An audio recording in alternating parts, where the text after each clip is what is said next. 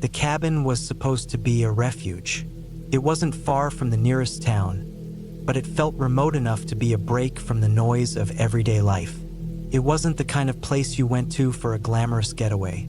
No electricity, no running water, no distractions. Just a little wooden structure tucked in the woods outside of Montrose, Colorado, where the smell of pine filled the air and the sounds of nature surrounded you. I'd always enjoyed the idea of spending some time alone in nature, so when my friend Mark offered the cabin to me for a weekend, I took it. It was late October, the perfect time to take a break before the snow would make things harder to navigate. The cabin was old but well maintained. There was a fireplace, a single bed covered in a plaid blanket, a small table, and a stove in the corner. It had just enough to feel cozy without being too comfortable. I had no intention of doing anything but reading, maybe cooking a simple meal, and getting some much-needed rest. Mark had given me the keys a few days before. He mentioned that the place was quiet, but every once in a while, people had noticed strange things. He wasn't super specific about it, just said stuff happens. But to me, that wasn't the sort of thing I let bother me.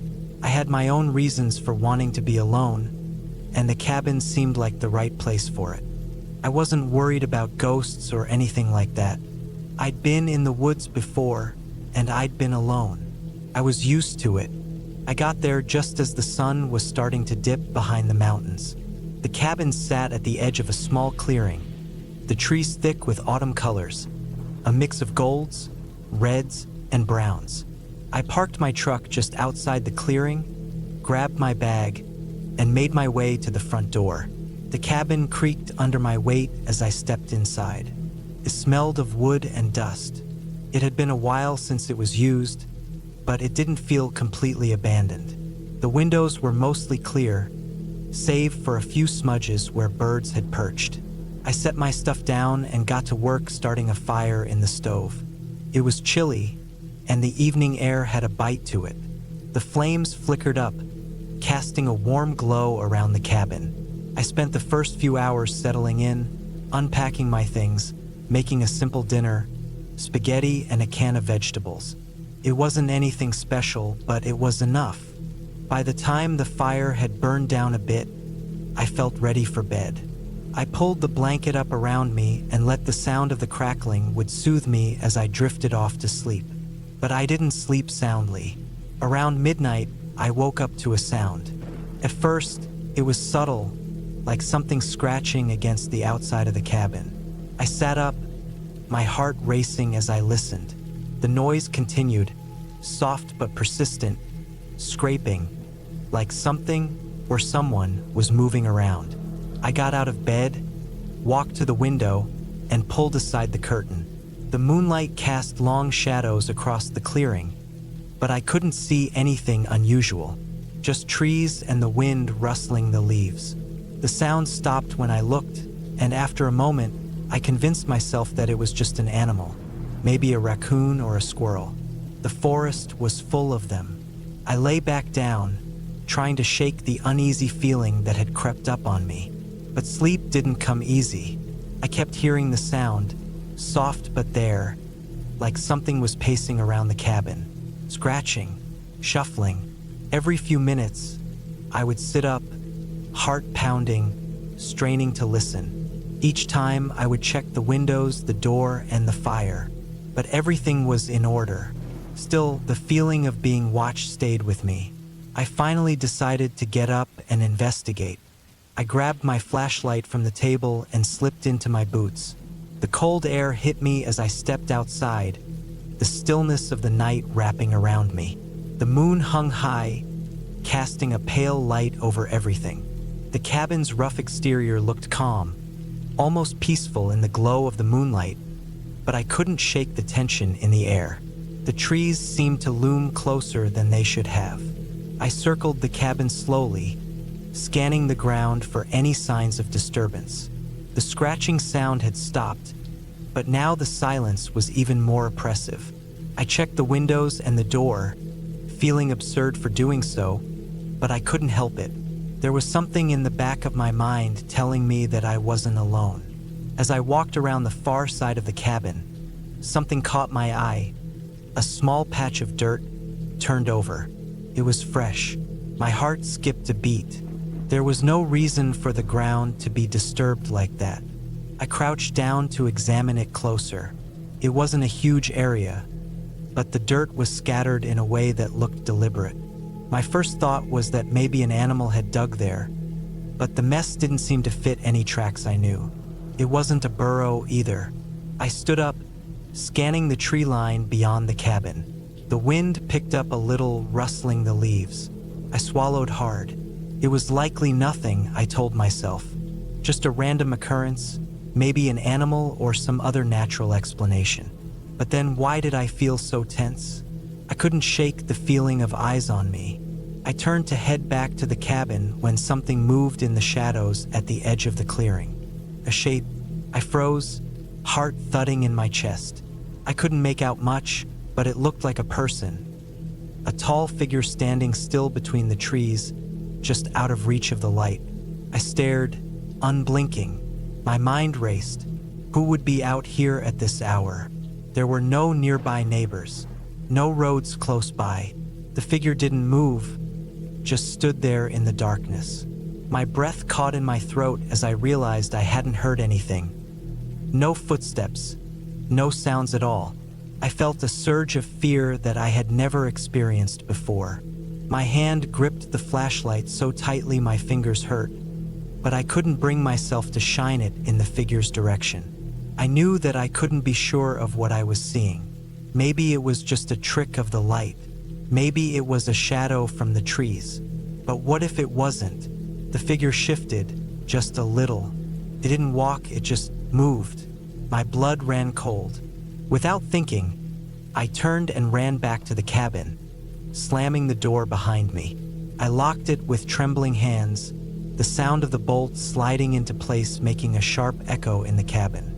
I bolted the windows as well, even though they seemed pointless. My mind was racing. The image of the figure kept replaying in my head, the strange, unnatural stillness. I leaned against the door, gasping for breath, trying to shake off the panic that gripped me. I checked the time. It was close to 2 a.m. I didn't know what to do. Should I leave? Should I wait until morning? What if the person, whoever they were, was still out there? I spent the next several hours staring out the window, never letting my guard down, straining to hear any sounds, anything that might tell me what was happening. But nothing, just the wind and the occasional rustle of leaves. I tried to convince myself that it was all in my head, that I had imagined the whole thing. By the time the sun started to rise, I was exhausted but still too shaken to relax. I didn't sleep at all. When the first light of dawn filtered through the trees, I decided to leave. The figure I had seen, whether it was real or a product of my fear, was enough. I packed my things quickly, not bothering to tidy up. I wanted out.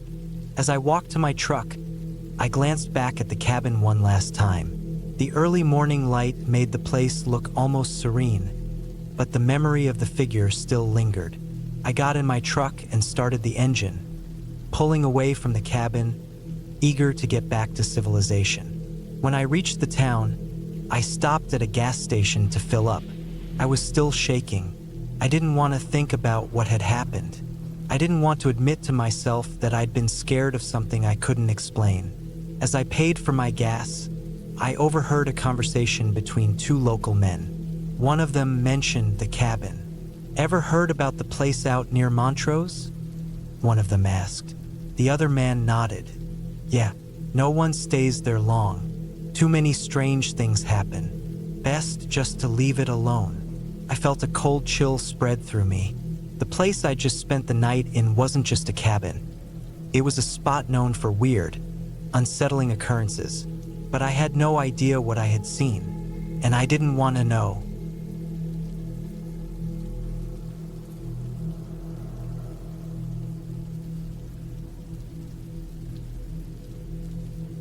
It was one of those crisp, early fall evenings when the air smells faintly of damp earth and decaying leaves. I had been looking forward to this weekend for a while. A quiet, solitary retreat at the small cabin I rented up near the Appalachian foothills. The cabin, nestled in a remote spot in North Carolina, was the kind of place that looked straight out of an old, forgotten storybook. One where people used to go to get away from it all. It wasn't luxurious, but it was isolated, quiet, and peaceful. Just what I needed after a long few months of constant work and stress. The only company I had on this trip was my dog, Charlie, a big, shaggy golden retriever. He was a bit older now, with graying fur around his face, but he was still sprightly and loved every minute of being out in nature. His ears perked up as I pulled into the long dirt driveway, his nose pressed to the window, inhaling the forest air. The cabin itself was small, made of weathered wood, with a tin roof that creaked slightly when the wind blew. It was the kind of place that had a rough charm to it. The front porch had a few chairs, an old rocking chair that looked like it had been there for ages. I'd been here before, but never alone, and this time it felt different. It was almost like I could feel the weight of the silence around me. I unloaded the car and made my way inside, setting up my gear. The place was cozy, with a few old pieces of furniture and a small wood stove in the corner that I was already looking forward to firing up later in the evening. There were no other cabins around for miles. It was the perfect spot to unwind, away from everyone. The sun was starting to set, casting long shadows across the woods. I decided to take Charlie for a walk before it got too dark. We left the cabin, heading down a narrow trail that wound through thick trees.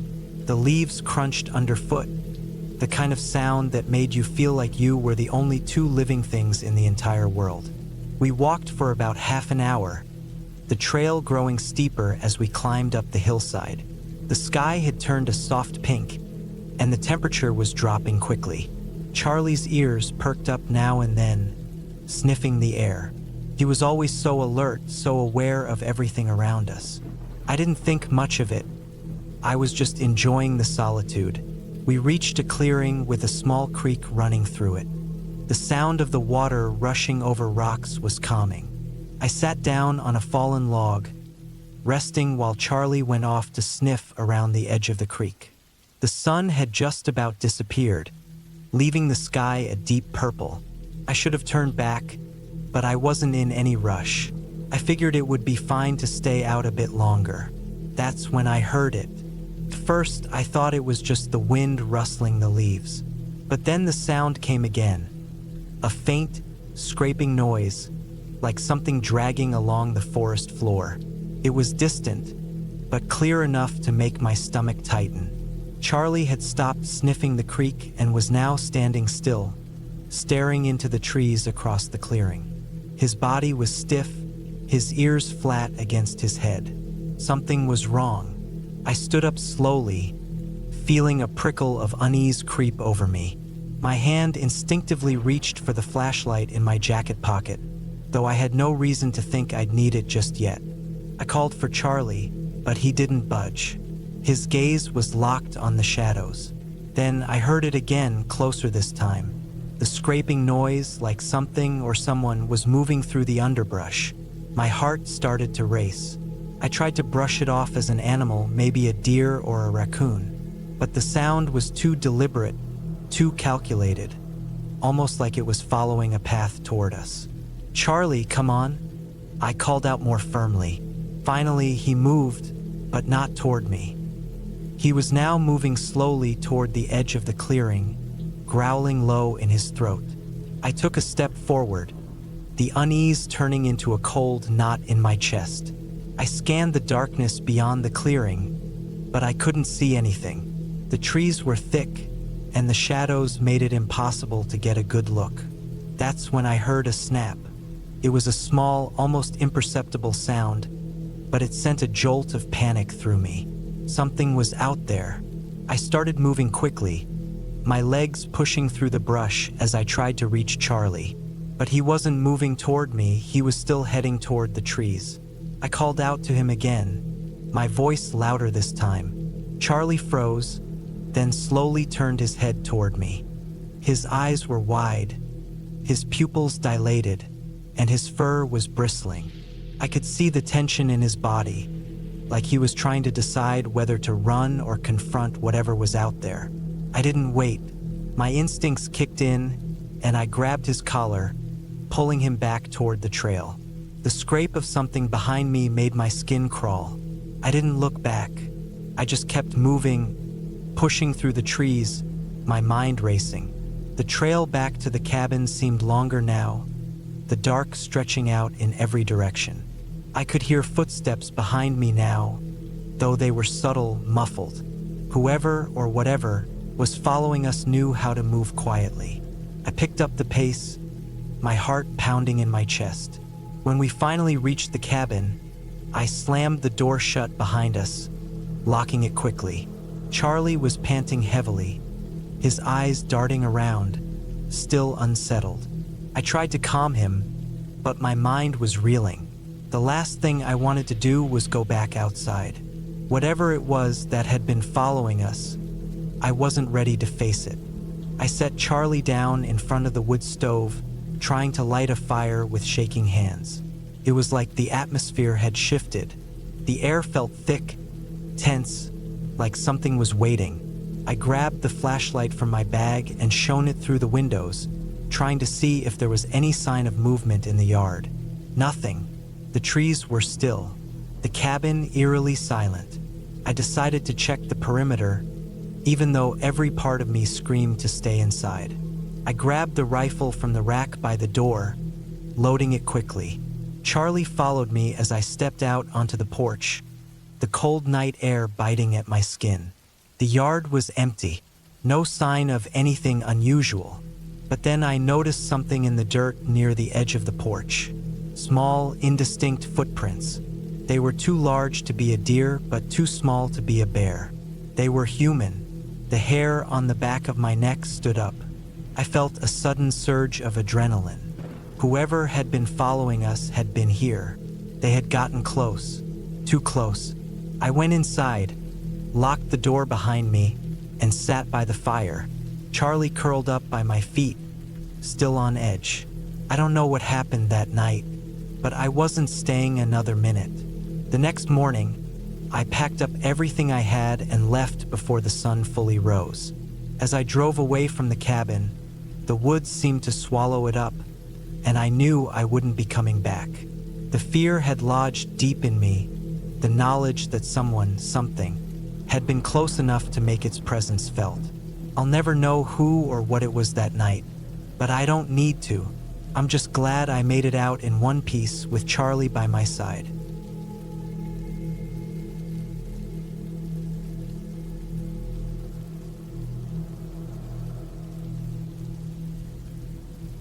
The first few days in the cabin were peaceful, almost too peaceful. I was a park ranger in the Wyoming wilderness, stationed at a remote outpost deep within the Shoshone National Forest. My job involved monitoring the area, keeping an eye on wildlife, checking for illegal activity, and maintaining the cabin. It wasn't glamorous work, but it had its moments.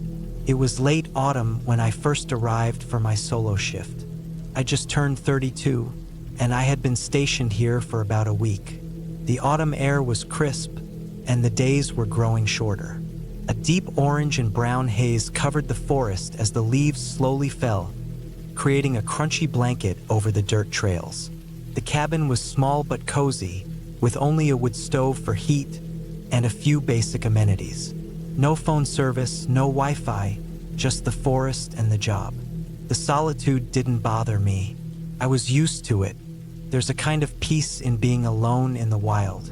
When I first arrived, I spent a couple of days inspecting the surrounding area, checking the trails, and making sure everything was in order. The wildlife was always active around this time of year, and I kept a mental note of any tracks or unusual signs of activity. One evening, a storm rolled in, thick clouds blocking the stars as the wind began to pick up. I had planned on staying inside to prepare for the incoming downpour, but there was something about the forest when it rained, something calming, even as the sky rumbled above. I decided to check on a few of the trail cameras just outside the cabin.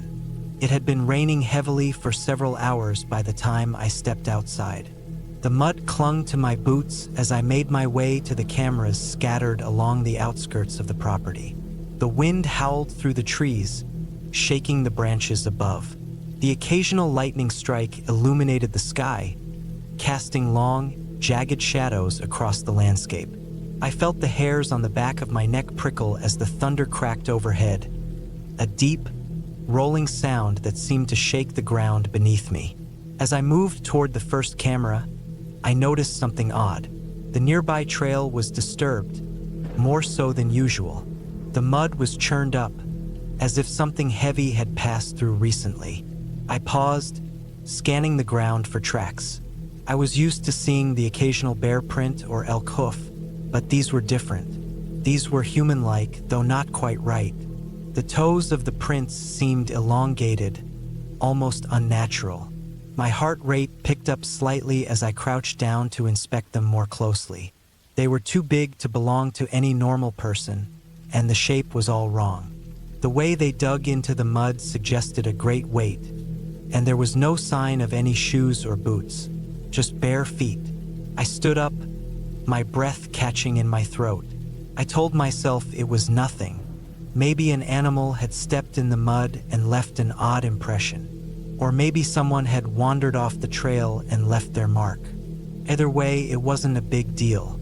I checked the camera anyway, ensuring it was still functioning. After a few minutes, I moved on to the next one, trying to push the strange feeling aside. But it lingered. I couldn't help but glance back at the trail every few seconds, as if I was expecting something to emerge from the trees behind me. It wasn't until I reached the farthest camera that I realized something else was wrong. The trees seemed to be closing in around me. There was a heavy silence, the kind you only experience when the world around you suddenly grows still. I stopped, listening. The wind had stopped, and even the rustle of the branches seemed to have ceased. All I could hear was my own breathing and the distant thrum of thunder. Then a sound. A twig snapped. Just ahead. I froze. My instincts told me to move quickly to get back to the cabin, but my legs felt heavy, like they were glued to the ground. I stood there for what felt like an eternity, staring into the thick underbrush. My mind raced with possibilities. Could be a deer or a coyote, or maybe even a bear, though I hadn't seen any sign of one in days. Then I heard it again. Another snap. Closer this time.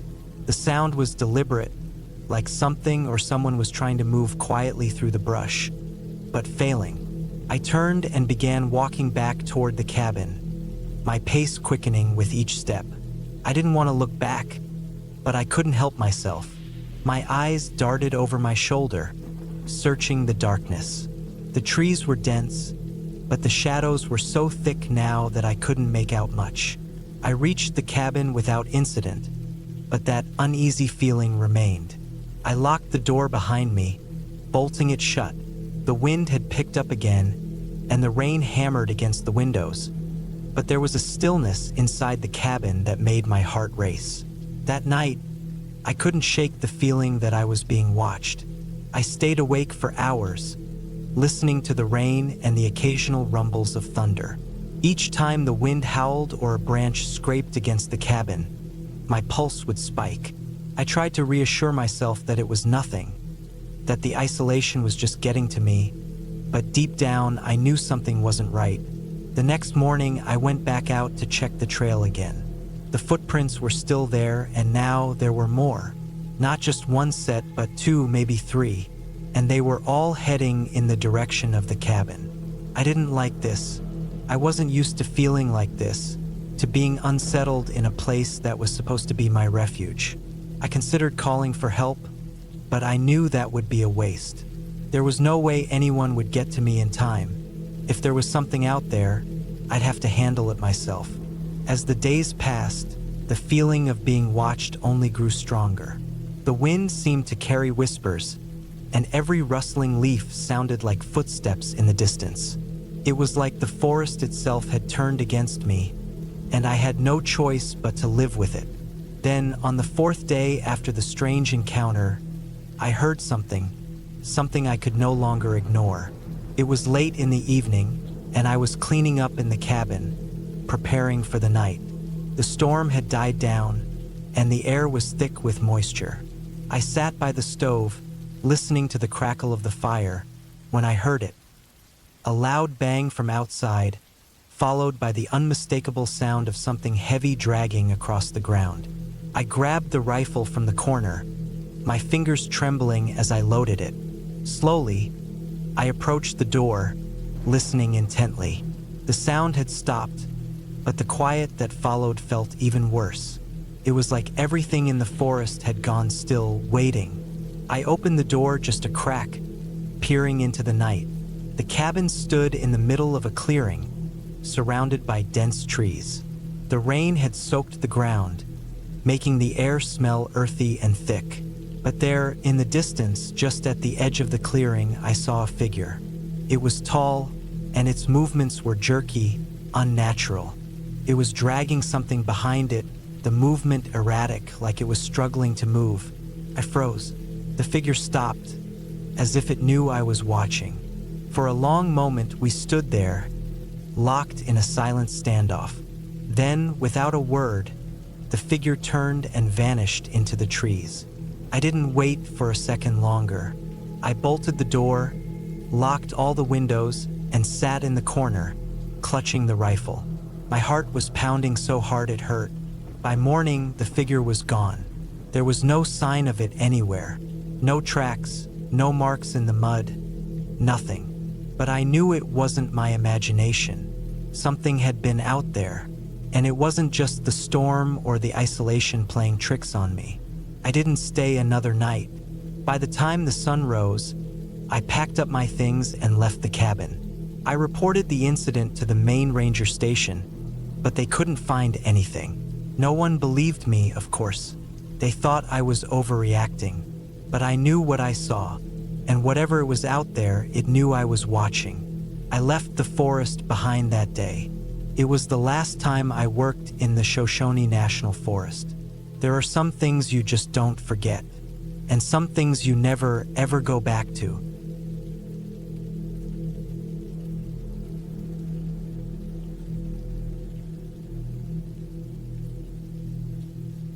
The old cabin sat at the edge of the woods, miles away from any neighbors. The place was a relic, a time capsule really left untouched for over a decade. I hadn't been there in years, decades, really. Grandma's death had a way of pushing that part of my life into the past. But this time, when I decided to take the drive back up to the mountains of northern New Mexico, it wasn't because of nostalgia. It was because of necessity. I was trying to escape. Work had gotten overwhelming. My apartment felt suffocating, and the demands of life were pulling me in every direction. The cabin was remote enough that I could just sit with my thoughts, go for walks in the woods, and sleep without being constantly reminded of the noise of the city. I arrived just as the sun was setting, casting long shadows through the dense trees. The air was cool, crisp, and heavy with the scent of pine. The driveway had grown over with weeds, the road was nearly impassable, and the cabin itself looked older than I remembered. The wood, once a bright red, had dulled to a grayish brown, and the roof, which had been patched so many times by Grandma's careful hands, now sagged in places. The steps creaked beneath my weight as I approached the door. I let out a sigh. It didn't look like it was built to withstand another winter. Inside, the smell of dust and mildew hit me like a wall. Everything was covered in a fine layer of old, dried dust. The furniture was draped with faded, yellowed sheets, remnants of Grandma's careful preservation. I moved through the rooms, eyes scanning the space. The furniture was old, but familiar. The same chipped rocking chair, the same wooden bookshelf packed with old, leather-bound books that I never bothered to read. I set down my bag and opened a window, letting in some fresh air, though it didn't do much to lift the musty atmosphere inside. The kitchen still had the cast iron stove that Grandma always used to cook dinner on. though now it was cold and unused. The cabinets were bare, the fridge had a layer of frost on it, and the floors creaked under every step I took. There was a strange silence in the air. I'd forgotten how isolated this place was. The first night wasn't so bad. I set up in the small bedroom under the same quilt that Grandma had made years ago. I could hear the wind outside picking up, whistling through the cracks in the windows. It felt almost soothing, like a lullaby to the soul. But that night, as I lay there trying to fall asleep, something shifted. First, it was nothing, just a vague sense that I wasn't alone.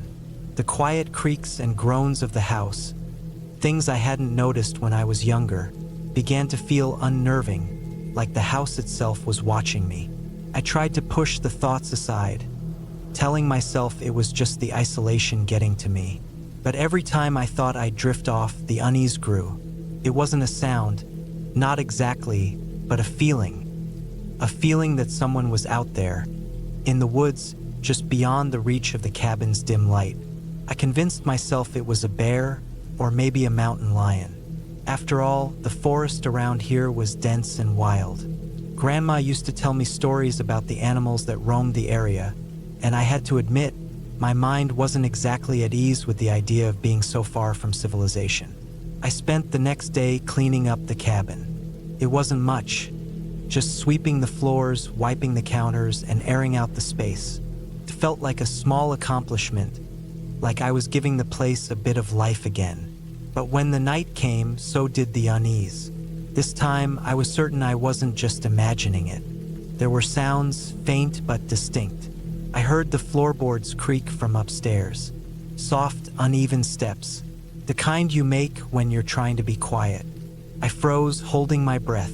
I told myself it was just the house settling the way old houses do. But then, just a few moments later, I heard it again. A faint tapping sound from the window, like a finger gently drumming on the glass. The silence that followed was heavy, suffocating, as though the entire world outside had stopped moving. I stayed perfectly still, listening. The air felt cold, colder than it should have been. I had to see what it was. Could have been an animal, maybe a bird trying to find shelter. But part of me knew better. I grabbed the flashlight from the table beside the bed and quietly walked toward the window. My heart was pounding as I moved. I pushed the curtains aside slowly, my breath catching in my throat when I saw nothing. But then, as I moved the beam of the flashlight across the yard, I saw something out of the corner of my eye. A shadow, faint but definitely there, sliding between the trees. It was like someone was crouching down, moving through the underbrush, just out of reach. My instincts kicked in. I didn't think, didn't hesitate. I grabbed my jacket, my shoes, and headed out the door. The air was thick with cold now, the wind howling through the trees, pushing me back toward the house. But I couldn't stop. Something was out there, something that didn't belong. I moved carefully, staying to the edge of the trees, my flashlight bouncing erratically as I walked, scanning every inch of the ground. There were no footprints, no signs of anything moving through the underbrush. But the feeling that I wasn't alone, grew stronger, heavier with each step. I kept walking. Maybe I was being paranoid, but I couldn't shake the sensation of eyes on me. It wasn't just the forest watching me. It was something else, something human. Then I saw it. It was just beyond the clearing on the edge of the woods. A figure crouched low, almost blending into the landscape. I could see the faint outline of a man, his form mostly obscured by the trees and the shadows. He was watching me, not moving, not doing anything to indicate he was a threat. But still, I couldn't shake the feeling that he wasn't supposed to be there. I took a step back. My heart was in my throat. Then, just as quickly as I'd seen him, he disappeared into the woods. I didn't know what to do. I stood there, frozen, unable to move, unable to breathe. The wind whistled louder now, but I could still hear the faint rustling from the woods. It was distant but unmistakable. I wasn't alone. I didn't want to go back to the cabin, but I had no choice. The dread weighed down on me like a heavy blanket. As I made my way back to the cabin, I realized something important. The cabin, isolated as it was, hadn't been so lonely before. When Grandma was alive, she had kept a watchful eye on everything. It was always safe, always warm. Now I was completely alone, and the woods outside felt more like a predator than a peaceful escape. I locked the doors and checked the windows. The flashlight was still in my hand, and my heart was pounding. When I lay down again, this time I didn't sleep. I stayed awake, listening to the night, listening for any sound, any movement that would tell me if I was alone or not. The next morning, I packed my things. I couldn't stay, not after last night, not with that feeling of being watched hanging over me. It didn't matter what it was, whether it was a man or just my mind playing tricks. I wasn't sticking around to find out. As I drove away, I looked back at the cabin one last time. It felt like it had been swallowed up by the woods, like it had always belonged to them and not to me. The mountains were quiet now, the wind had died down, and for the first time in days, I felt a sense of relief. Whatever had been out there wasn't my problem anymore. I wasn't sure if it ever would be again. But one thing was certain: I would never return to that cabin.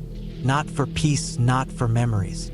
The woods had claimed it, and they could keep it.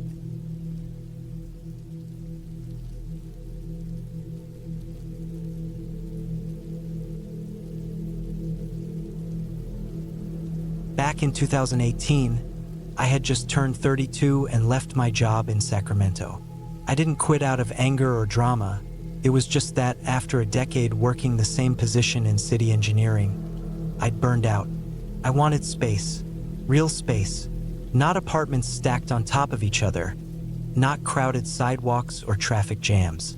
Just me, a few tools, and a patch of land I could call mine. That's exactly what I got. 34 acres of thick pine and rocky hills in a secluded part of north-central Idaho, somewhere west of Camilla. I bought the land cheap from a guy who said he inherited it but never stepped foot on it. I didn't care. I wasn't planning to raise a family or start some off-grid commune. I just wanted to build something with my hands, something that would be mine from the dirt up. I'd watched enough YouTube videos on log cabins, shed cabins, timber frames, and I figured I'd start small. I planned to build a dry cabin, no plumbing, no electric, and work from there. The place was remote, and when I say that, I mean there was no cell reception once I passed the last service road. Just thick woods, switchback roads, and the occasional clearing. There was a single-lane logging trail that led about a quarter mile into my property. That's where I decided I'd set up the cabin. Not too deep, but not close enough for anyone to wander by. I arrived in early September with my truck loaded. A small 2,500 generator, chainsaw, battery tools, a tent, some folding furniture, and a bunch of dry food. It took a few trips, but by the time I made my fourth drop-off, I had enough to last 2 or 3 weeks without needing to run to town. That first week, I just cleared brush and tried to mark the high and dry areas. The ground sloped, but not too much. I could see deer tracks near a creek that cut the edge of the tree line, but no bear signs, nothing too wild. Weather was good, mostly dry, blue skies during the day and crisp at night. I had my tent set up under a thick cedar, and each morning I'd get up at sunrise, brew coffee over a fire, and start cutting wood. I didn't mill anything fancy. I just notched logs, flattened one side for stacking, and kept my corners tight. I'd set up some gravel footings under the cabin corners with cinder blocks and some spare rock to level them. It was crude but stable. By day 10, I had 4 walls stacked up to chest height. Roof beams were next. I remember feeling proud, like this was really going to work out. That changed the night the storm rolled in. Came in hard. Sometime around midnight, I woke up in my tent to the sound of thunder ripping overhead. Rain pounded the nylon walls. I could hear the wind pushing the trees like waves. The woods sounded alive in a way I hadn't heard before, like something was breathing heavy just beyond the edge of camp. At first, I chalked it up to the storm. I'd heard animals move before, raccoons, deer, squirrels, all that. But this was different. Something was pacing. I swear I could feel the ground thudding, just lightly, like footfalls in soft dirt. I laid there in my sleeping bag, not moving, just listening. Rain makes it hard to hear clearly. Everything gets muffled, but I was sure something was moving outside my tent. Not fast, not crashing, just slow, steady steps. I grabbed my flashlight and unzipped the tent. I held the light low, scanning the muddy ground outside. Nothing. My fire pit was soaked and the rain was falling in thick sheets. I stepped out and circled the camp once, shining the light between trees. No eye shine, no animals, just soaked brush and pooling water. I didn't sleep the rest of the night.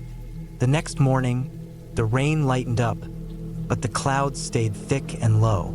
I checked the area and didn't find any tracks. Just my boot prints and a few spots where water had carved through the dirt. I figured I was being paranoid. Isolation plays tricks on your head. Still, I didn't like how it felt. That day, I kept working. I set up a tarp over the walls and started cutting the roof beams. Everything was damp and harder to work with, but I kept busy. If you let your mind wander too long out there, it starts to chew on things. I had a job to finish, and I wasn't going to let some storm get in the way. But it wasn't just the storm. Around noon, I found something odd about 30 feet from the cabin site. A circle of rocks, small ones, arranged neatly in a pattern I didn't recognize. It wasn't big, maybe 2 feet wide, and the stones were clean like someone had washed them. They were still wet from the rain, but not muddy. I didn't remember making that. I would have noticed. I walked around the site a few times and convinced myself it must have been natural, maybe left behind by the old property owner or something. Still, I kicked it apart, scattered the stones back into the brush. That night, I didn't cook. I ate cold beans straight from the can and sat in the tent with my knife next to my sleeping bag. The rain hadn't stopped, just eased into a steady mist. No wind. No thunder. Just that quiet kind of drizzle that seems to go on forever.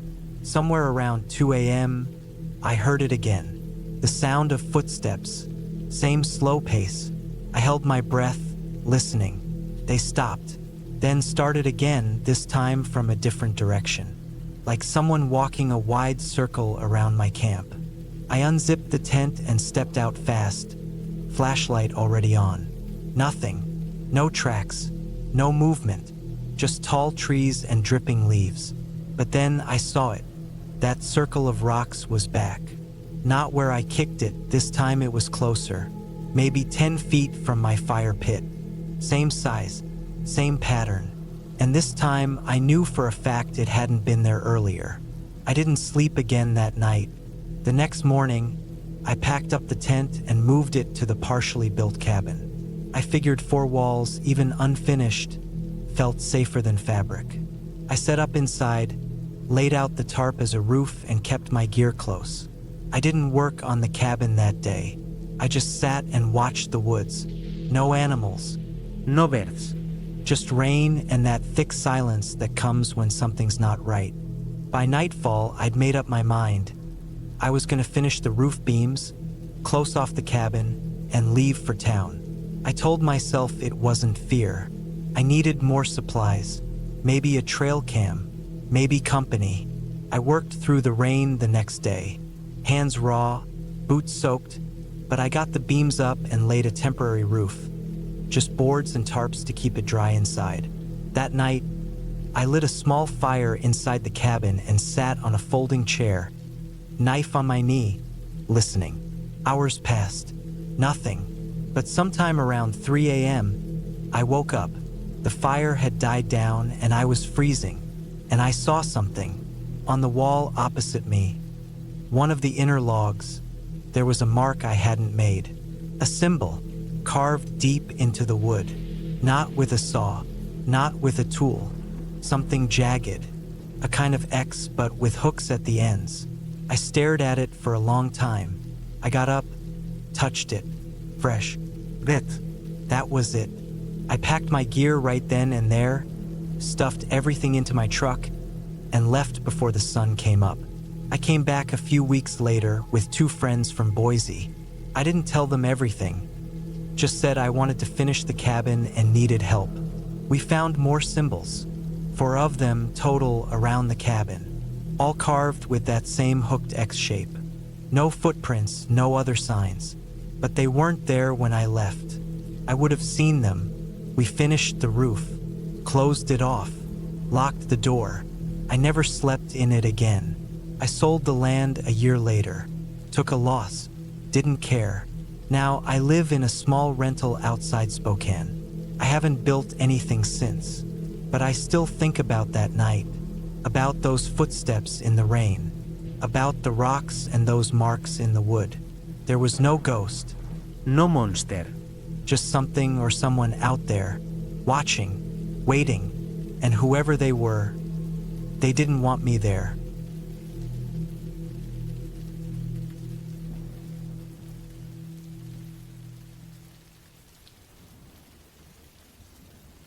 It was early October 2022.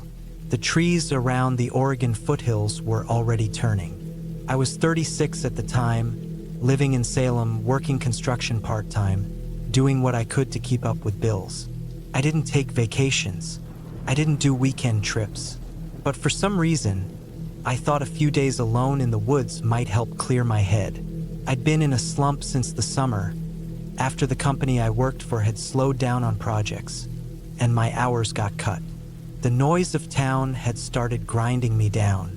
I remembered this place my uncle had taken me to once when I was 13, an old cabin. It sat off a dirt road a good few miles past Silverton. It wasn't his land, and I don't think he had permission to use it, but I remembered it clearly. We'd stayed there one night during a hunting trip. I don't even think it had a name. No electricity. No plumbing. Just this half-rotten, lopsided little building stuck deep in the trees. Forgotten. I found the same dirt road on a map and guessed roughly where the cabin had been. No cell service out there. That was the whole point, I told myself.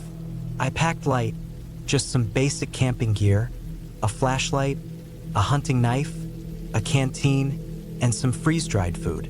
I loaded everything into a backpack and left in the early morning, taking my old Toyota Tacoma out past the last paved stretch. It was rough going. The road had gotten worse over the years. Most of the gravel had eroded away, and in places the forest had started to reclaim the land. Branches scraped the side of the truck. I had to stop a few times to clear fallen logs. Eventually, I found a spot I thought looked familiar, an overgrown pull-off with a faint trail leading into the trees. I parked there and grabbed my pack. The air smelled like wet leaves and cold soil. Everything was damp. I started walking. After about 1.5 miles, I found it. The cabin looked even worse than I remembered. The porch had nearly caved in, one corner sagging down into the dirt. Shingles littered the ground, and the windows were either broken or gone completely. One side of the roof was bowed like it had taken too many winters without support. Moss covered most of the north wall, and several boards had fallen off entirely. But it was still there. Felt wrong standing in front of it again. Not in a scary way, just like I shouldn't be there, like I was breaking into someone else's memory. I stepped up onto the porch carefully, testing the wood under each step. Creaked but held. The door had no lock, just a rusted handle. Pushed it open. The smell hit me first. Old wood, dead leaves, and something else. Something sour. Not strong, but enough to make me pause. Inside, the place was almost empty. Just a few broken chairs, a table half covered in dust, and what looked like an old cot frame with no mattress. Rodent droppings in the corners. A bird's nest above the window. I set my bag down and walked through slowly. The floor felt soft in places, the boards underneath giving just a little too much. I checked the walls for holes, found a few gaps where animals could have come through. I stayed anyway. I didn't come all the way out here to be comfortable. I just needed quiet. That first night, I lay out my sleeping bag on top of a thick tarp near the corner of the room where the floor seemed the most solid. I cooked a packet of dehydrated beef stew using my small burner. Ate while sitting on the floor, watching the firelight from my lantern flicker against the rotten walls. When it got dark, it got dark. Not like in town. It was pitch black outside, with no light but the faint glow of stars behind a thin cloud cover. I slept light, woke up to every sound. The wind pushing through the trees. Something walking in the leaves outside. Could have been a raccoon. Could have been nothing. The cabin creaked like it was still settling even though it hadn't moved in years. At one point, I heard something tap on the wall behind me. Just once. Not hard. A soft, slow bump. I didn't move. Just stared into the dark and waited. Nothing else happened. Eventually, I dozed off again. I woke up around 6 a.m. The air inside the cabin was colder than it had been the night before. My breath came out in mist. I stepped outside to piss and nearly tripped over something near the porch. An empty beer can. Crushed. Not rusted like the ones I'd seen inside the cabin. It was fresh. Shiny. No dirt on it. Just sitting in the leaves like it had been dropped yesterday. I looked around. Didn't see anything out of place. No boot prints. No tire tracks on the trail. Nothing that said anyone else had been out there. Still, it felt off. I picked up the can and tossed it far into the woods. Decided I'd shake it off. Probably someone had come out here to party a week or two ago. I wasn't that deep into the woods.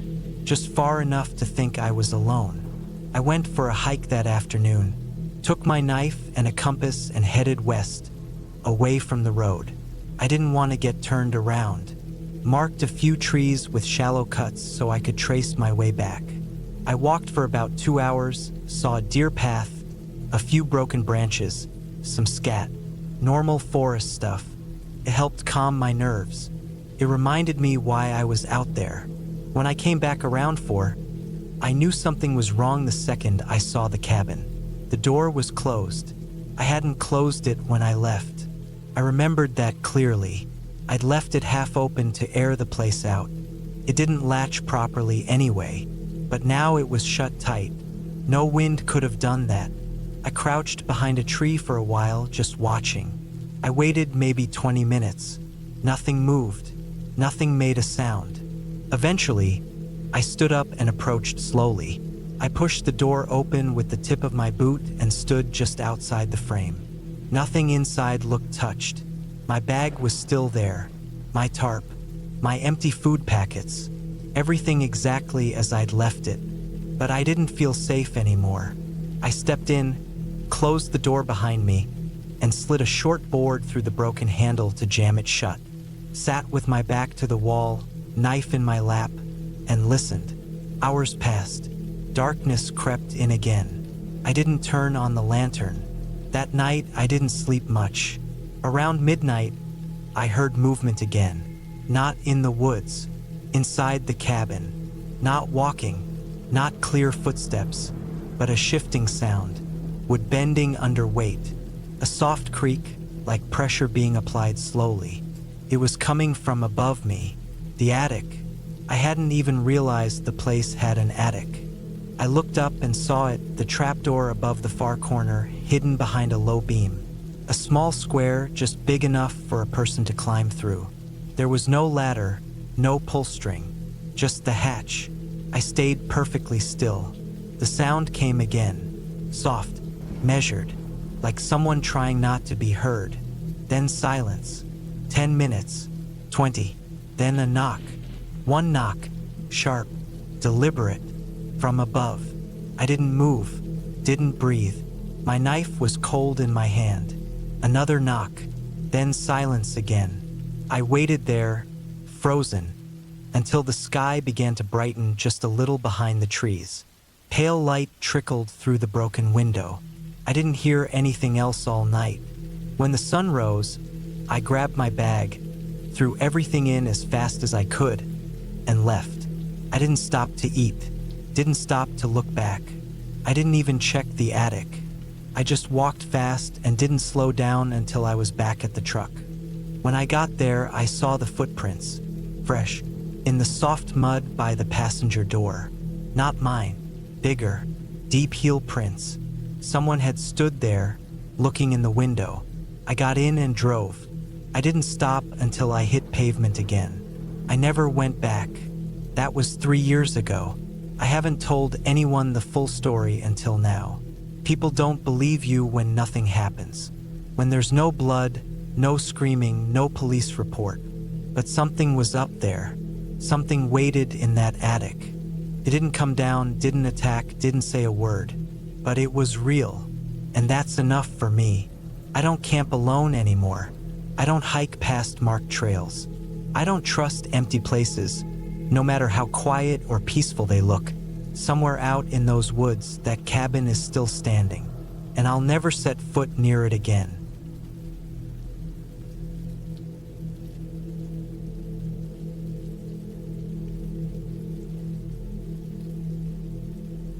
It was October of 2019 when I took a week off work and drove up to an old cabin my uncle used to own in Colorado. I was 32 back then, working a job I didn't care about in Denver. I just needed a break. I wanted time away from screens, phones, cars, and noise. I wanted to hear the wind move through pine trees and maybe see some elk or deer pass through. The cabin wasn't anything special. My Uncle Pete bought it in the 80s and barely used it after 2005. No plumbing, no heating except a wood stove, no electricity unless you started the old generator. The place was tucked about 4 miles off a county road, surrounded by dense forest. There were no neighbors, no cell signal either. You had to drive about 10 minutes just to pick up a single bar of reception. I took my old Subaru up there early on a Monday morning. I had it packed with canned food, dry goods, bottled water, a couple coolers of ice, a rifle for safety, and enough firewood in the back to last me a few days until I chopped more. I didn't tell many people I was going. I texted my friend Ryan before I left, just to say I'd be offline a few days and not to worry. He knew about the cabin from when we used to fish near there in our 20s. It was about a 5-hour drive, including the final rough dirt path through the woods that led to the clearing where the cabin sat. When I pulled up, it looked the same as I remembered. The roof sagged a little more, the windows were still intact, and the porch had a thick layer of pine needles and dead leaves. I parked just beside the small shed where my uncle kept tools. The air felt colder than it should have been for that time of year. Clouds were sitting low over the trees, and I could smell moisture in the air like rain was nearby. I carried everything inside in 2 trips. The inside of the cabin had one main room with a cot, a wood stove, and a table with 2 chairs. A small counter in the corner held an old sink that was dry as bone, and a few shelves for dry food. I'd brought my own lanterns and battery-powered lights, so I set them up right away. First thing I did after unloading was chop enough wood to keep warm for 2 nights. The forecast said temperatures would dip into the 30s at night, and I didn't want to mess with firewood in the dark. By the time I got everything settled, the sun was already behind the ridge. It gets dark fast in the woods. I had a quick dinner of beef stew from a can and some crackers. I had my rifle close by, leaning against the table. I wasn't nervous or anything, just cautious. The woods are beautiful, but they aren't safe. There are bears and mountain lions, and sometimes just people who don't want to be found. I fell asleep early that first night, wrapped in a sleeping bag on the cot with the stove throwing out steady heat. I woke up once around 2 a.m. to pee, stepped outside under a sky full of stars. The woods were dead silent except for a breeze that moved slowly through the tops of the trees. I went back in, bolted the door, and went back to sleep. The next 2 days were calm and quiet. I spent the mornings hiking around the trails near the cabin, collecting kindling and exploring places I hadn't seen in years. I saw deer twice and heard something large move through the brush on the second evening, but never saw what it was. It didn't feel threatening, just part of the woods. On the third night, something changed. That evening, I built a small fire outside in the ring my uncle had made from rocks decades ago. I sat there after dark, sipping coffee from a metal mug, watching sparks float up into the sky. It was just past 9 p.m. when I first noticed something odd. The woods around me had gone quiet. I don't mean peaceful. I mean dead quiet. No wind, no crickets, no distant sounds of animals moving. It was like everything just stopped. I sat up straighter and listened hard. Still nothing. I wasn't scared yet, but I was alert. I put down the mug and slowly stood. The rifle was just inside the cabin door, so I walked over and grabbed it, then stepped back outside. I didn't turn on any lights. The moon was high enough to see by. I scanned the tree line around the clearing, trying to pick up any movement. Nothing, not even a branch swaying. Then I heard something behind the cabin. Footsteps in the leaves. Slow, dragging footsteps, not animal-like. Heavy and unsteady. I turned and crept along the side of the cabin, rifle in hand, staying in the shadows. When I got to the back corner, I froze. There was a man standing near the old woodpile. At least I thought it was a man. He was tall, over 6 feet, and very thin. He stood in a slouch, his arms hanging stiffly at his sides. His clothes looked torn and dirty, like he'd been living rough for weeks. I couldn't see his face clearly, but what I could see didn't look right. His head tilted oddly, like his neck was injured, and one of his legs dragged behind him. I didn't say anything. I didn't move. I just watched. He turned his head toward me slowly, too slowly. That's when my stomach dropped. His eyes didn't reflect light the way they should have.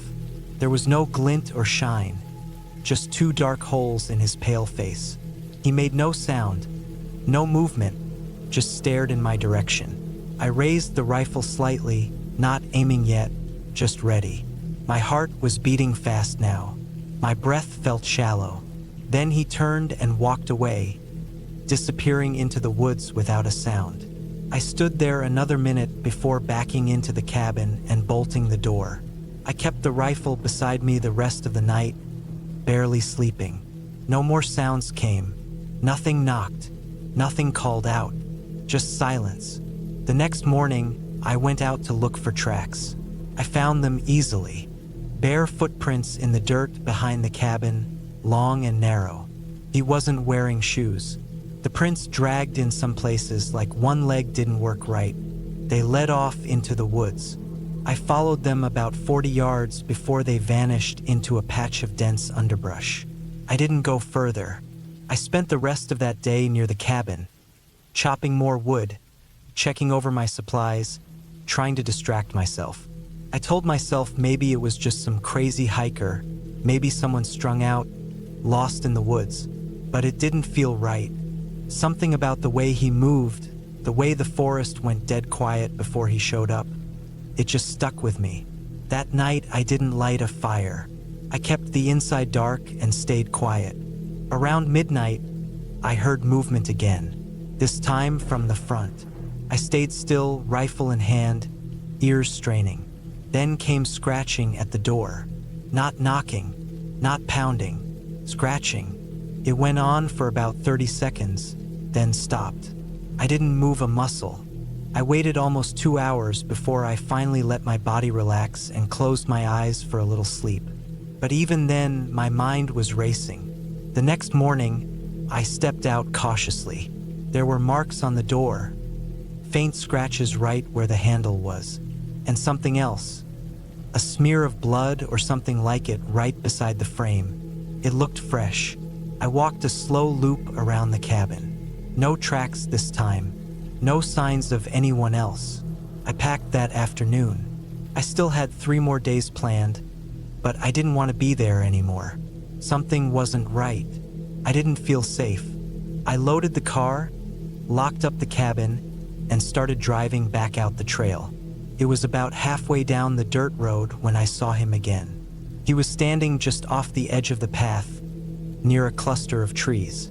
Same height, same dirty clothes, same stiff posture. He wasn't looking at me this time, just standing there, like he was waiting for something. I didn't stop. I drove past, faster than I should have, watching him in the rearview mirror until the trees hid him from view. My hands were shaking on the wheel. I didn't stop until I reached the highway, and I didn't breathe easy until I was back in cell range. I called Ryan as soon as I could. I told him most of it left out a few details. He thought maybe it was just a squatter, maybe someone off their meds. He told me not to go back there alone again. I promised I wouldn't. I never did. A year later, that cabin burned down. No one knows how. Maybe a lightning strike, maybe kids messing around. I didn't ask questions. I didn't want to know. The forest took it back, and I was fine with that. I still think about that figure. The way it stood. The way the forest died around it. I don't know who or what it was, but I do know it wasn't normal. It wasn't right. And whatever it was, I hope I never see it again.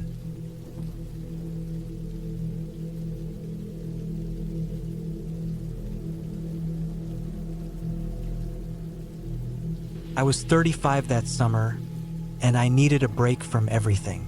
My job in Chicago was sucking the life out of me, and after my father passed away from a heart attack that spring, I found myself constantly irritated, tired, and unable to focus on anything. My dad had been a quiet man, not the emotional type, but his absence felt heavier than I expected. My mother had passed years ago, and with no siblings or a real close circle of friends, it hit me that I didn't have much left tying me to the city except my job and a few neighbors I barely knew. My father left behind a small, forgotten cabin in Iowa. It sat on a bit of farmland he had inherited from his uncle sometime in the early 90s, but he never did anything with it. I remember visiting it once as a kid, maybe when I was around 10, but after that, it just became something we didn't talk about. The land hadn't been maintained, and the place was too remote for anything productive. He kept paying the taxes on it all those years, though probably out of sentiment. The idea hit me one night after work. I'd been sitting in traffic for almost 2 hours and ended up eating a cold sandwich at home in silence. Something about that moment made me snap. I needed to go.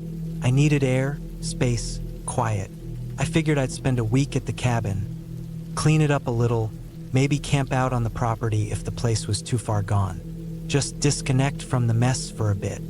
I left the following Friday. The drive took almost 6 hours. Once I got off the main highway, I had to take a narrow 2-lane road for about 45 minutes. It wound through rolling fields, silos, and scattered barns. Most of the houses I passed looked abandoned or like the people living in them had long stopped caring. It wasn't the kind of place you found yourself unless you meant to be there. The cabin sat about half a mile off a gravel road, surrounded by waist-high grass, broken fencing, and trees that had grown wild and thick. I parked my car by the gate, which hung sideways off one hinge, and walked the rest of the way in. The air smelled like wet earth and weeds. The sun was just starting to drop, casting long shadows across the field, and there was an odd quietness to the place, like the kind of stillness you feel when you walk into a room that's been sealed shut for years. The cabin was a squat, single-story thing with weather-beaten wood and a rusting tin roof. Some of the shingles had slid off and the front steps were cracked. One window had been broken probably years ago. The door creaked when I pushed it open, and the inside smelled like rot, dust, and mouse droppings. There was furniture, surprisingly, though everything had been chewed at or warped from humidity. An old wood stove sat in the corner, and a battered couch sagged in the middle. A few cans of food lined a crooked shelf above the sink. I spent the first 2 days just cleaning. I swept out nests, killed a dozen spiders, and burned through half a bottle of bug spray. I set up my camping cot in one of the 2 rooms that didn't look completely unsafe and tried not to think about how fragile the whole structure felt. Nights were rough. The wind made the place groan, and every noise outside got amplified in the silence. Branches scraped the roof. Something ran across it the second night. Probably a raccoon, though I didn't check. I kept my flashlight and a pocket knife near me, even though I knew neither would help much. The third day, I walked the property to see what was still there. The fields were overgrown, but I found the remains of an old shed near the edge of the woods and what looked like the foundation of a barn. Near the back fence line, I spotted something strange. A set of tire tracks, fresh ones. They cut through the tall grass, flattened in a way that looked recent, maybe a day or two old. I hadn't seen a single person since I arrived. No houses within earshot. No reason for anyone to be out here. I followed the tracks. They curved behind a line of trees and led to what looked like a small hunting blind built into the brush, about 5 feet off the ground. I didn't see anyone inside, but the ladder was down, and the ground beneath it was disturbed. Footprints, half a cigarette butt, and the corner of a torn granola bar wrapper poked through the leaves. Creeped me out, I won't lie. I left quickly, not bothering to climb up and check. Back at the cabin, I kept thinking about who would even be out here. Hunters? Maybe, though it wasn't hunting season. I didn't even know if people had access to this land, but I doubted it. It was private. No signs, but still. I didn't like it. That night, I heard something again. This time, it wasn't on the roof. It was outside behind the cabin. Soft crunches, slow, steady. Not an animal. I turned off the battery lamp and crouched by the window. I couldn't see anything through the grime, so I carefully opened the door just a crack. The moon was up, bright enough to cast shadows. I held my breath. Nothing. But then, from the trees, I saw it, a flicker of movement. Someone stepped out for half a second, then vanished back in. They had on a jacket and something in their hand, maybe a flashlight, maybe not. They weren't looking at me, or if they were, they didn't make it obvious. I closed the door slowly and locked it. Even though the lock was so old, I doubted it would do much. I sat up for hours, knife in hand, ears straining for any sound. Morning couldn't come fast enough. I thought about leaving, but it felt like running away. I told myself maybe it was just a hiker or someone cutting through, even though I knew damn well no one just cut through this place. It was landlocked, bordered by wire fencing and dense brush. I hadn't seen a trail or a road nearby. If someone came here, they came on purpose. I didn't leave the cabin that day, just cleaned more, moved furniture to block the front door, and started keeping a log of anything unusual. I found more trash near the shed. A dented energy drink can. A piece of cloth caught on the barbed wire. The tracks near the blind looked deeper now, like someone had been back. But that night, nothing happened. No noises. No movement. That somehow made it worse. On the 5th day, I found something near the back porch. A boot print in the soft dirt. Too large to be mine. Too defined to be old. Right up against the wall. Whoever left it had been standing there, maybe listening, maybe watching through a crack.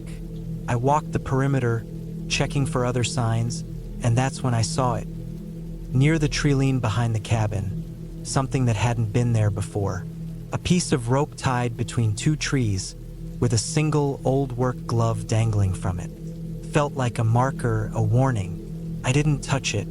I just stared at it for a long time, trying to make sense of what was happening. Was this someone messing with me? Some local who didn't like strangers? Or something worse? Someone using the land for things they didn't want others finding out about? That night, I didn't sleep. I sat by the window with the light off, watching. Around 2 a.m., I saw movement again. Someone walking the field. Slow, deliberate. No flashlight. They stopped near the old fence post, then crouched. Stayed there for at least 10 minutes. I don't know what they were doing, but when they stood up, they looked toward the cabin, right at it, and me. I didn't move, didn't blink, just watched. Eventually, they turned and walked off into the trees. By sunrise, I had a plan. I packed up everything I could fit into the car and walked the property one last time. Near the shed, I finally climbed the hunting blind. Empty, but there was something taped under the bench, a folded plastic bag with a stack of papers inside. Water damaged, but readable. It was a map, my property lines, marked with circles, notes scribbled in pen. Check here, good spot, no trail, and one that sent a chill through me. Cabin activity spotted. They'd been watching for a while. I left that hour. I drove straight back to Chicago and called the county sheriff's department in Iowa the next morning. I reported what I'd found, the tracks, the blind, the trash, the rope marker. I didn't tell them everything, just enough.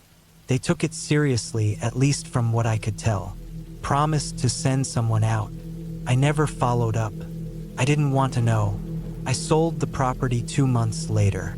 Cheap. I haven't gone back.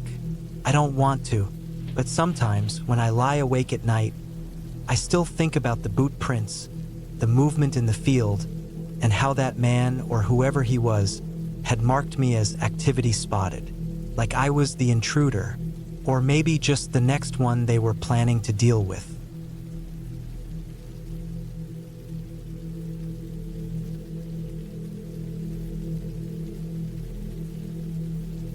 I was 31 when it happened. It was the second week of October 2019. The leaves had started turning on the hills, and the mornings were coming colder, quieter. I had been living in Sheffield for the last 10 years, working in graphic design from home, and I needed a break.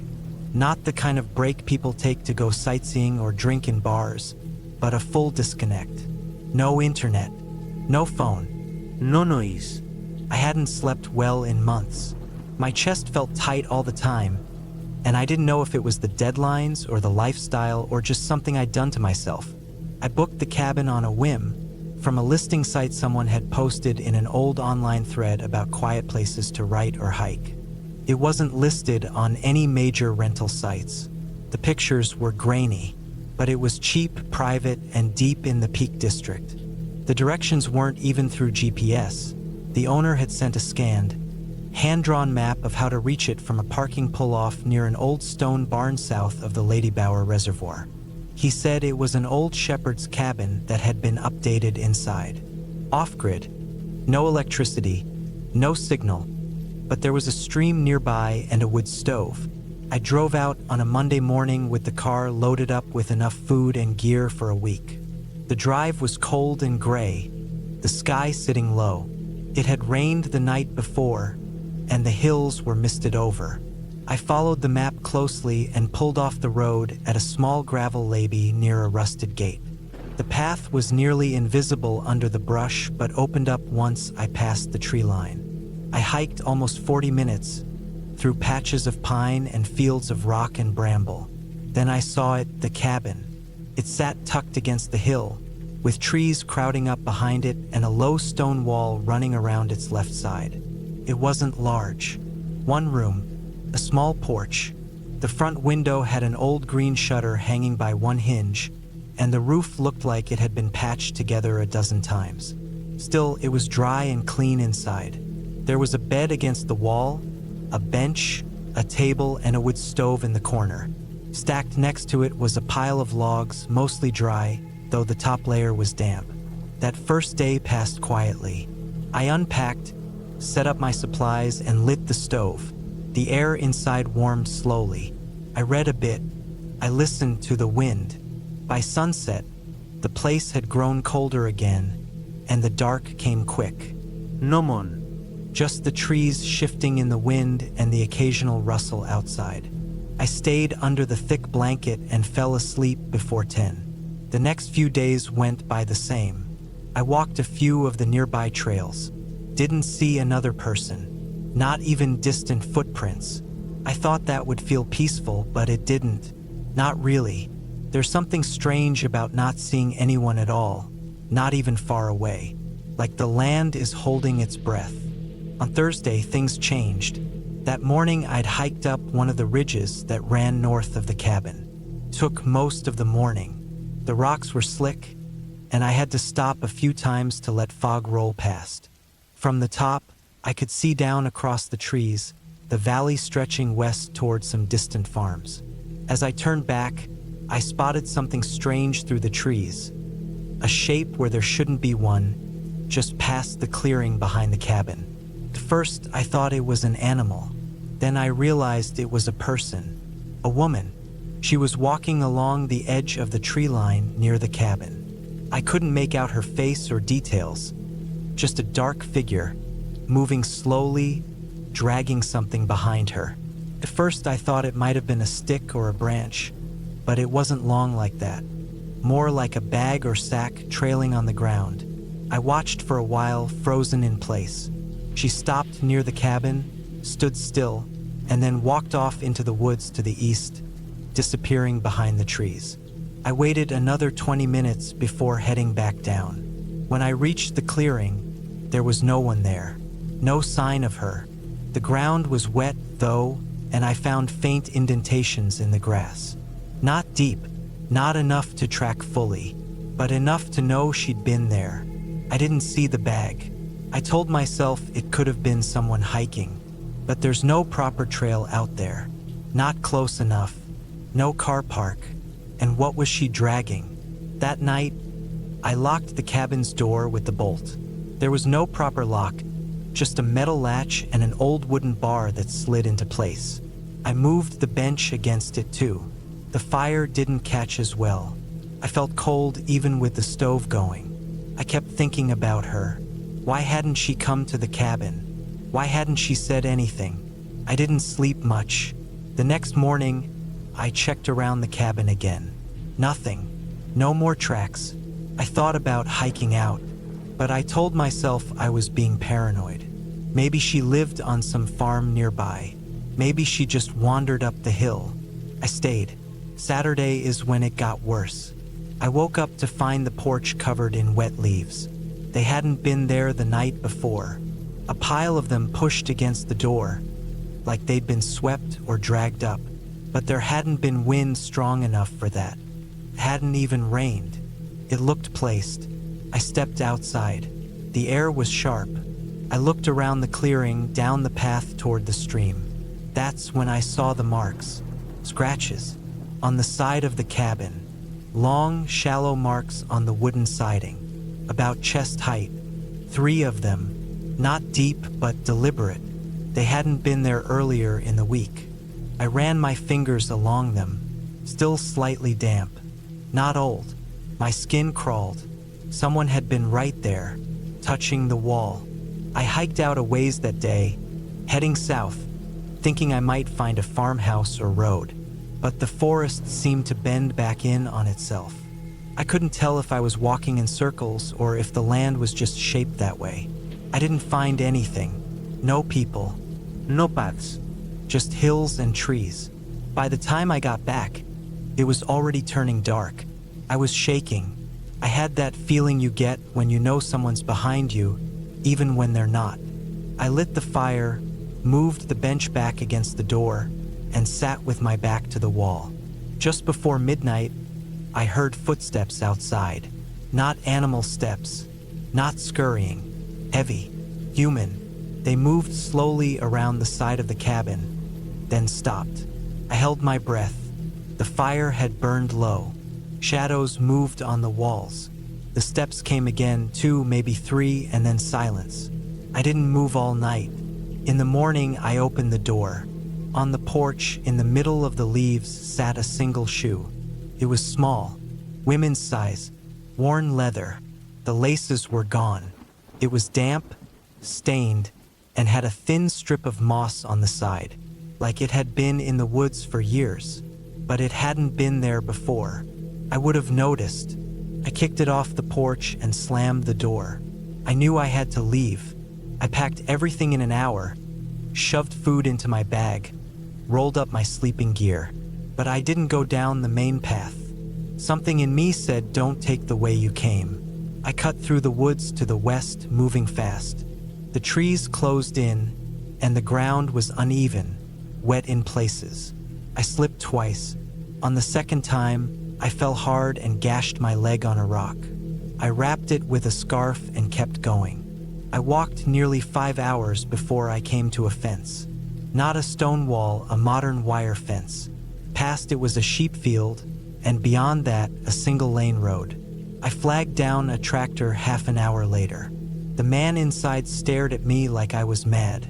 I didn't tell him much, just said I'd gotten turned around hiking. He drove me back toward the main road, and I caught a ride from there. When I got home, I checked the listing site. It was gone. No trace of it. No contact info.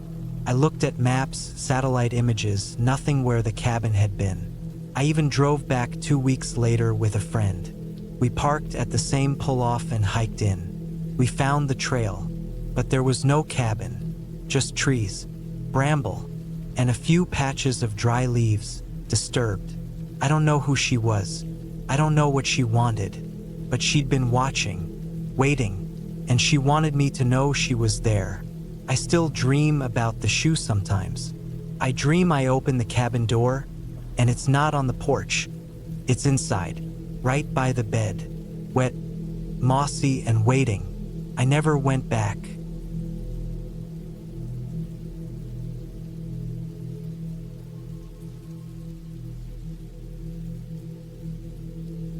It was the fall of 2019 when I decided to spend a long weekend alone at a small cabin in southern Oregon, about 2 hours from where I lived in Klamath Falls.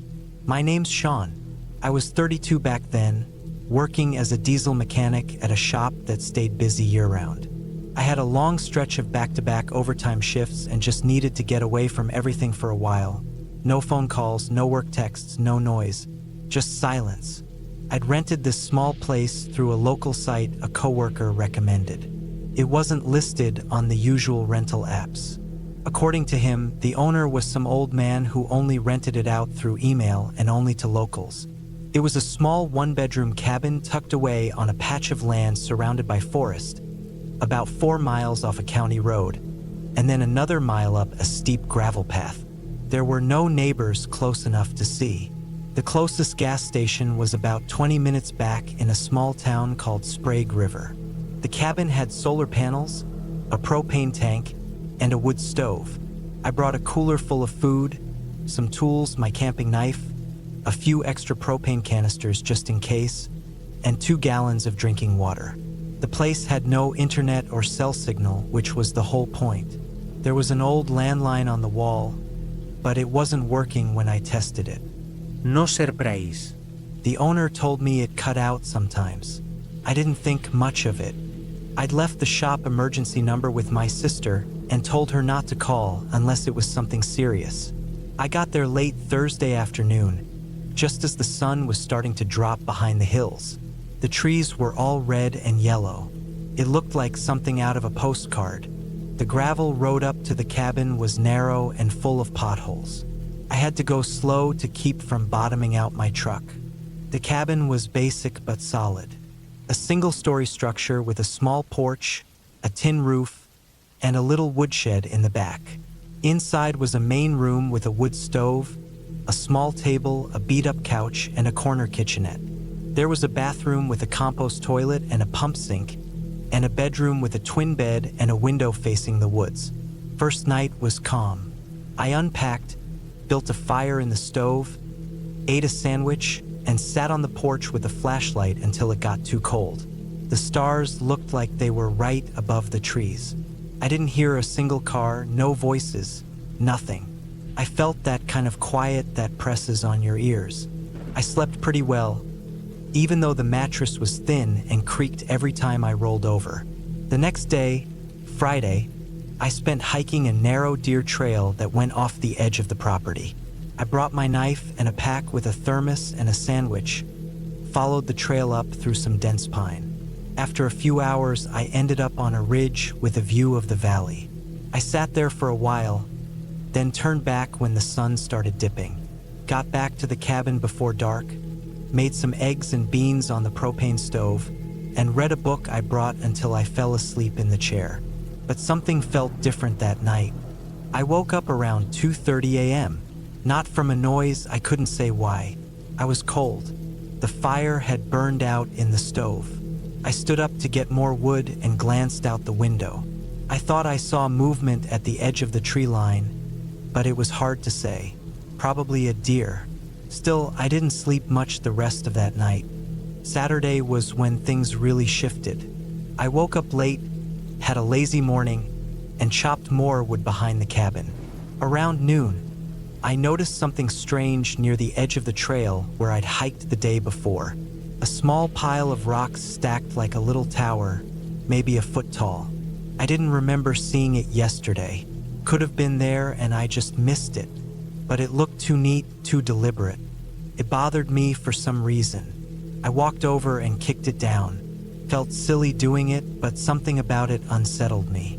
I figured maybe the old man who owned the cabin left it there, or some bored hiker. Still, it stayed in my head the rest of the day. That afternoon, I decided not to leave the property. I collected water from a nearby spring to boil later, made soup, and double-checked the latch on the back door before bed. That night, I woke up again, not from noise, but from feeling watched. I know how that sounds. I was alone, no animals were inside, no lights on. I stayed in bed a while, staring at the ceiling. My heart was going fast, the kind of fast where you hear it in your neck. Then I heard it, a faint creak of the floorboards near the porch. Just one. Then silence. I sat up, didn't move for a full minute. I kept telling myself it was the house settling or an animal walking across the steps. But I got up slowly and walked toward the front window, staying off the creaky part of the floor. I pulled the curtain back an inch and looked outside. Nothing, but I couldn't shake the feeling that something had been there. I turned on the porch light. Still nothing. I stepped outside with the flashlight and slowly swept it across the front clearing, over the brush and trees. Nothing. No prints in the dirt. No broken twigs. Still, I barely slept the rest of that night. Sunday morning, I packed most of my things, deciding to head out a day early. I just felt off, like I didn't belong there. I loaded my gear in the truck and locked the cabin behind me. But just before I pulled away, I went back to double-check that I hadn't left anything. When I stepped onto the porch again, I noticed something wedged between the floorboards near the front step. Carving. A tiny stick figure carved into the wood. Very basic, just a head, arms, and legs like something a kid would scratch into a desk. It hadn't been there when I arrived. I was sure of that. I checked everything carefully the first day. I left fast after that. Halfway down the gravel road, I had to stop because a thick branch had been dragged across the path. I got out and moved it, glancing around. Nothing in sight, just quiet forest. I kept driving until I hit the main road and didn't stop until I was halfway home. I didn't tell anyone right away. I didn't know what to say. Nothing exactly happened, but something had. Something off. The carving, the stacked rocks, the noise at night.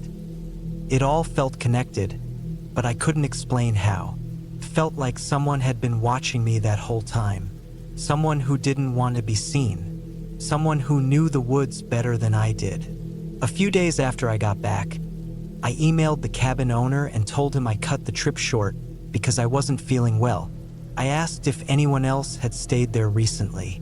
He never responded. Months passed. I kept thinking about it, kept seeing that stick figure in my head. I even looked the place up online, but there was no listing anymore. The email bounced. The phone number didn't work. The coworker who recommended it didn't work at the shop anymore. Moved away, no forwarding info. To this day, I still don't know who or what was out there. But I know this. I wasn't alone at that cabin. And I'll never go back to the woods without someone else again.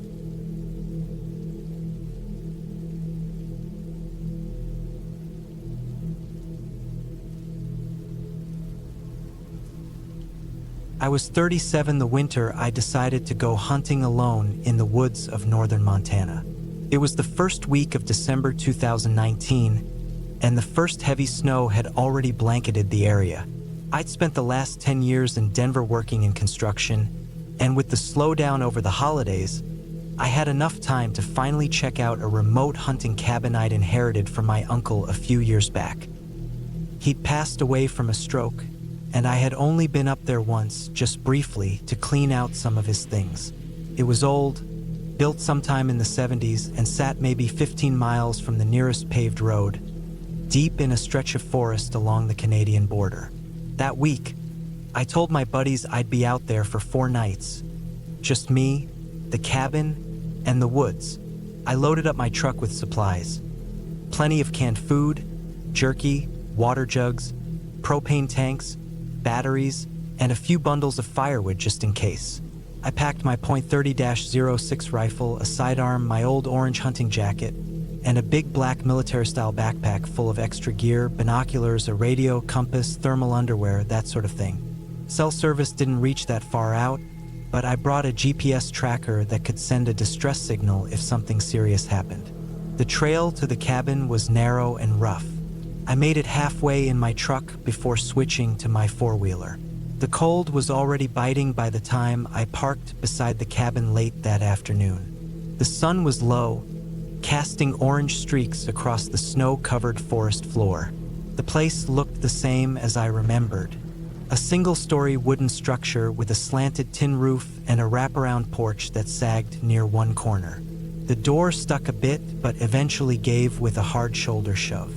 Inside was one open space, a wood-burning stove in the corner, a rough kitchen setup along the back wall, a small cot with a thick wool blanket, and a table with 2 chairs. Everything smelled like old wood, dust, and cold air. The temperature inside was just above freezing.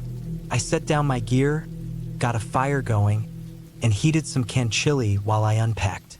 The wind outside picked up as darkness settled. I could hear it whistling through the trees, brushing against the cabin walls like a quiet warning. That night, I lay in the cot with my rifle leaned against the wall, listening to the fire crackle and pop. The wind howled on and off. At one point, I heard a faint rustling outside, like footsteps crunching through shallow snow, but it could have been the wind shifting branches.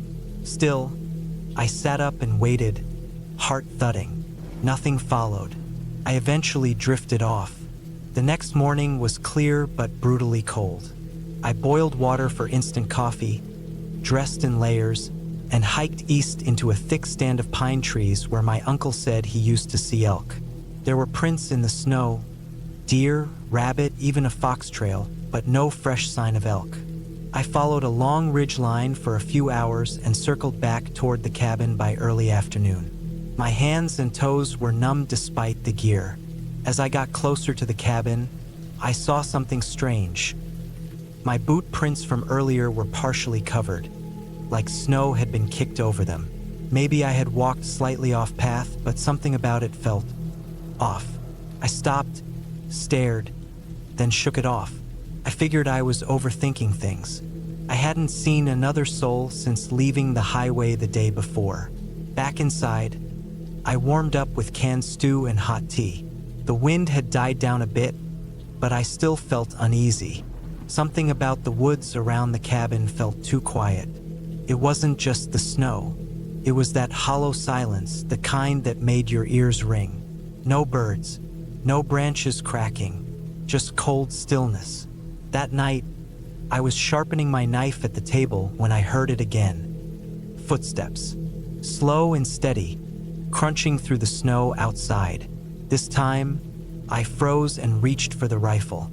The sound stopped right outside the wall behind me, then shifted to the side of the cabin. I held my breath. I didn't have any lights on, just the stove glow. I moved to the window but saw only darkness. Whoever or whatever it was didn't knock, didn't call out, just stood there silent. Then the footsteps moved away, faint, then gone. I didn't sleep much after that. I kept the fire low and sat up most of the night, watching the dark windows, listening. At one point, I thought I saw a faint light in the woods, a flicker maybe 50 yards out between the trees. It was gone before I could focus on it. When morning finally came, I stepped outside with the rifle.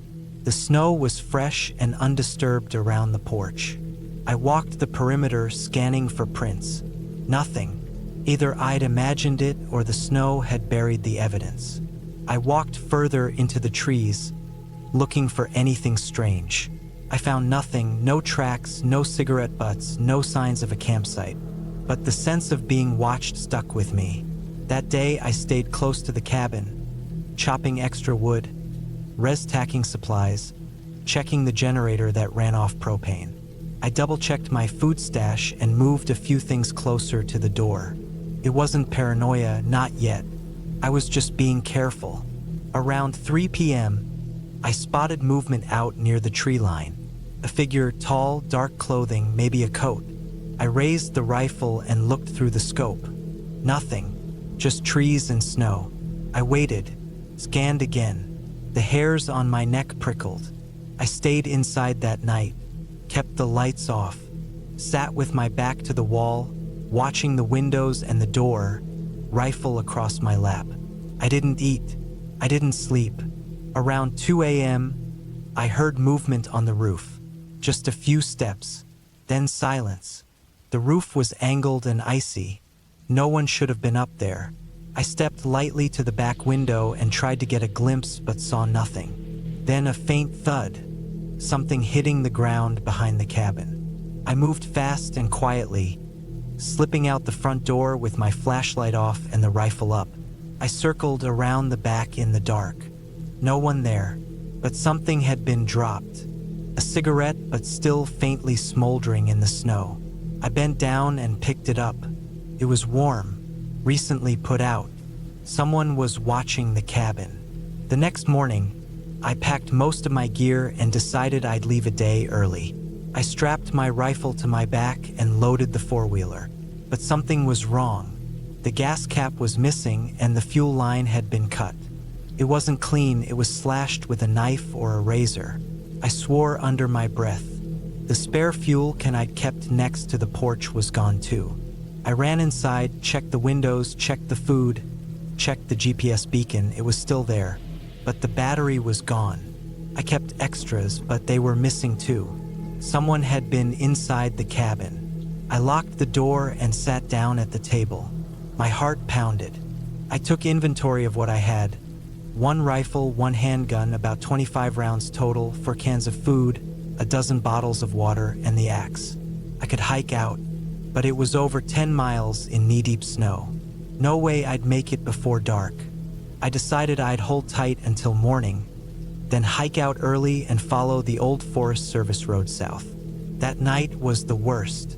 I didn't use the stove. No light, no fire. I ate cold food in the dark and sat with my back against the wall, watching. Around midnight, I heard footsteps again, closer this time. Then something brushed against the front door. Not a knock, more like a scratch. Slow, deliberate. My hand gripped the rifle tighter than ever. I aimed toward the door, waited, barely breathing. Then I heard something fall. A tin can from the food shelf, clattering to the floor. Inside, I spun around and scanned the room. Empty. I waited. For a full 5 minutes, I didn't move. Then I heard the closet door creak. Just a hair. I pulled the trigger. The sound was deafening. The door blew open. Inside, nothing but hanging coats and a few boxes. I stepped forward slowly. My ears rang. My breath fogged in the cold air. But something had been in there. A footprint in the dust, wet and recent. It wasn't mine. At dawn, I left. Took the rifle, the pack, the water.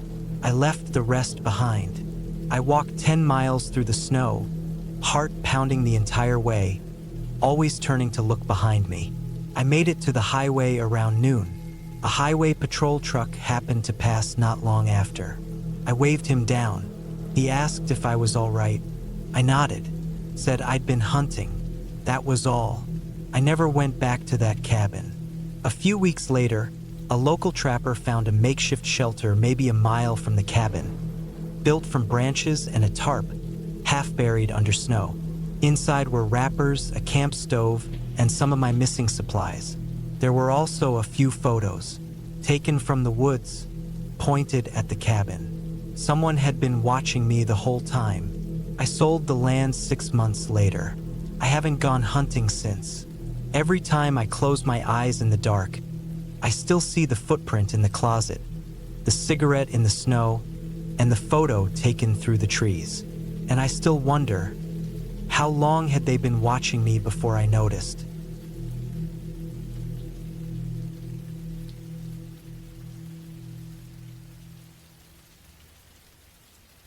The cabin had always been a retreat for us. It was where I had taken her on our first trip as a couple, a quiet little place tucked away in the northern woods of Montana.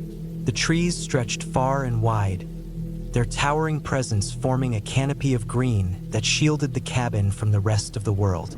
No one ever really came here, at least not anyone who wasn't supposed to.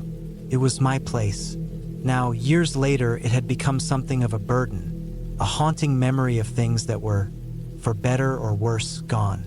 After the divorce, the cabin sat empty for months. It was too hard to keep it, to make it feel like it wasn't just another relic of the past. But I couldn't sell it. Not yet.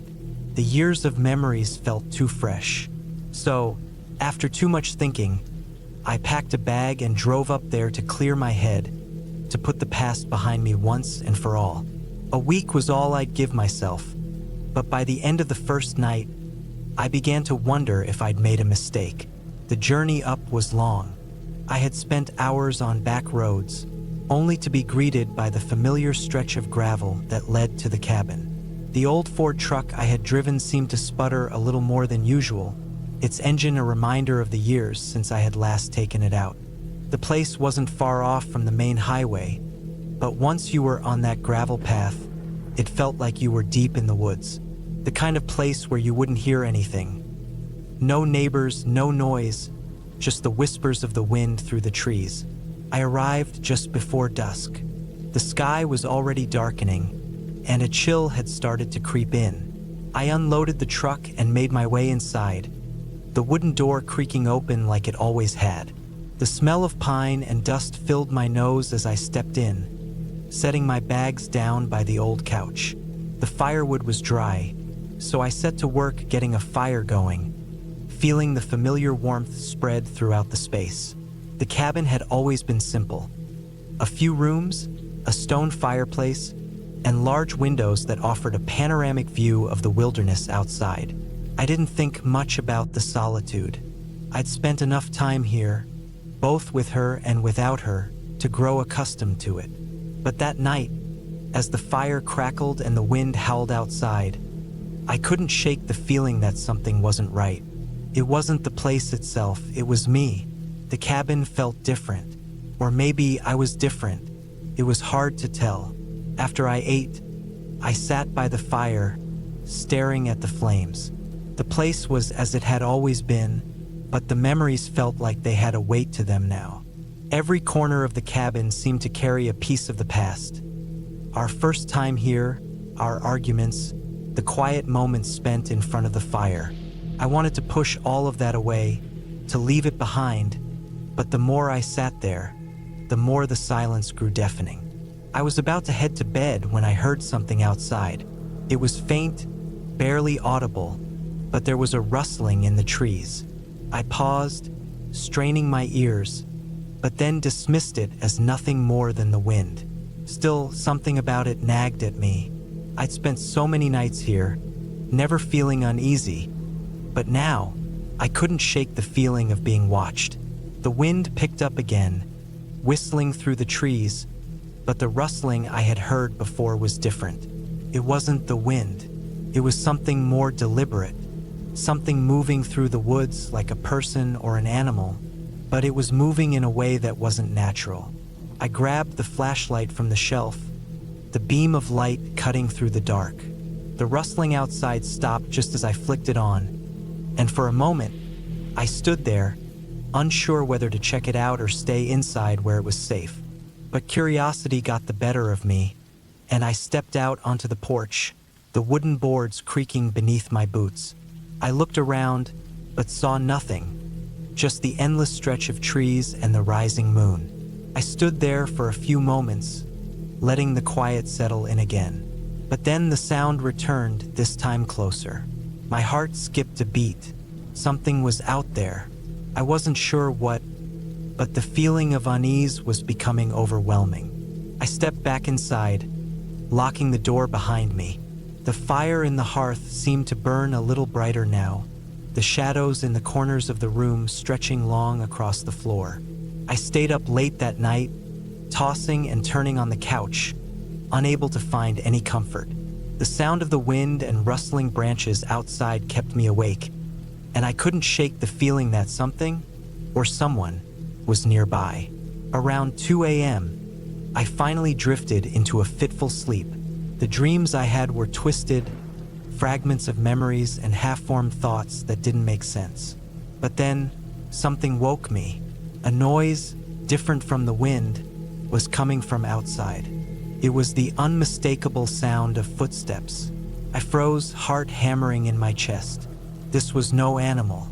Whoever was out there was moving deliberately, slowly, as if they knew exactly what they were doing. I grabbed the flashlight again, and this time I didn't hesitate. I moved to the window, pushing the curtain aside just enough to peer out into the dark. There, standing at the edge of the tree line, was a figure. They were facing the cabin, but it was hard to make out any details in the darkness. The shape was tall, thin, and unmoving. I didn't know who it was, but I knew they weren't supposed to be there. My breath caught in my throat as I stumbled backward, knocking over a chair. The figure didn't move. It stood there, motionless, as if it were waiting for something. I didn't know what to do. Should I go outside? Should I call the police? I was too far from civilization, too isolated to get help quickly. All I had was the flashlight, and the figure was still there, watching the cabin. I stayed as still as I could, my eyes locked on the shape outside.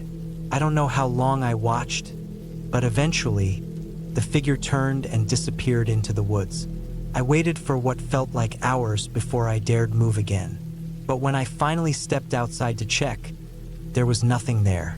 The forest was silent, empty, and still. I spent the rest of the night sitting by the fire, refusing to sleep, too unsettled by what I had seen. The morning came, and I couldn't leave the cabin fast enough. I packed up my things and drove back to town. The image of that figure burned into my mind. I never figured out who or what it was, but it didn't matter. The cabin was no longer a refuge. It was a place of something far darker, and I had no intention of returning.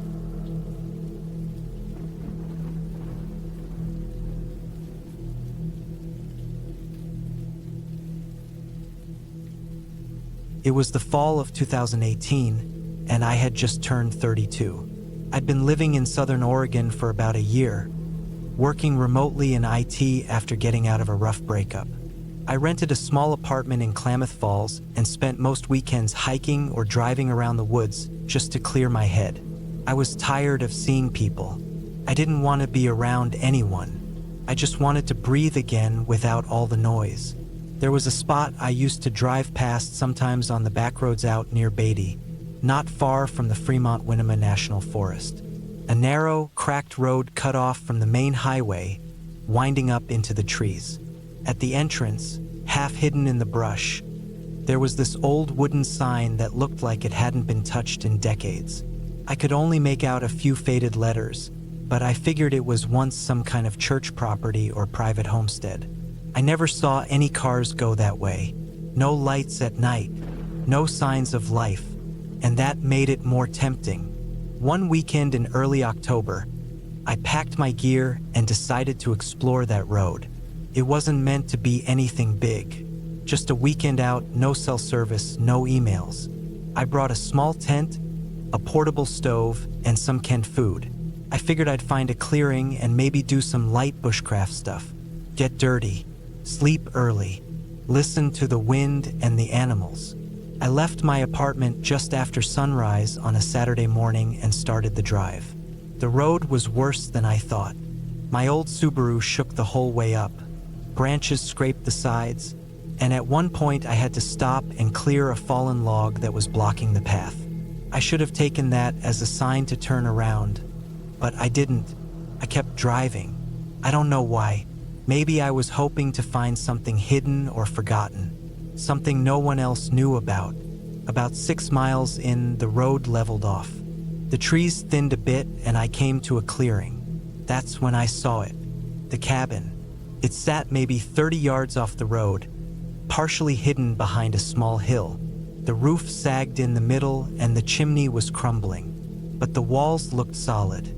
The front door was slightly open, and an old tire swing hung from a nearby tree, swaying gently even though there was no wind.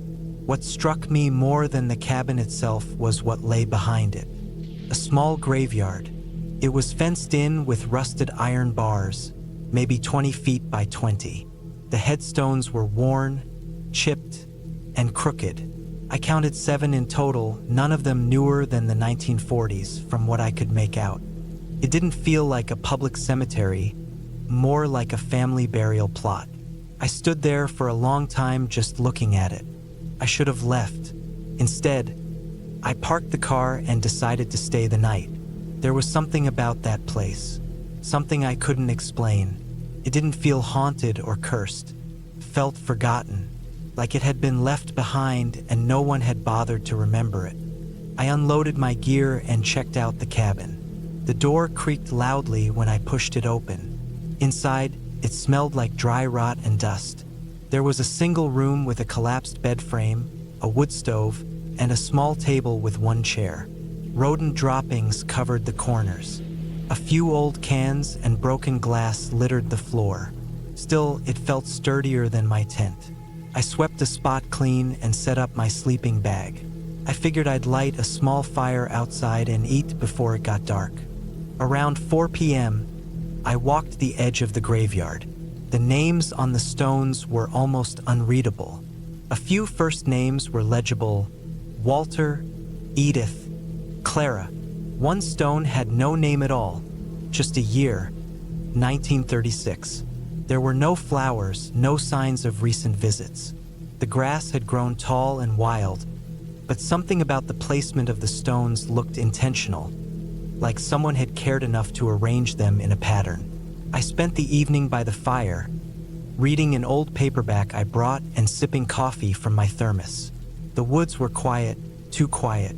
I didn't hear any owls or coyotes, not even crickets. That silence settled over everything like a blanket. I watched the stars come out, then crawled into my sleeping bag inside the cabin. That first night, I woke up around 2 a.m. My eyes snapped open without warning. There was no sound, no movement, but I felt something. Not fear exactly, more like awareness. My skin was buzzing. I laid still, staring up at the dark beams overhead. I didn't hear anything, but I couldn't shake the sense that someone was standing just outside the cabin door, watching, waiting. I didn't get up. I didn't even move. I must have fallen back asleep eventually because I woke again at sunrise, cold and sore, with the cabin filled with soft morning light. I stepped outside and checked the area. Nothing was out of place. No footprints. No sign of animals. I told myself it was just nerves. Maybe the isolation was playing tricks on me, but I stayed. I made coffee and hiked around the woods for a while, gathering some firewood and checking for trails or signs of other buildings. I didn't find anything, just more trees, more silence. That afternoon, I sat by the graves again, sketching them in a small notebook I'd brought. I wanted to document everything, names, dates, anything I could find. That's when I noticed something strange. The stone with just the year 1936 looked newer than the others. Not new, but less weathered. The engraving was sharper, cleaner, and the ground around it had a subtle dip, like the dirt had sunken slightly over time. I got a weird feeling in my gut, but brushed it off. I reminded myself that things settle differently depending on the soil. That night, I made a small fire again and ate quietly. As it got darker, I felt that same sensation return, that tension like I was being watched, crawled up my neck and made the back of my head tingle. I put the fire out earlier than usual and went inside, locking the door behind me even though there was no one for miles. Sleep didn't come easy. Around midnight, I heard a sound, a scrape, soft but sharp. I froze. It came from the side of the cabin, maybe 2 feet from where I was laying. Another scrape followed, then a long pause, then 3 knocks. Not fast, not loud, just 3 slow knocks like someone dragging their knuckles against the wood. I didn't move. I didn't breathe. I just listened. My heart pounded in my ears so loud I could barely hear anything else. The knocks didn't come again. After what felt like an hour, I finally reached for my flashlight and held it against my chest. I didn't turn it on. I just held it like a weapon, like that was gonna do anything. I stayed awake until morning. When the sun came up, I went outside and looked. Nothing. No tracks. No marks on the wood. Nothing to prove I'd heard what I heard. But I wasn't crazy. I knew something had been there. Still, I didn't leave. I don't know why. I think part of me wanted to prove it wasn't real, that it was all in my head. That was my mistake. The 3rd day was colder. A fog had rolled in, and the trees looked like ghosts in the distance. I walked down the road a bit, trying to clear my head. When I came back, I noticed something off. My gear had been moved. Not all of it, just my pack. It had been unzipped and left leaning against the wall. My water bottle was missing. My knife was gone. I searched the area, calling out without thinking. Even though there was no one to hear me, I checked the car. Nothing broken, but the driver's side door was slightly ajar. I hadn't left it that way. Someone had been there. That night, I didn't sleep. I sat in the corner of the cabin, back against the wall, flashlight and axe in my lap. I didn't light a fire. I didn't want to give myself away. I just sat there and waited. And just after 3 a.m., I heard footsteps. Slow, careful, moving around the cabin. They circled twice, then silence. I held my breath for what felt like a lifetime. Then something heavy slammed against the front door. I jumped, heart racing, but the door held. A second slam followed, then nothing. Absolute silence again. I didn't move until the sun came up. When I opened the door, there was a deep dent in the wood, like someone had hit it with a log or a sledgehammer. No prints again. No sign of anyone. That was it. I packed my stuff in under 10 minutes and got the hell out of there. The drive down was brutal, and I swear I saw movement in the trees behind me more than once. But I didn't stop. I didn't stop until I was back in town. I didn't tell anyone about it. Who would believe me? There was no crime, no evidence, just fear. But that wasn't the end. A few weeks later, I couldn't get it out of my head. I did some digging online, old records, land deeds, anything I could find about that property. What I found made my stomach turn. The land had belonged to a family in the 1930s, a couple and their 5 children. They went missing in the winter of 1936, vanished without a trace. Locals suspected a murder-suicide or some kind of cult involvement, but nothing was ever proven. No bodies were ever found except one. A child's remains were discovered decades later in a shallow grave behind the cabin. No one claimed the body. That grave was the one with no name, just the year, 1936. That was the last time I ever went into the woods alone. I moved a few months later and never looked back. I don't know who or what was out there that night, but it wasn't a ghost. It was real. It was watching me, and it's still out there.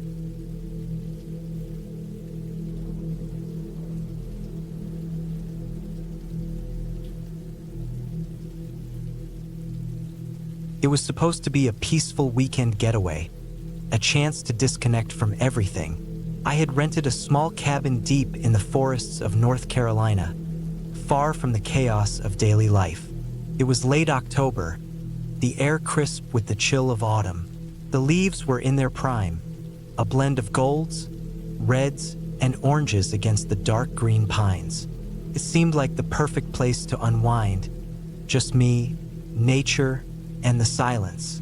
The cabin was small, rustic, and nestled between two towering oak trees, surrounded by a blanket of fallen leaves. It had no electricity, just a wood stove for heat and a gas lantern to light the place at night. It wasn't luxurious by any means, but it was exactly what I was looking for. Solitude. I arrived late in the afternoon on Friday, the sun still hanging low in the sky, casting long shadows across the forest floor. I unloaded my gear, set up a small fire pit outside, and after a quick meal of canned chili, I settled into the cabin. The silence was deafening, but it was exactly what I wanted. The faint rustling of leaves outside and the occasional snap of a twig under the weight of some small animal were the only sounds. That night, I got cozy by the fire, watching the flames dance as I sipped a beer. It was the kind of quiet I hadn't experienced in years.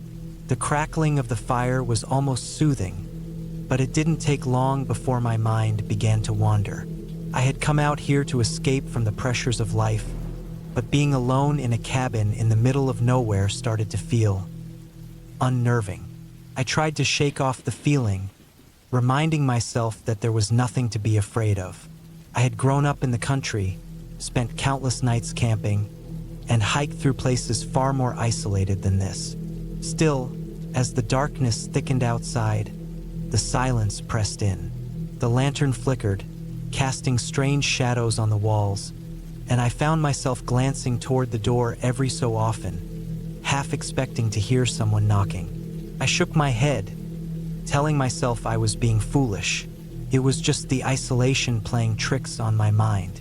The first night passed uneventfully, but it was hard to ignore the strange feeling that lingered. I didn't sleep well, despite the exhaustion from the drive. Every little sound outside seemed amplified.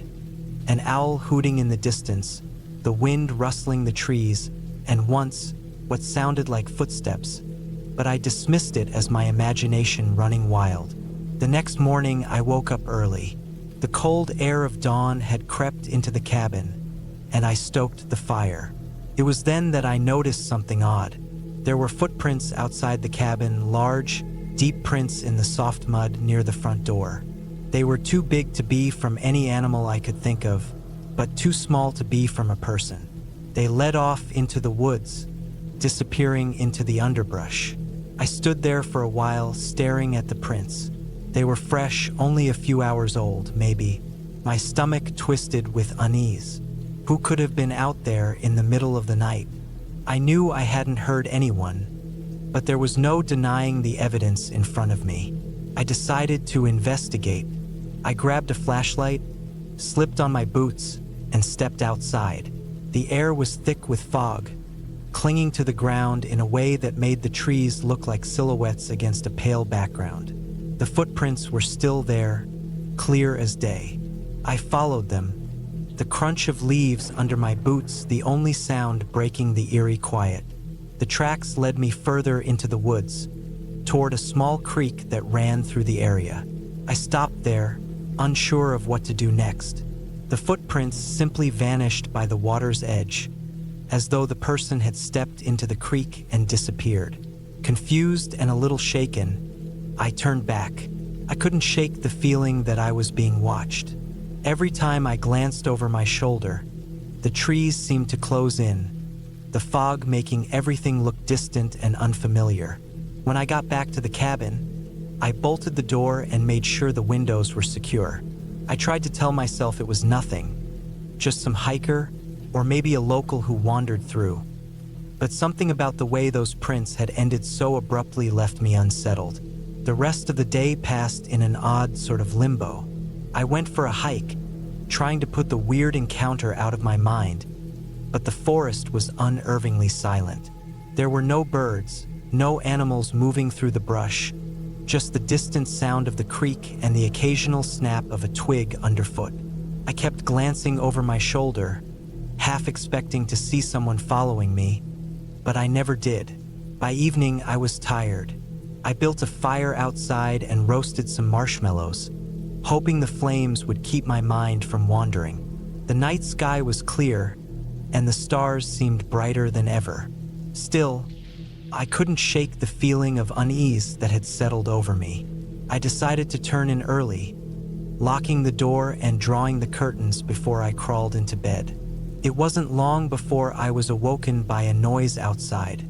At first, I thought it was just the wind, but then I heard it again. Footsteps, slow and deliberate, crunching the leaves just outside the cabin. My heart raced. I lay perfectly still, listening, straining to hear anything more. The footsteps didn't come closer, but they didn't go away either. They circled the cabin, pausing at each window, as though whoever it was inspecting the place. My breath caught in my throat. I couldn't move. I didn't know what to do. Should I go outside and confront whoever it was? Should I stay hidden? The silence that followed felt even more unnerving. No one spoke. No sounds except for the soft, rhythmic crunch of footsteps, moving in slow circles. I didn't sleep at all that night. I sat there, clutching the blankets, eyes darting to the door, waiting for the slightest sound. But by morning, the footsteps stopped, and the silence was back. The next day, I decided it was time to leave. I couldn't stay here any longer. The unease had built to a point where I felt like I couldn't even think straight. I packed up my things, the tension in my chest growing with every creak of the floorboards, every rustling of leaves outside. The air felt heavy, like the entire forest was holding its breath. Just as I was about to lock the cabin door behind me, I noticed something on the ground, a piece of paper, half buried in the leaves. It was crumpled, dirty, and damp from the morning dew. I picked it up, unfolding it carefully. The handwriting was messy, hurried, but legible enough. Asterisk, leave now. You are not welcome here. Asterisk, my blood ran cold. I didn't hesitate. I grabbed my keys, shoved the note into my pocket, and drove off without a second thought. I didn't even look back at the cabin. As I drove down the winding road that led away from the woods, I couldn't help but think about those footprints, about the footsteps circling my cabin in the night.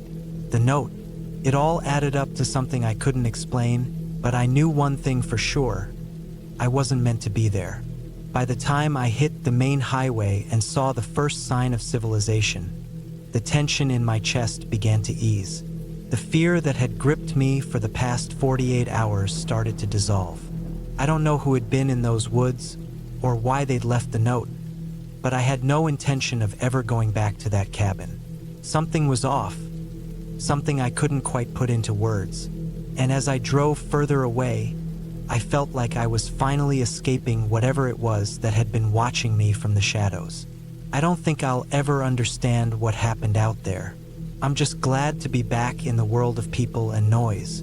The woods are beautiful, yes, but I'll never forget the way it felt, walking in them, knowing I wasn't alone.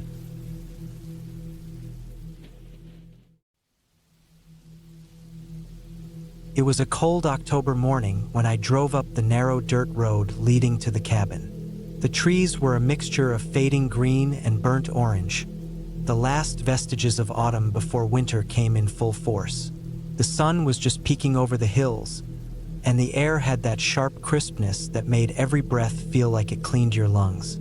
I had been planning this trip for months. A week away from the noise of the city, from the endless emails, from people and responsibilities. I wanted silence, solitude, and a break from everything. The cabin was my uncle's, a small wooden structure tucked away deep in the Vermont woods. It hadn't been used in years, but he had recently passed away, and I'd inherited it. I wasn't in a rush to sell or rent it. Part of me wanted to spend some time there, maybe even fix it up. The cabin was remote, with no phone service and no electricity except for a solar panel that barely worked. It was perfect for the kind of escape I needed. I parked my old Jeep on the gravel driveway. The wheels crunched loudly against the loose stones.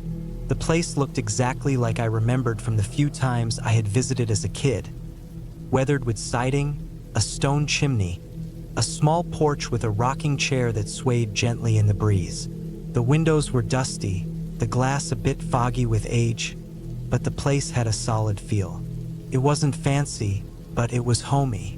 I grabbed my backpack from the car, along with a few bags of groceries, a stack of firewood, and a case of bottled water. I wasn't exactly roughing it, but I was definitely not bringing any modern comforts beyond the basics. The cabin had a small propane stove, an old refrigerator that probably wouldn't work well, and a single bed in the loft upstairs. The moment I stepped inside, the smell hit me. A mix of pine, dust, and old wood. The floorboards creaked under my boots as I walked to the kitchen area. There was a small wooden table, a few chairs, and a rusted sink with a manual pump to bring water from a well. The place was cold. The heating system was a small wood stove that sat in the corner of the living room. I set my bags down and pulled off my jacket. I opened the windows a crack, letting fresh air in, even if it was chilly. Then I set to work. I stacked the firewood carefully, grabbed some kindling, and lit a fire in the stove. The crackling flames brought warmth and a soft glow to the room. It felt good to be alone, surrounded by silence except for the pop and hiss of the fire. After unpacking, I went outside to explore a bit. The cabin sat at the edge of a clearing, with thick woods on three sides. The trees were tall and old, mostly pines mixed with maples and oaks.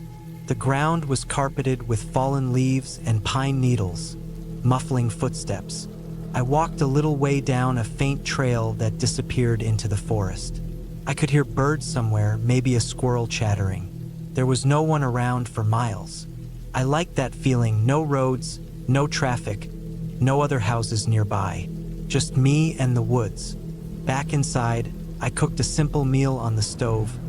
Canned soup heated slowly in a pot, a sandwich. I ate at the table by the window and watched the sun sink behind the hills. The sky turned a deep blue, and the first stars appeared. I decided to stay up a little while longer to enjoy the fire. The night came quickly in the woods. Darkness surrounded the cabin like a thick blanket. I could hear the wind through the trees and the occasional rustle of animals moving in the brush. Owls hooted somewhere far off. The sound was comforting at first, but as the night deepened, it started to feel a little different, less peaceful, more watchful. I was alone, really alone, farther from help than I had been in years. I went to bed early that night, pulling the old wool blanket over me. The loft was cold, but I had a flashlight by the bed. I wasn't worried, just tired. The next few days were quiet and routine. I woke with the sun, built a fire, cooked meals, and spent most of my time reading or walking short distances around the cabin. I brought a few books, but I found myself more interested in the woods themselves. The trees, the wildlife, the way the light shifted through the branches. I felt like I was living in another time. But on the third night, something changed. It started subtly. I was sitting by the fire, the cabin lit only by the flames and a dim lamp. Outside, the wind was picking up, rattling the window panes. The forest seemed louder somehow, the cracking of branches, the scurrying of small animals. Then I noticed the sound of footsteps outside the cabin. I froze. The footsteps were slow and deliberate, like someone was walking carefully, trying not to make too much noise, but the dry leaves and gravel betrayed them. My heart rate quickened. I grabbed my flashlight and went to the window, trying to see into the darkness. Nothing, just the shadows of the trees and the dark outline of the porch. I wanted to tell myself it was an animal, a deer or maybe a raccoon, but the sound was too heavy, too purposeful. I sat back down, telling myself I must be imagining things. I kept the fire burning bright and locked the door, though the cabin had a simple latch that wouldn't stop much if someone really wanted to get in. The footsteps continued off and on for the next hour, always close, always just outside the cabin. I didn't dare go outside. The next morning, I found footprints in the dirt near the porch. They were fresh, but not from any animal I recognized. The prints were too large to be from a deer or raccoon, human. Someone had been there during the night. I tried to think who it might be. Maybe a hunter or a local looking for game. But the road was so far away, and it was late in the season. No hunting was allowed on this property. Still, I wasn't entirely sure. The footprints circled around the cabin like whoever it was pacing.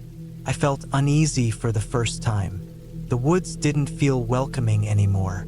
I spent the day checking all the locks, securing windows with furniture where I could.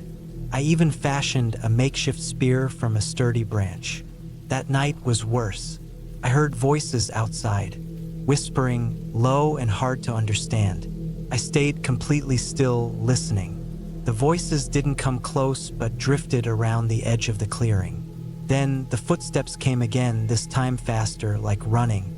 The back door rattled sharply.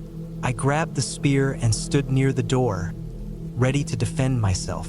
But nothing came through the door. The sounds vanished into the darkness. Sleep didn't come. Over the next 2 days, the pattern repeated. Footsteps around the cabin at night, whispered voices in the distance, sometimes faint lights flickering between the trees. I never saw anyone clearly, but it was obvious I was being watched. I thought about leaving, driving back to the city and never returning. But something kept me rooted there, stubbornness, maybe, or a need to prove I wasn't afraid. On the 5th night, the noises came much earlier. I was outside chopping firewood when I heard a twig snap behind me. I turned quickly, nothing, but the feeling of eyes on me was undeniable. I gathered my tools and hurried back inside. The 6th day was the worst. In the afternoon, I noticed my Jeep door was open. I was sure I had locked it.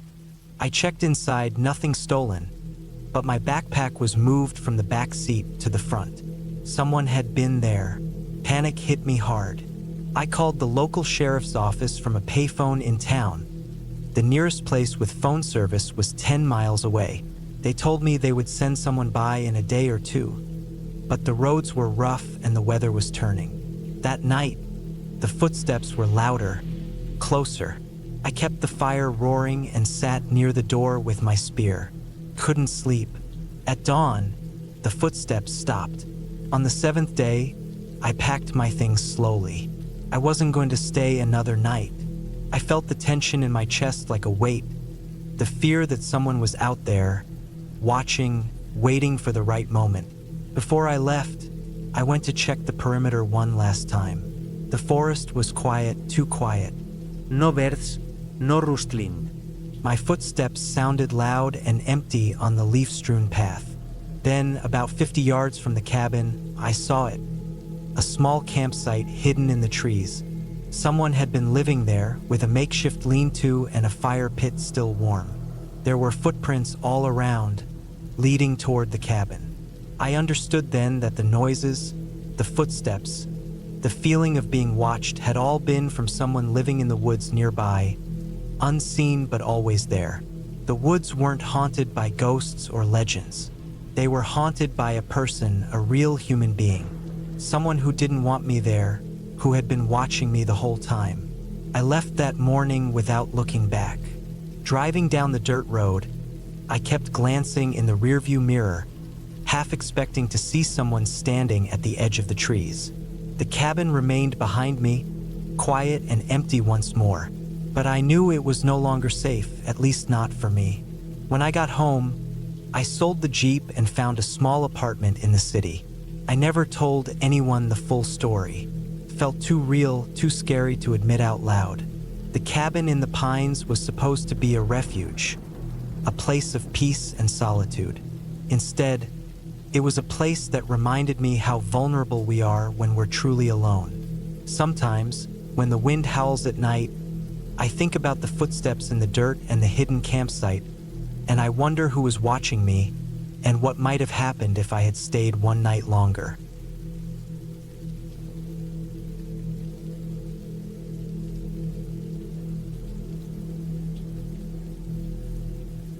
It was the fall of 1998 when I decided to take a week off from my job and head out to the mountains of northern Idaho. I was 34 years old then, living a quiet life in Boise, working as a mechanic during the week, and chasing hunting seasons whenever I could. Hunting was something I grew up with. My father and grandfather had taken me since I was a kid. I loved the stillness of the woods, the sharp, clean air, the way the sun filtered through the trees in golden beams, and the sounds of nature that made city noise seem like a distant nightmare. That year, I had been saving up for a week alone in the wilderness. No distractions, no phones, no people. I packed up my gear carefully. My rifle, some extra ammunition, a heavy-duty hunting knife, a small first aid kit, a couple of flashlights, and enough food and water to last me the week. I also brought along a well-worn map of the area, a compass, and a detailed guidebook about the wildlife and the best trails. The cabin I rented was out near Priest Lake, tucked deep in the forest, almost unreachable by any paved road. The last few miles had to be driven on a narrow dirt track barely wide enough for one car. The cabin was old but sturdy, made from thick logs that had weathered many winters. It sat at the edge of a clearing surrounded by tall pine and fir trees that reached to the sky. The scent of wood smoke and damp earth filled the air as I pulled up beside it. Inside, the cabin was simple but comfortable. A wood stove sat in one corner, cracked leather chairs lined the walls, and an old table with a few chairs stood near the small kitchen area. There was a bed with a thick wool blanket, and shelves full of dusty books and hunting trophies from the previous owner. The windows were small but let in just enough light to see by during the day. The first day was quiet, peaceful. I spent the morning unpacking and organizing my gear, then wandered the trails near the cabin. The forest was alive with the sound of rustling leaves and birdsong. I spotted deer tracks and even saw a few squirrels darting among the branches. It was exactly the kind of calm and solitude I had hoped for. I made a small fire outside, cooking some canned beans and warming up a strong cup of coffee. As the sun dipped behind the hills, the woods darkened quickly. I sat outside the cabin for a while, watching the stars emerge one by one. The cold began to settle in, so I went inside, stoked the fire, and settled down for an early night. The next few days followed a similar pattern. Early mornings spent scouting trails, moving slowly through the forest with my rifle slung over my shoulder, eyes sharp for movement. The crisp, cold air bit at my cheeks, but I enjoyed the feeling of being so far from the noise of the city. I didn't see much game, but I found good signs. Fresh tracks, scrapes on tree trunks, and droppings that told me animals were nearby. On the third day, I decided to hike farther out, beyond the main trails I'd explored. The map showed a small creek about 3 miles to the northeast of the cabin. I figured the water source would attract deer and maybe even elk, so I packed a light lunch, some water, and set off just after dawn. The trek was harder than I expected. The ground was uneven, covered with thick layers of fallen leaves and broken branches. The trees grew closer together, and patches of moss covered the rocks. The deeper I went, the quieter the forest became, like the animals were watching me and holding their breath. After a few hours, I reached the creek. The water was clear and cold, running over smooth stones and creating small pools in the deeper spots. I paused to refill my canteen and take a break, sitting on a flat rock with my feet in the water. It was peaceful here. The only sounds were the gentle rush of the creek and the distant calls of birds. I spent the afternoon walking along the creek banks, looking for signs of deer or elk. I found fresh tracks, hoof prints pressed deeply into the mud. I settled down behind a thick bush, careful to stay hidden, and waited quietly, rifle ready. The light was fading when I spotted a young buck moving slowly through the trees, grazing on some fallen leaves. My heart beat faster as I raised the rifle, aimed carefully, but before I could shoot, a sharp crack echoed through the forest. I froze, the shot ringing in my ears. The buck bolted into the trees and disappeared. I looked around, trying to locate the source of the sound. There was no way anyone else should be this far out, but the shot was unmistakably close. I stayed still for a long time, listening. The forest was unnervingly quiet now, as if all the animals had vanished. I packed up quickly, keeping my rifle ready, and began the hike back to the cabin, constantly scanning the shadows between the trees.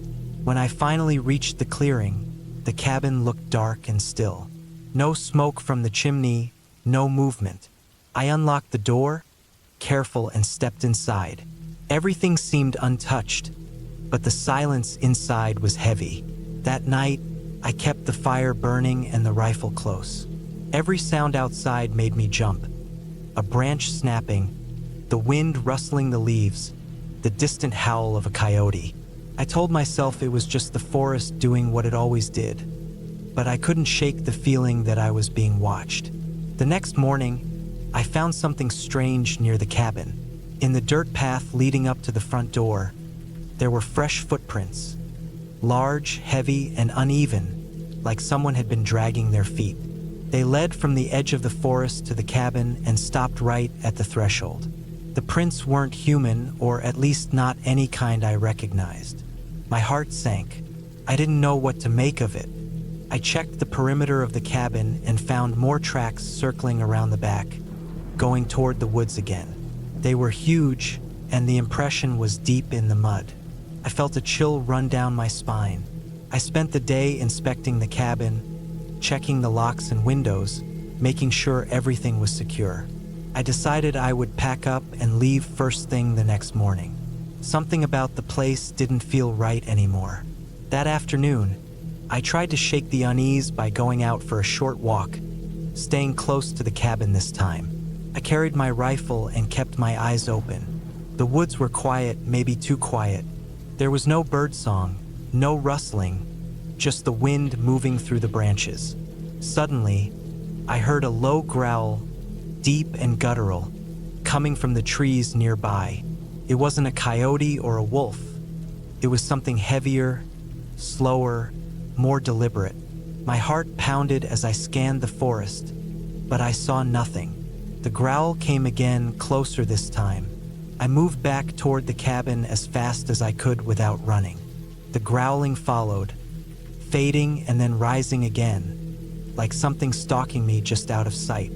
I didn't stop until I reached the safety of the cabin, slammed the door, and bolted it shut. That night was the worst. The growling continued around the cabin, shifting from one side to the other. At times, I heard heavy footsteps pounding through the brush, then silence. The fire was dying low, and I was too afraid to go outside to add wood. I sat awake all night, rifle ready, listening to the sounds outside. Every snap and rustle made me jump. I wondered if whatever was out there was a wild animal or something else. The tracks, the dragging marks, the strange footprints, none of it added up. In the early hours, just before dawn, the noises stopped. The forest grew quiet again, the kind of quiet that pressed against your ears and made your skin crawl. I waited until the first light of morning before stepping outside. The forest looked normal. No signs of struggle, no broken branches or disturbed bushes. I followed the strange footprints once more, tracing their path away from the cabin. They led deeper into the forest, toward the steep rocky hills. I spent the day packing my gear, checking everything twice. I kept my rifle close and my eyes peeled. I didn't want to stay here 1 minute longer than I had to. Late that afternoon, I began the drive back down the rough dirt road. The sun was low, casting long shadows through the trees. I didn't stop once, focused entirely on getting away. When I reached the main highway and the cell signal came back, I called a friend to pick me up. I couldn't drive the last few miles home alone after what I'd experienced. In the safety of the city, I thought about what happened. The strange footprints, the growls, the dragging marks. I still don't know what they were. Maybe a large bear, or some unknown animal living deep in the Idaho wilderness. Maybe a hunter like me, someone trespassing on my spot. Whatever it was real, dangerous, and close enough to scare me out of the woods for good. I never went back to that cabin or that part of the forest. Sometimes, when I close my eyes, I can still hear that growling, feel the cold eyes watching me from the trees. But I know one thing for sure: nature is wild, unpredictable, and sometimes, when you think you're alone, you really aren't.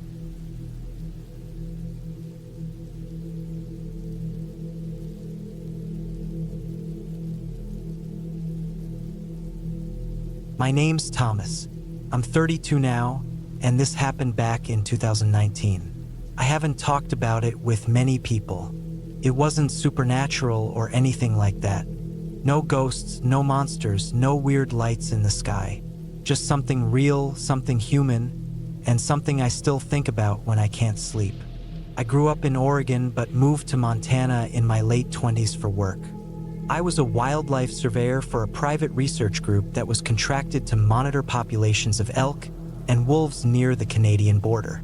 The work was mostly solo, with the occasional partner rotation, and it required being out in the wilderness for days at a time. Suited me fine. I liked the quiet.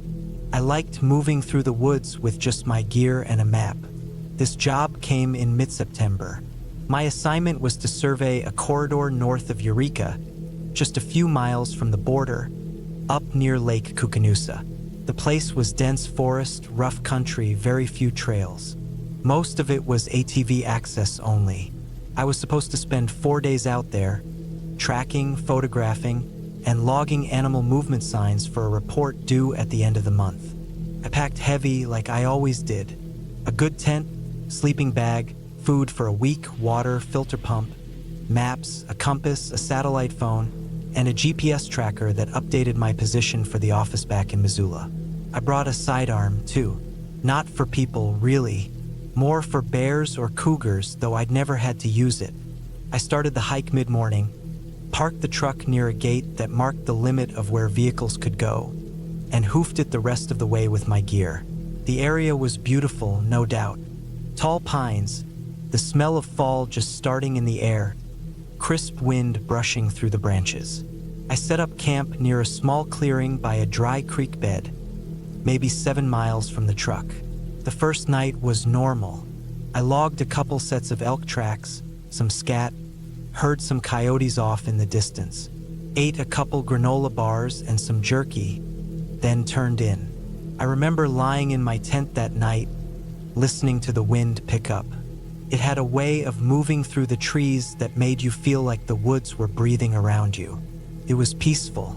The second day, I moved north, tracking deeper into the forest. I had planned to loop back toward the ridge by the 4th day, but I wanted to cover more ground this time. Around noon, I spotted a structure off to the west, something that hadn't been marked on any of the old Forest Service maps. It was a cabin, old, abandoned by the looks of it, set back about 30 yards from a game trail, half covered by overgrowth. One of the walls was bowed inward, and the roof was sagging under decades of rot and snow damage. Windows were boarded, but the boards were splitting. The wood was gray and cracked from age. I didn't think much of it at first. You find weird old buildings sometimes when you're out that far. People build things, then forget them or die or move on. But there was something strange about how isolated it was. No signs of a driveway, no trail leading up to it. It was like it had just been dropped there and left. I took a few pictures for my own curiosity and made a note on my map, then moved on. That night, I camped maybe 2 miles northeast of the cabin, near a granite outcrop. It was a rough, uneven spot, but dry. I built a small fire ring with stones, boiled some water, and ate. I tried reading for a while, but I kept thinking about that cabin. It stuck in my mind more than it should have. Not because it was creepy, but because of how wrong it felt. Like it didn't belong out there. Around 3 a.m., I woke up to a sound. A thump. Not an animal. Not wind. It was heavy and low, like someone had dropped something solid not far from the tent. I stayed still, listening. My hand went to the grip of the pistol in my sleeping bag. Nothing else came, just the wind again. I eventually fell back asleep. The third day, I circled back south, keeping to high ground to get better visibility. I was supposed to head back to the truck the next morning, but I wanted to get one last set of trail cams placed before wrapping up. I kept thinking about the cabin, though. Part of me wanted to check it again. I didn't know why. Maybe I wanted to satisfy a weird itch in my brain. So I went back. It looked the same as before, though the light was different. The shadows were deeper. It had a darker feel to it, like the trees were leaning in more. I walked around the front, stepped onto what used to be a porch. The boards groaned under my boots. I pushed the door gently. It opened with a loud, dry creak. Inside, it was dim. Dust floated in the beams of light coming through cracks in the roof and walls. The floor was mostly intact, though warped. An old table, broken chairs, a small stove covered in rust. There were old clothes, too. Blankets, canteen, a pair of boots by the wall, cracked leather and falling apart. I noticed the smell then. Not rot, not mold, just something off. Like rust, maybe, or old blood. I can't explain it exactly, but it made my skin tighten. I backed out. I told myself it was just an old building, but I didn't want to be near it anymore. As I stepped off the porch, I noticed something in the dirt. Tracks, not animal. Boots, fresh, too fresh. I crouched and looked closer. The pattern was clear. Deep treads, no more than a day old. They led around the back of the cabin. I didn't follow them. Instead, I slowly backed away, eyes scanning the treeline. Nothing moved, but my pulse was up. I walked fast, then faster, putting distance between me and that place. I didn't stop until I was nearly a mile away. I set camp in a thick patch of forest with good cover and limited visibility from the outside. I kept my pistol loaded that night. I didn't sleep much. Every time a twig snapped, I held my breath. Nothing came, but the woods felt different now. Tense, like something was watching. The fourth morning, I packed fast and headed straight for the truck. No divergence. No more tracking. I just wanted out. I didn't care about the report anymore. I just wanted to be back behind a locked door. I reached the truck by early afternoon. Everything looked normal. But when I opened the driver's door, I found something sitting on the front seat. It was a boot, not mine. Old, cracked leather, the same as the ones in the cabin. I froze. My keys were still in my front pants pocket, and the truck had been locked. No broken windows, no damage, just the boot. I scanned the treeline again, heart thudding in my throat. I unlocked the glove box and grabbed the spare pistol I kept there. I checked the back seat, the bed, nothing. I got in and drove. Fast. I didn't stop until I hit paved road 30 miles later. I didn't call the police. What would I say? That someone left an old boot in my truck? That I found footprints by a cabin? I filed my report with the research group and told them I wouldn't be going back to that sector. They didn't ask why. A few weeks later, they reassigned the whole area to a different team. Since then, I've tried to forget it. But sometimes, late at night, I still think about the sound I heard outside my tent, the tracks behind the cabin, the boot in the truck. I think about who might have been living out there, watching, and I think about how easy it would have been for them to follow me, to wait, to do something worse. But they didn't. That part haunts me the most. They let me go. They wanted me to find the boot, and they wanted me to know they were close. I never went back to that job. I moved back to Oregon 6 months later, got into forestry work for the county. I still go into the woods sometimes, but never alone, never that far, and never without thinking about that damn cabin near the border where someone still lives or hides, because that place wasn't abandoned. Not really.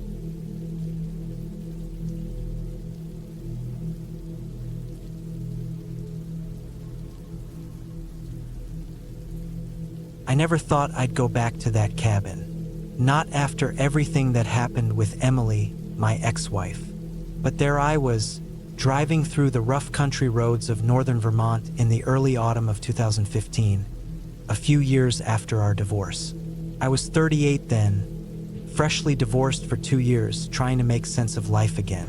The cabin was in a place called Hollow Creek, tucked away deep in the woods near a small town named Stowe.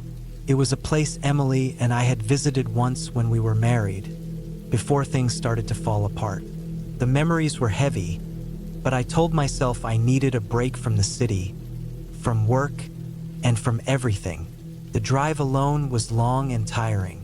I left late morning, and the sky was cloudy, heavy with the promise of rain. The roads were narrow, lined with tall pines amaples showing their first colors of fall, reds, oranges, and yellows. I passed a few scattered houses and farm fields, but mostly it was wilderness, quiet and untouched. The GPS lost signal miles before the cabin, and I had to rely on an old paper map I found in the glove box. The last few miles were gravel, winding sharply between hills and thick trees. When I finally pulled up in front of the cabin, my stomach dropped. The place looked even lonelier than I remembered. It was a small, 2-story wooden cabin, its paint faded and peeling. The windows were dusty, the porch sagged slightly, and some of the boards creaked under the wind. I grabbed my bags from the trunk and stepped out. The air was cool, and the smell of wet earth and pine needles filled my lungs. There was a narrow path behind the cabin that led down to a creek, where I used to fish with Emily on better days. Inside, the cabin was musty and smelled like old wood and dampness. Dust covered the furniture, and cobwebs hung from the corners. I flicked on the lights, but the power was out. The storm had knocked down some lines, I guessed. I dug around in the corner for some matches and candles I remembered Emily and I had left behind. I lit a few, setting them on the old wooden table, and unpacked my things slowly. The bed was still there, a bit rough but comfortable enough. There was a small wood stove in the corner, and I found some firewood stacked outside. The first night passed slowly. The rain started just after sunset, drumming against the roof and windows. I could hear the creek flowing nearby, its steady rush mixed with the occasional call of a distant owl. The cabin felt cold, not just from the weather but from the silence. I had no phone signal and no internet. For the first time in a long time, I was truly alone. On the second day, I decided to explore the surrounding woods. I wore an old jacket and boots, packed a small backpack with water, a map, some snacks, and a flashlight. The forest was thick, alive with the colors of fall and the smell of wet leaves and moss. The trail was barely visible, covered in fallen branches and leaves. I followed the creek downstream, where the water ran clear and cold over smooth stones. As I walked, I noticed the trees grew older and more twisted. Moss hung from the branches like curtains, and the forest floor was soft and damp. I found some animal tracks, maybe deer or fox, and the occasional broken twig where something had passed recently. There was no sign of other people, no sounds of distant cars or voices, just the forest, vast and quiet. Around midday, I reached a small clearing with a fallen log and some wild berries growing nearby. I sat down to rest and ate a few berries, though I wasn't sure if they were safe. The sky was getting darker with thick clouds, and the wind had picked up. I decided to head back, but the forest seemed different. The trees cast longer shadows, and the trail was harder to follow. I kept my flashlight out just in case, even though it was still daylight. When I got back to the cabin, the sun was setting behind the hills, casting a deep orange glow over the treetops. I started a fire in the wood stove to warm up and dry my clothes. The cabin felt a little less lonely with the flames dancing and crackling. I cooked some canned beans and bread for dinner, eating quietly in the flickering candlelight. That night, the wind was stronger, rattling the windows and making the roof creak. I heard something outside, Maybe an animal, maybe just the wind. It was hard to tell.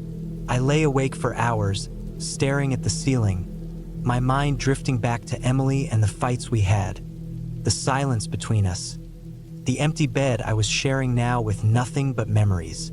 The next morning, I woke early to a thick fog hanging low over the trees. The rain had stopped, but the air was damp and cold. I checked the firewood, still enough to keep the stove going for another day. I made coffee over the stove and sat on the porch, wrapped in a blanket, watching the mist swirl around the trees. As the day went on, I tried to distract myself with small chores.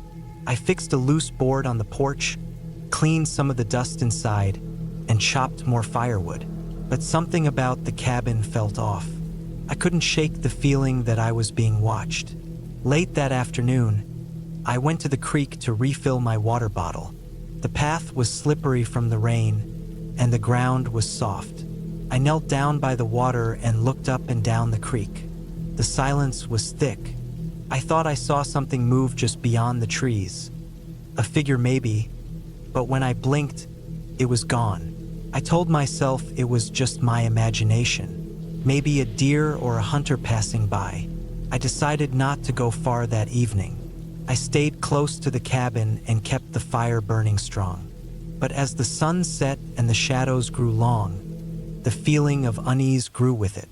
I kept hearing faint noises, branches snapping, leaves rustling. But every time I looked out, there was nothing there. Then, around midnight, the noises grew louder. Footsteps crunching on the gravel outside. Heavy breathing. I grabbed my flashlight and carefully opened the door, scanning the darkness. Nothing but the dense forest. The wind had stopped completely. The world felt unnervingly still. I locked the door and bolted it, but the footsteps continued, circling the cabin. I sat back against the door, my heart pounding. I thought about calling the police, but I had no signal. I considered packing up and leaving, but the storm was supposed to come back tomorrow, and the roads could be worse. I stayed up the rest of the night, flashlight in hand, waiting for the dawn. When morning came, the forest was silent again, and the cabin felt cold and empty. I opened the door carefully. Outside, there were no footprints, no sign that anyone had been there. I checked around the cabin, nothing. That day, I packed most of my things. I didn't want to stay another night. The memories of Emily, the loneliness, and now the fear felt like a weight I couldn't carry. Before I left, I walked down to the creek one last time. The water ran clear, the forest was peaceful, and the sunlight broke through the mist. I realized that the cabin wasn't haunted by ghosts or spirits, but by the ghosts of my own past, loneliness, regret, and the things I couldn't fix. Driving away from Hollow Creek, the trees closed behind me, and the road took me back to the world I knew. I didn't look back. I never went back to that cabin again.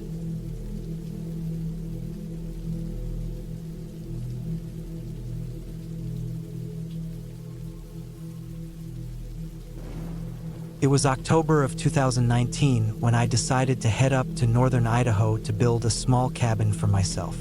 I was 32, single, working a remote IT job that let me take long leaves if I needed to.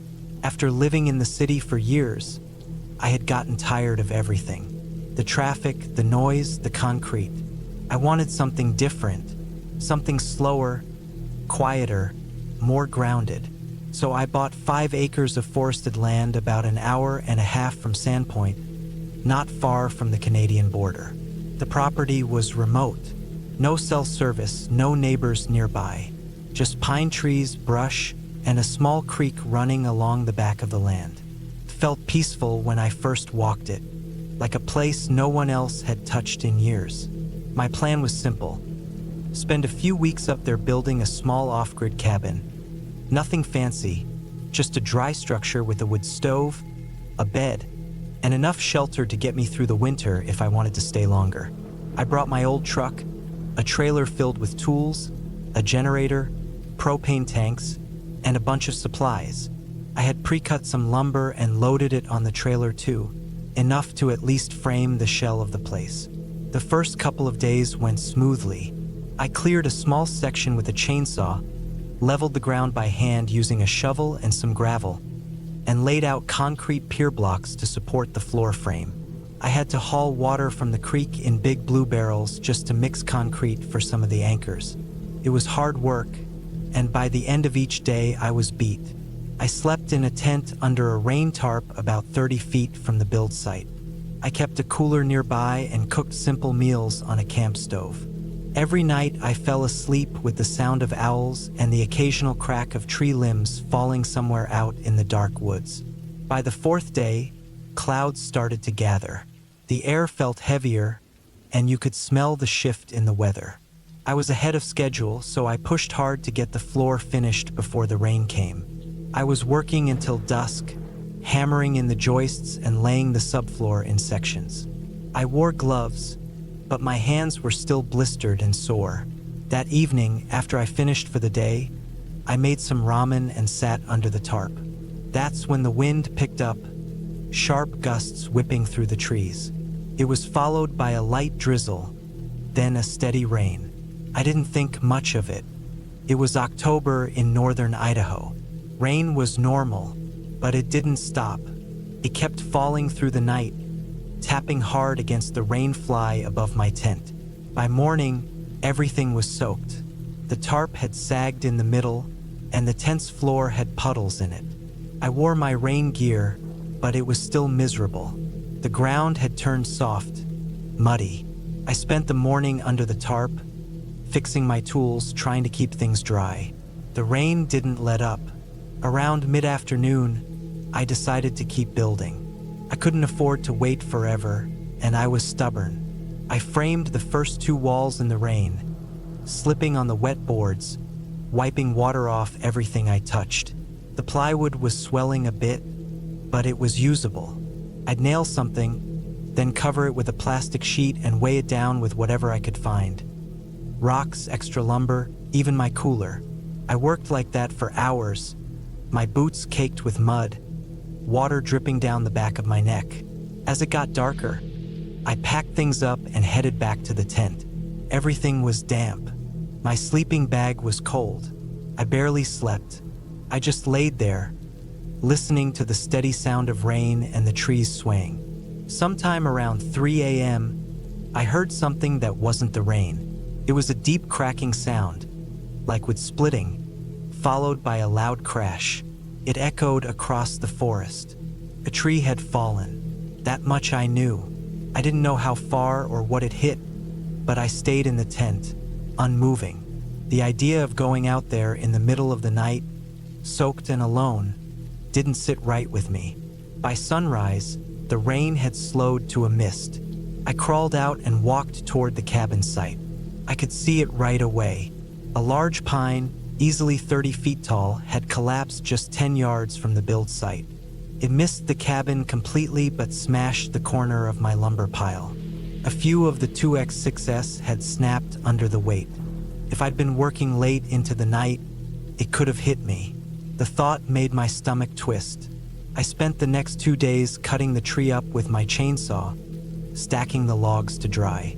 My progress on the cabin slowed. The rain kept coming in short waves, and I kept having to stop and recover the frame. That's when things started to feel off. It started with the footprints. One morning, I noticed a set of boot prints in the mud near the edge of my tent. At first, I thought they were mine, but the stride was too wide, and the boots had a different tread pattern. Mine had a square, blocky sole. These had more of a diamond-shaped grip. They circled the tent once, then headed back toward the woods. I stood there for a long time, just staring at them. Could have been a hunter, I told myself. Maybe someone wandering the area. But the idea that someone had walked within a few feet of my tent while I slept, without saying anything, without making any noise, made my skin crawl. That day, I kept my handgun on me. I didn't usually carry it around camp, but something in me shifted. I started moving more cautiously, looking over my shoulder, stopping work more often just to listen. I didn't hear or see anyone. The next morning, I found the cooler moved. It wasn't far, just a few feet from where I'd left it, but it was tilted and partially opened. Something had taken one of the vacuum-sealed bacon packs. No bear tracks, no claw marks, just boot prints, the same tread, in the mud nearby. That evening, I put together a simple latch system on the cabin frame and locked some tools inside. I didn't want to risk losing everything. The floor was done, the walls halfway up. I still had no roof. Then came the worst night of rain. It started just after dark. Wind howled through the trees, and the rain came down sideways. My tarp shook so violently that I had to go out with rope and tie it to a couple extra trees. My flashlight flickered as I did it, the batteries starting to go. Back in the tent, I tried to dry off and eat something. The wind didn't let up. Around midnight, I heard it again, that loud snap and crash. Another tree, but this time closer, much closer. I sat up, heart pounding, listening for anything else. Then came the footsteps, not animals, boots, slow, deliberate, crunching across wet leaves and needles, moving closer to the tent. I held my breath. I didn't unzip the flap. I didn't move. My hand was on the pistol. The steps stopped about 10 feet away. Then nothing. I waited. 10 minutes passed. 20. I finally unzipped the flap an inch and looked out. The rain made it hard to see anything beyond the beam of the flashlight, but I didn't see anyone. I stepped out, shivering, and did a full circle around the tent. No one. No new prints I could see. Just the steady tap of rain and the smell of wet pine. The next morning, I saw it.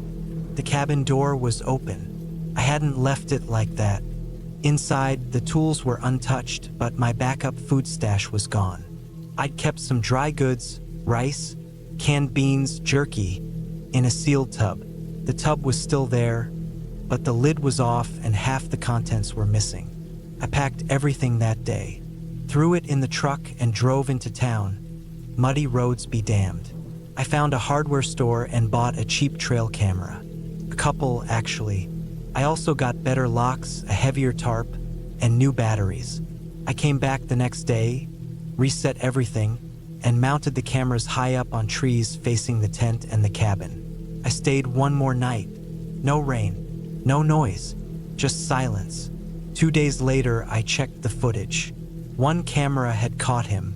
A man, maybe in his 40s, wearing a dark rain jacket and camo pants. Beard, hood up. He wasn't looking at the camera. He was walking around the tent, same as the prints. He came by at least 3 times, different nights. Always late, always watching. I didn't finish the cabin. I sold the land 2 months later. I told people it was because of the rain, the isolation, the damage from the storm. But that wasn't the truth. The truth was that someone had been watching me for days in that forest. They didn't steal my tools. They didn't burn anything down. They just watched, moved my stuff, took food, walked around while I slept. I never caught him, never saw him in person, but I still see his face sometimes. In my mind, in flashes, in dreams. I live in a small house now, back in the city. It's loud, crowded, full of lights and cars. I used to hate it.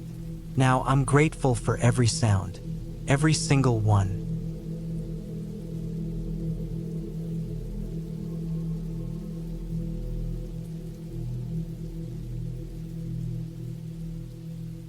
I was 34 the year I stayed in that old cabin in northern Arizona. I had taken a leave from work after burning out at my job in Flagstaff. I'd been doing contract surveying, land plots, utility plans, commercial builds. Long hours, mostly alone, and half the time I was out in the field with nothing but topo maps and a laptop. My back was always sore. My eyes stung from staring at screens. I was angry too often, snapping at my dog, short with my friends. So when I had a chance to take 2 months off, I grabbed it. A buddy of mine had inherited a piece of land in the Kaibab National Forest.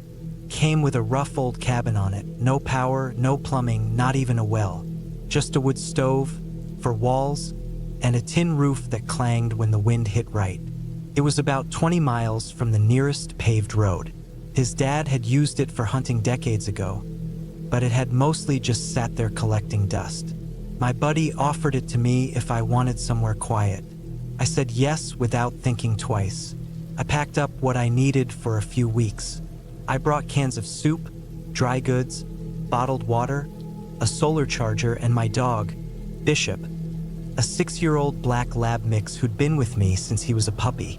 I left my phone in the glove box of the truck, parked it under a tarp near the tree lean, and walked the last stretch to the cabin. The air felt clean, cold, but fresh.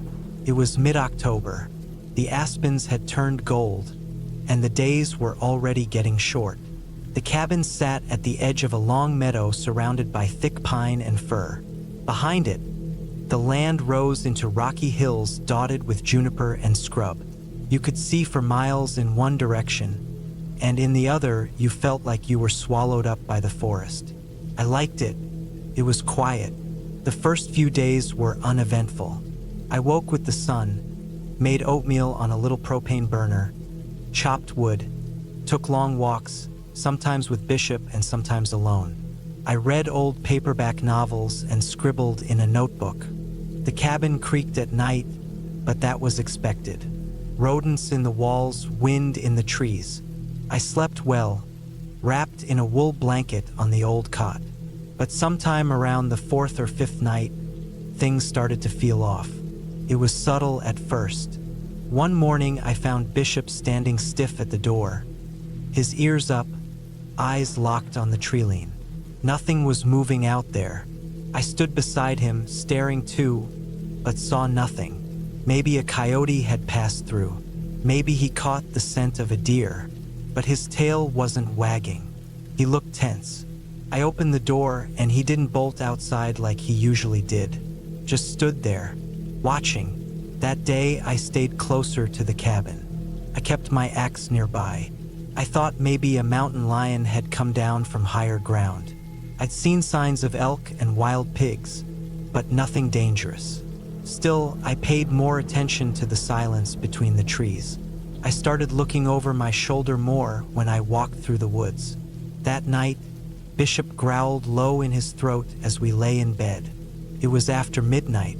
I sat up and heard it, 2 footsteps. Not an animal. Heavy, bipedal, crunching through the dead leaves behind the cabin. Then they stopped. I didn't move. I didn't breathe. Bishop was standing now, his back arched, hair up. I waited a full minute before I eased over to the window and looked out through the gap in the curtain. Nothing. I didn't sleep much after that. In the morning, I circled the cabin looking for prints. The ground was dry, but I found one faint impression in the dirt boot tread. Not mine. Too small. I wear size 12s, and this was maybe a 9. Narrow. I looked around for more, but the leaves had fallen thick. Nothing else. I didn't have a phone, but I had a hand crank radio and an emergency beacon stashed in my bag. I told myself not to panic. Maybe a hiker got lost.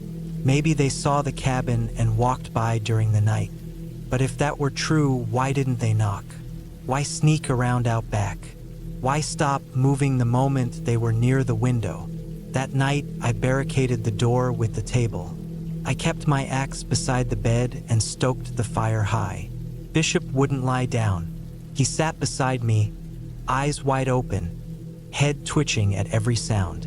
The wind moaned through the trees, but I didn't hear footsteps. No growls. Nothing. The next morning, Bishop refused to go outside. I had to leash him and drag him out the door to do his business. He kept looking over his shoulder the whole time. Something in his body said danger, even if my brain kept trying to reason it away. On the 8th day, I found something strange.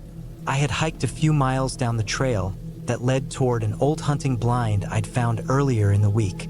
The air was sharp, clear. I'd brought my binoculars and was scanning for deer, but on the trail back, near a bend in the path where the ground dipped low, I found something hanging from a branch. It was a dead jackrabbit, strung up by its back legs with twine. Its belly had been split and its insides scooped out. Its head was twisted backward. I stopped walking and stared at it for a long time. I've hunted. I've cleaned rabbits. This wasn't that. This was a message. Something meant to unnerve. And it worked. I pulled my knife and cut it down. The twine was old, weathered, like it had come from a rancher's tool shed.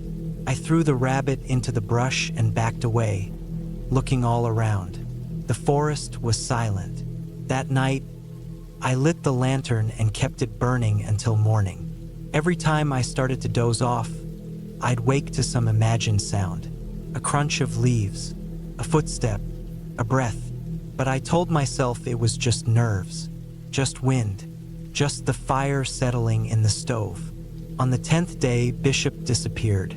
It happened in the late afternoon. I'd let him out to piss while I stacked wood along the east wall.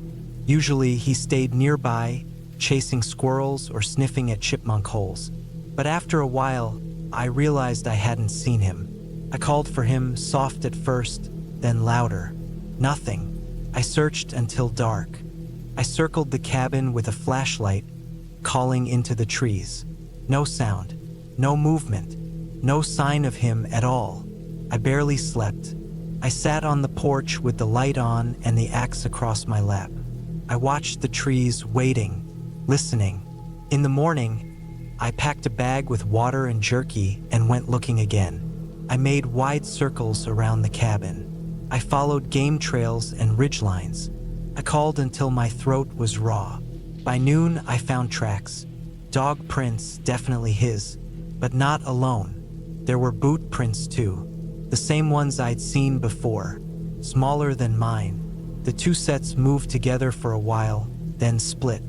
The boot prints continued northeast.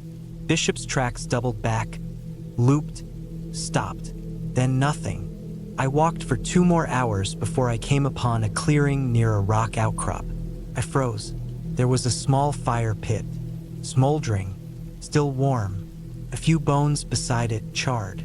Something that looked like an old sleeping bag rolled under a cedar. A backpack half buried in needles. And hanging from a branch above the fire was Bishop's collar. Clean. No blood. No teeth marks.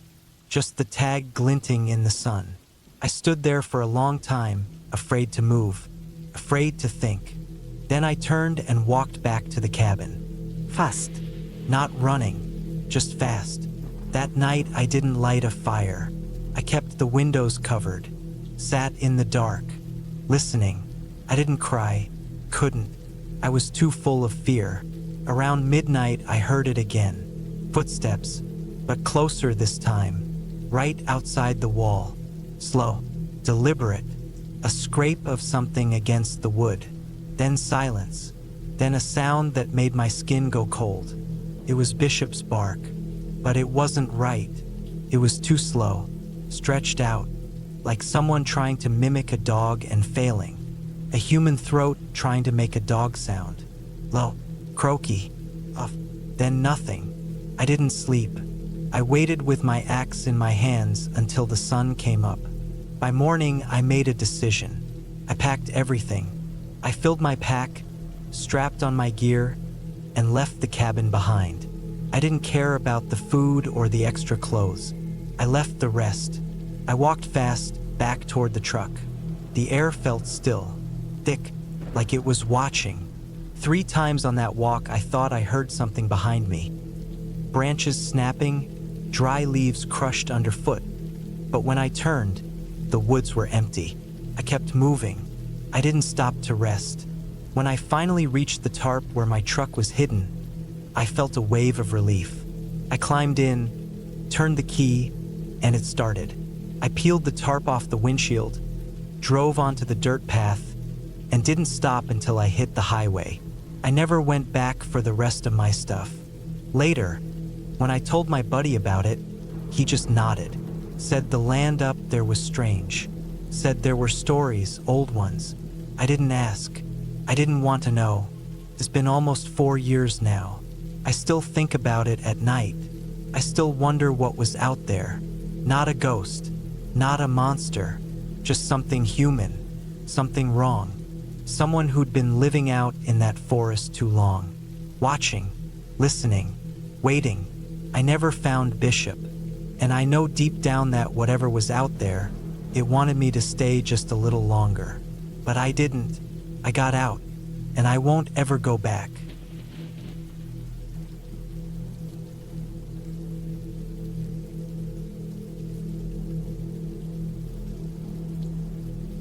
I was 32 when I booked a remote cabin for a long weekend in the early fall of 2019.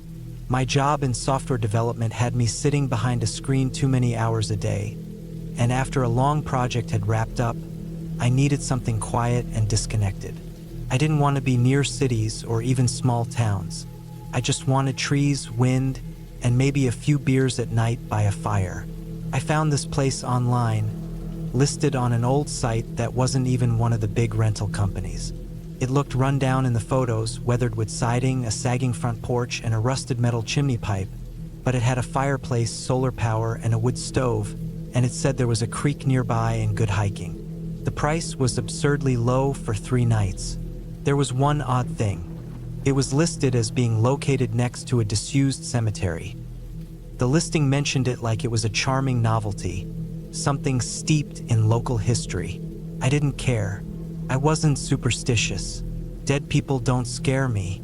Living ones do. The place was about a 2-hour drive from where I lived in Arkansas, outside of a place called Franklin Ridge.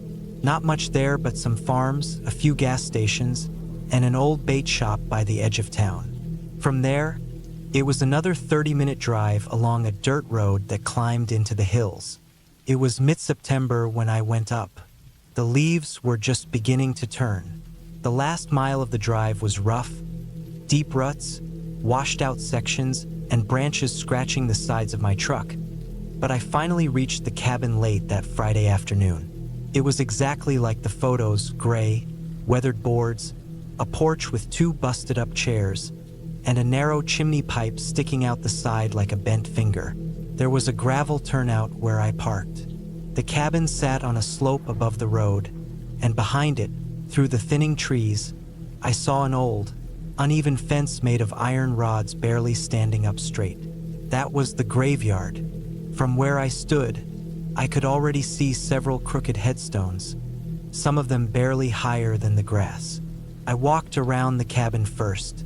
There was a woodpile stacked behind it, and an axe leaning against the porch rail. The door creaked when I opened it, and inside, the place smelled of old wood and dust. The floor was uneven. The walls looked like they hadn't been cleaned in years, and a few cobwebs hung from the corners. There was a small kitchen area with a gas burner, a little solar-powered fridge, and a chip sink. The water pump worked surprisingly. The bedroom had a twin bed with a worn-out mattress and a sleeping bag rolled up on top. The bathroom was just a composting toilet in a shed behind the cabin. There was no cell signal, no Wi-Fi, just me, the trees, and the dead.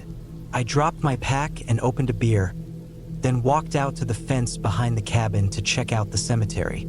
It was bigger than I expected. Maybe 20 or 30 headstones, many of them cracked or leaning. A few graves had sunk into the ground like shallow pits.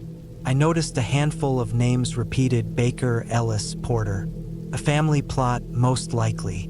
The most recent marker I saw had a date from 1942. Others went back into the late 1800s. One grave near the back stood out. It didn't have a proper headstone, just a large rock sticking up out of the earth with no name, just the faint scratch of what looked like initials. The fence around the graveyard was broken in several places, and it looked like deer or other animals had been moving through it. I stood there for a while. It was quiet, too quiet. Not just the usual forest quiet. There were no birds, no squirrels chattering, just wind and trees. Even the creek I'd read about was silent. I brushed it off. Maybe it was just the time of day. That first night, I made a fire in the ring out front and cooked some sausage on a skillet. It got cold fast after sunset. I bundled up, drank a couple more beers, and watched the stars. At some point, I heard what sounded like a branch snapping behind the cabin. Not a small twig, something big. I froze and listened. Nothing else followed it. Probably a deer. I went inside around 10 and locked the door. There was a thick metal bolt on it, which seemed unnecessary way out here, but I used it anyway. The wind picked up overnight. The cabin creaked and groaned with every gust. Around 2 or 3 a.m., I woke up to what sounded like someone walking on the porch. Heavy, slow steps. I held my breath. The steps went from one side of the porch to the other, then stopped. I didn't move. I didn't even get up to look. I told myself it had to be an animal, maybe a bear or a raccoon. Still, I didn't sleep the rest of the night. In the morning, I went outside and checked. The porch was clear. No footprints, but the boards were scuffed. Could have been from me earlier, I wasn't sure. I hiked down to the creek to distract myself. It was just a narrow trickle of water in a rocky gully, but the walk helped settle me. By midday, I was calm again. That afternoon, I decided to explore the graveyard more. I took my camera and tried to get some close-up shots of the older stones. Some were covered in moss so thick you couldn't read anything. I found one that had been split in half, and another that had fallen over completely. I kept getting this strange feeling, like I was being watched, but every time I turned around, nothing was there. One thing that really started to bother me was a set of small holes near a group of graves in the back corner, about the size of golf balls going straight into the ground. At first, I thought they were animal burrows, maybe moles, but they were too uniform. I counted 11 of them in a straight line, leading toward the woods behind the graveyard. When I followed the direction they pointed, I noticed an old trail that wasn't visible from the cabin. It was overgrown, narrow, and rocky, leading deeper into the trees. I didn't go far down it, just enough to see that it continued well beyond what I could walk that late in the day. There were broken boards and what looked like the remains of an old fence further in. That night, I built another fire, ate some canned chili, kept my flashlight and axe beside me. I couldn't shake that feeling that something wasn't right. At around 1 a.m., I was half asleep when I heard the porch again. Same heavy steps. This time I got up. I stood near the door and waited. Then I heard the distinct sound of something dragging across the wooden planks, like a shovel or maybe a metal tool. The steps went to the far side of the cabin, near the back. I stayed inside, didn't even look through the windows. I don't know how long it went on. The sound eventually faded. I sat on the edge of the bed with my axe in my hand until the sky began to lighten. When I finally opened the door the next morning, I found a trail of small holes, same as the ones in the graveyard, only now they were leading from the side of the cabin out toward the cemetery, like someone or something had been digging. I followed them. They curved around the cabin, cut straight through the graveyard, and then disappeared at the edge of the woods. The worst part was the smell, the kind of sour, earthy smell you get from digging up wet soil or worse. There was also a spot near the back where one of the sunken graves looked different, fresher. The dirt had been disturbed. That was when I made the decision to leave early. I didn't care about the money. I just wanted out of there. I packed everything up and loaded the truck. I didn't even finish my coffee. Just as I was about to get in, I noticed something by the trail I'd found the day before. There was a piece of cloth hanging from a branch. Dirty, faded blue, looked like part of a shirt. I walked over and saw more bits of fabric, some bones, animal bones, I hoped, scattered around the trailhead. There was an old metal bucket, rusted through, and what looked like a length of rope nailed to a tree. It had been used for something. I didn't stay long enough to find out what. I drove fast back down the hill, hit a stump at one point and nearly cracked an axle, but I didn't stop. Once I got back to the main road, I finally pulled over and tried to collect myself. I made it home that afternoon, shaken, exhausted, and still trying to make sense of what I'd seen. Later that week, I did some research. I found a couple old references to the area near Franklin Ridge. Back in the 1930s, there were rumors of a man who lived alone in those hills, someone who'd been chased out of town for digging up graves. He wasn't caught, just disappeared. The cemetery had been used by a single family, and when they died off, the land was left to rot. The cabin, as it turned out, wasn't built as a rental. It was once a caretaker's house for whoever looked after the graves. But the last caretaker died in 1943. No one took over after that. The site fell off the maps. That was the last thing I read. I haven't gone camping alone since. And every now and then, I still dream about those little holes in the ground, like something buried was trying to find its way back up. Whatever was out there that weekend, I don't think it was a ghost. I think it was a man, maybe not even alive in the usual sense, but a man all the same, living out in those woods, dragging something heavy across the porch of that rotting cabin, waiting for people like me to get too close to what was buried and forgotten. I got lucky. I left, but I don't think everyone did, and I'll never go back.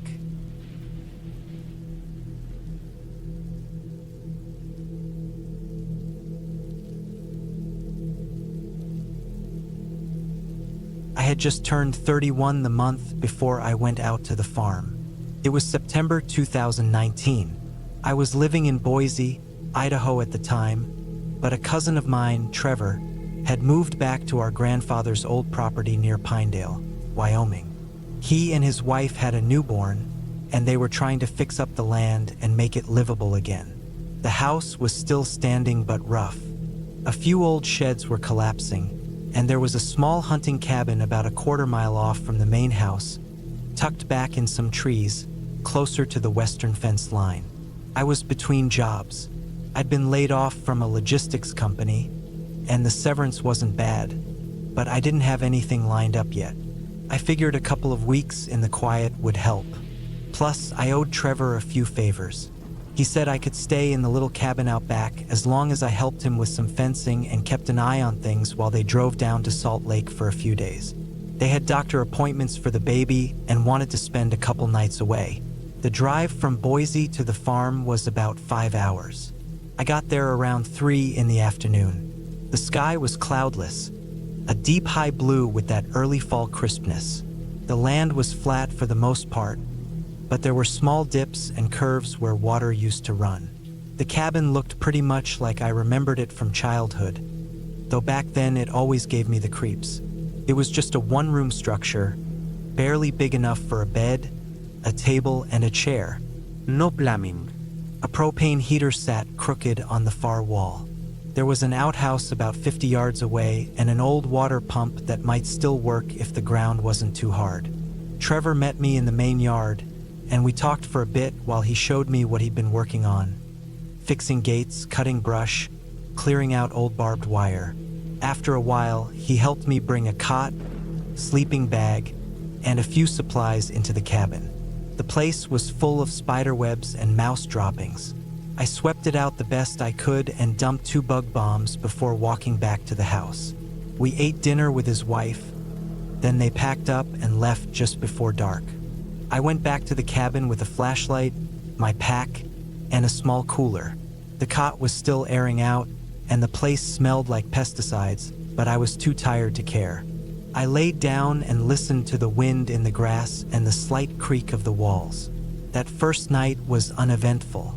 I woke up once or twice from old noises, the kind of small scuffs and clicks a building makes when it settles. Still, it was peaceful. I made a pot of instant coffee over a small propane stove I'd brought and sat out on the steps the next morning watching the land light up slowly. Over the next 2 days, I settled into a rhythm. I'd wake early, walk the fence lines, take some notes on downed wire or broken posts, and eat lunch back at the cabin. There was no cell service, no internet, and barely any signal even if I walked a few hundred yards uphill. I didn't mind. Felt like stepping back in time, and the quiet helped me think. I read old books I'd packed, did some push-ups in the dirt behind the outhouse, and made campfire meals from canned beans and sausages. I didn't mind the solitude. It wasn't until the third day that I started noticing things that felt off. That morning, I hiked down to the southeast fence, where an old cattle gate had dropped. As I walked the line, I saw what looked like boot prints leading out of the woods and across the field. They weren't mine, and they weren't fresh enough to be Trevor's. They looked a couple days old at least, maybe more. The tread was deep, like from a heavy work boot, and the steps were long.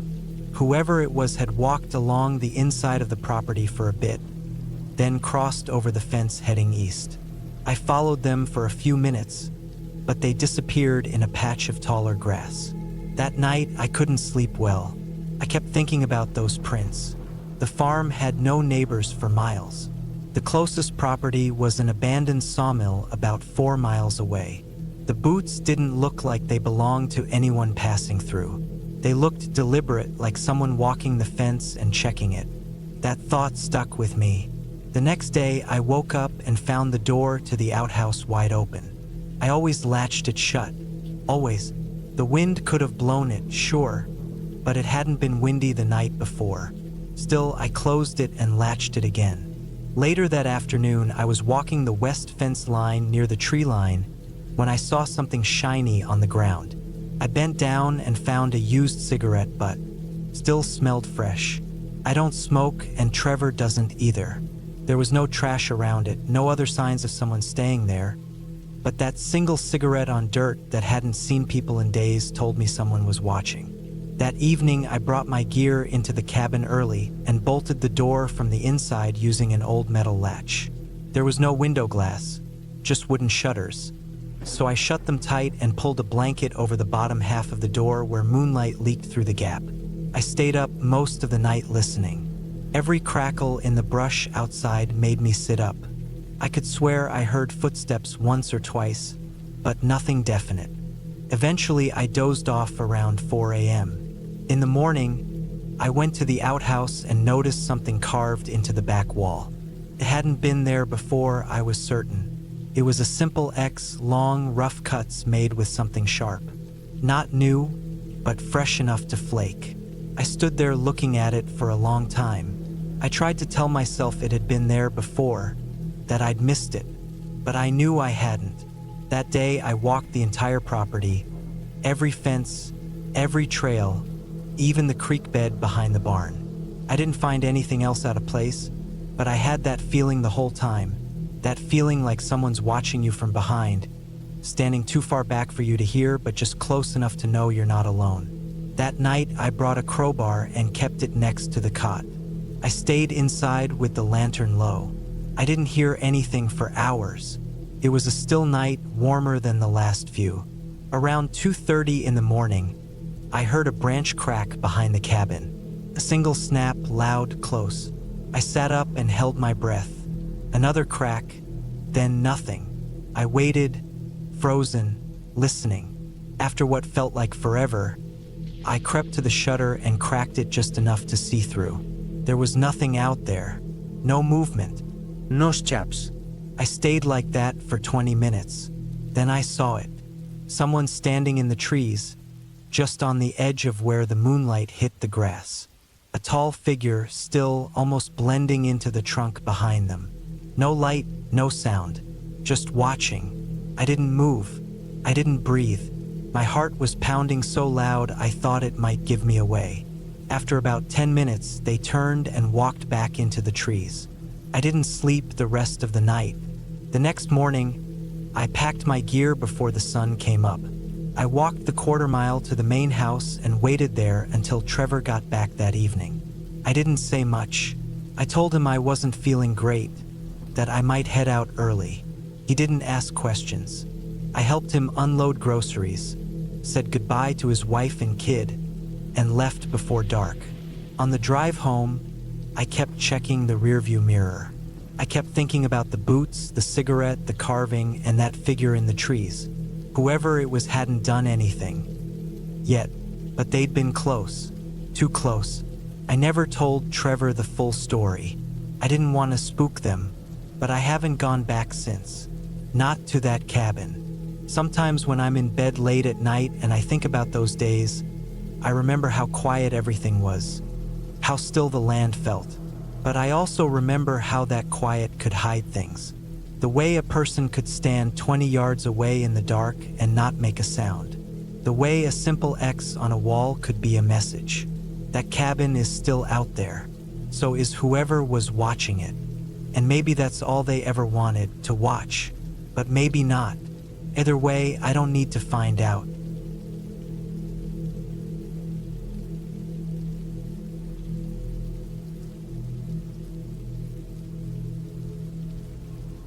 I spent the fall of 2019 in the Scottish Highlands, alone. I was 33 back then, burnt out from work, going through the aftermath of a breakup that I wasn't handling well.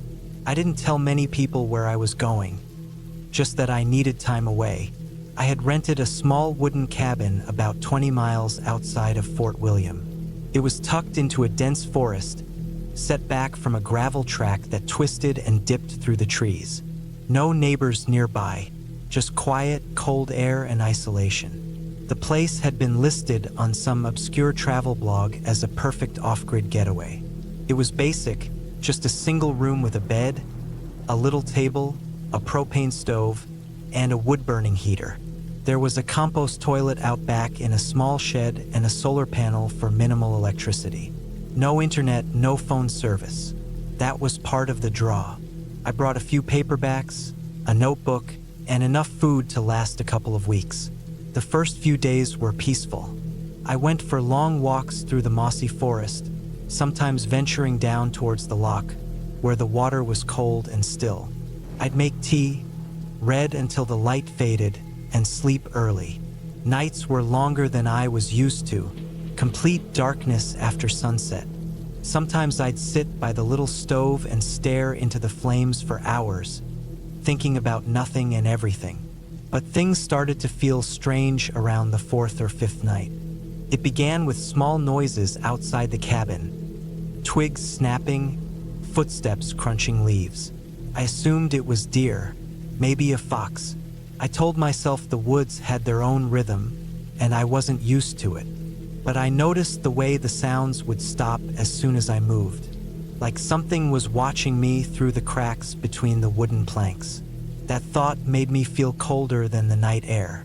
I started locking the door at night, even though it was just a sliding latch. I'd shut the curtains, even though the cabin was surrounded by pitch black. I kept telling myself it was just nerves, just my imagination, but that feeling wouldn't leave. The quiet had shifted from peaceful to uneasy. A couple days later, I decided to take a longer walk to a ridge I had seen on the map. I packed some water, snacks, and left around mid-morning. The trail wasn't marked, but I had a compass and a printed map. It was about 5 miles uphill through thick pine and birch. As I got higher, I could see the loch far below, the cabin just a brown speck tucked between trees. It was beautiful in a desolate kind of way. Cold wind pressed against my jacket. No people, no voices, just the sound of trees shifting, birds darting through the branches. On the way back down, I came across something strange. There was an old path that veered off to the side, overgrown but still visible. I hadn't seen it on the way up. I followed it for about 200 yards just out of curiosity. That's when I saw it, a second cabin, smaller than mine, weathered, gray, half swallowed by moss and vines. Its windows were boarded up, door slightly open, no obvious trail leading to it. It looked abandoned. I didn't go inside. I had no real reason to. I just stared at it from a distance. There was something off about the shape, like it had been built quickly, carelessly. The roof sagged. The boards looked nailed in from the outside, not inside. That stuck with me. When I got back to my own cabin, I couldn't stop thinking about that other one. Why wasn't it listed on the maps? Who had lived there? Why board up the windows from outside? That night, I didn't sleep well. Around 3 in the morning, I woke up sweating, though the air was freezing. I felt like someone was standing just outside the door. I stared at the handle, frozen in bed. I didn't hear footsteps, but I knew something was there. I waited in silence for almost an hour, ears straining, heart thudding. When I finally got up the courage to check, there was nothing outside, just darkness and fog. The next morning, I found fresh tracks around the cabin. They weren't mine. I wore thick rubber boots. These were different, smaller, lighter, barefoot maybe. I crouched down and touched one of the prints, still damp. I looked up into the trees, suddenly aware of how alone I was. No one should have been out there, not that far into the woods. I spent most of that day inside. I kept the fire going, read the same page of a book 10 times. I couldn't focus. By the time evening came, I was thinking of leaving. Maybe hiking back to the main road early and catching a ride. But something in me wanted to stay, wanted to prove it was all in my head. That night, I saw her. I was lying in bed, staring at the ceiling, unable to sleep again. The fire had burned low. I rolled over to look out the window, and that's when I saw her. A woman, standing perfectly still about 20 feet from the cabin, half lit by moonlight. She wasn't moving. She wore a long coat or dress. Couldn't tell which. Her hair looked thin and wet, hanging down past her shoulders. She was staring straight at me. I didn't move. My body locked up. I watched her for what felt like hours. No sound, no motion. She didn't walk closer, just stood there, eyes locked on mine. Then, slowly, she turned and walked into the trees. Her movement was stiff, unnatural, like her joints didn't bend properly. I didn't sleep after that. I stayed up until dawn, every noise outside setting off alarm bells. When the light came, I stepped outside with a knife from the kitchen drawer. No sign of her, but there were footprints again, this time circling the entire cabin. Light prints, same shape, same size. I packed my bag. I didn't care about the rental terms or losing money. I just needed to leave. I stuffed food, my map, my notebook into the bag and started walking.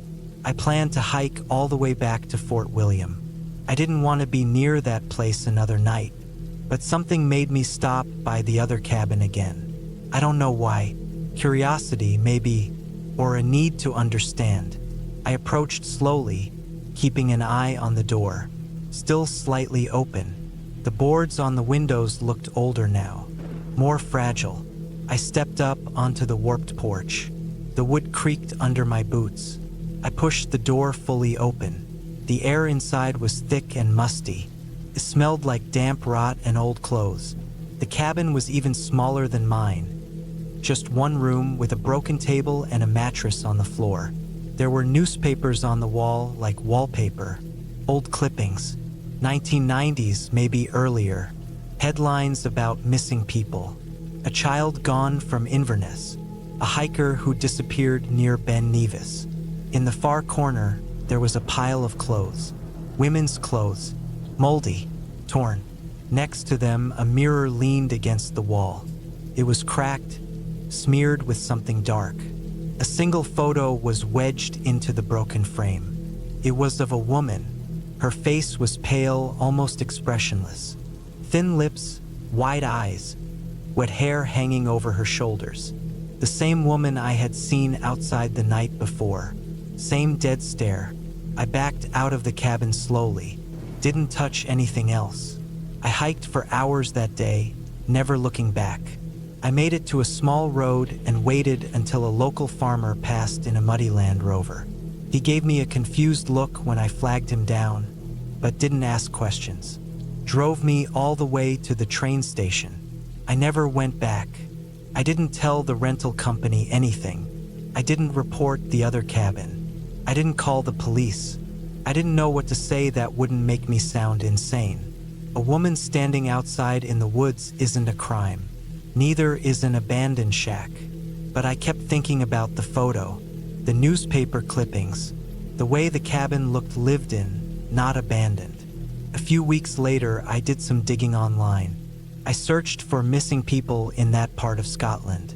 There were a few cases over the years: tourists, hikers, solo travelers. No clear pattern, nothing ever found.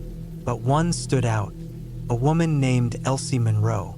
She'd vanished in 2001, mid-30s, last seen heading to a remote cabin near Fort William, a place she rented to get away from everything. That's how the article put it. Her photo wasn't online. The article was old, just text, no images. But I know what I saw. She's still out there, or someone is. Maybe it wasn't her. Maybe it was someone who found her, who watched her the same way they watched me. Maybe I was lucky. I think about that night often. The way she stood there, the stiffness in her arms, the blank stare that locked me in place. I wonder how long she'd been watching me before I noticed. I wonder if she came to the window while I was asleep, if she was inside the cabin at any point. I'll never know, but I haven't gone camping since, and I never will again.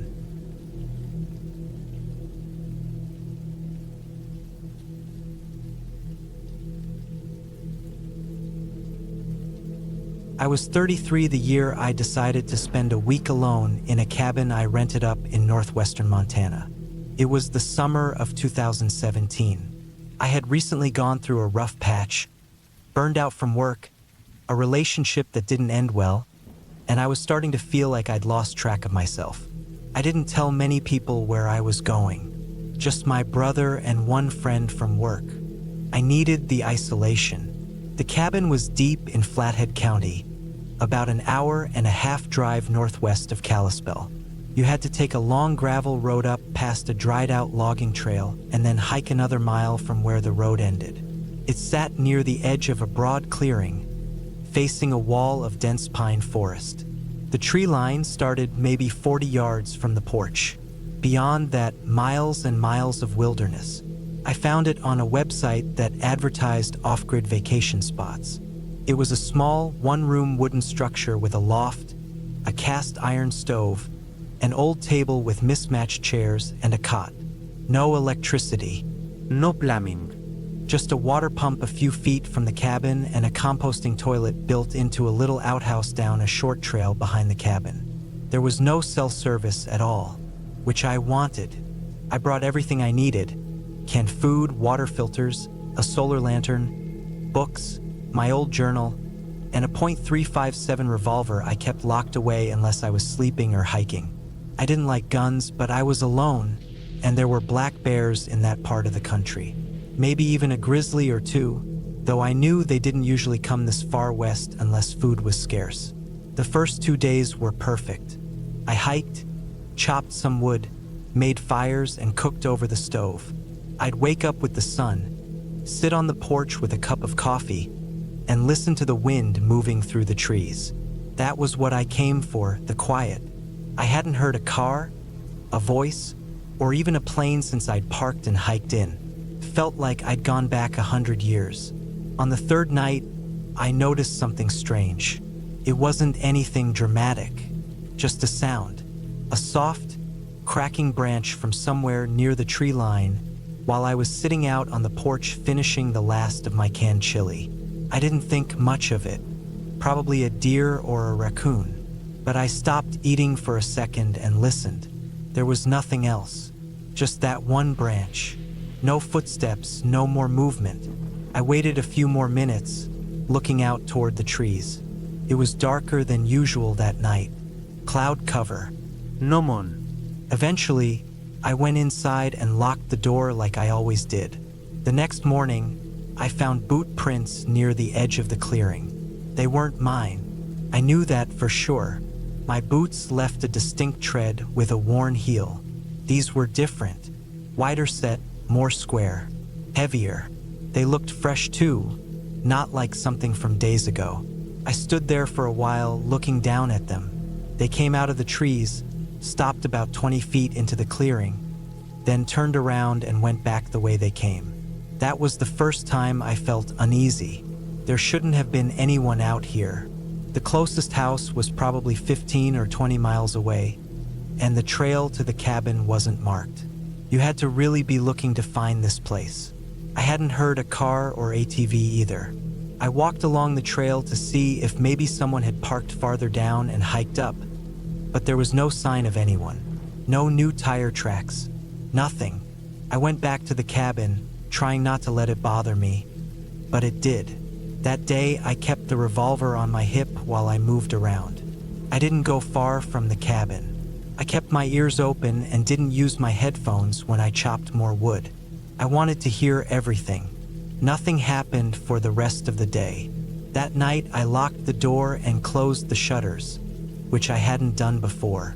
I kept the lantern low and sat at the table writing in my journal, but I couldn't focus.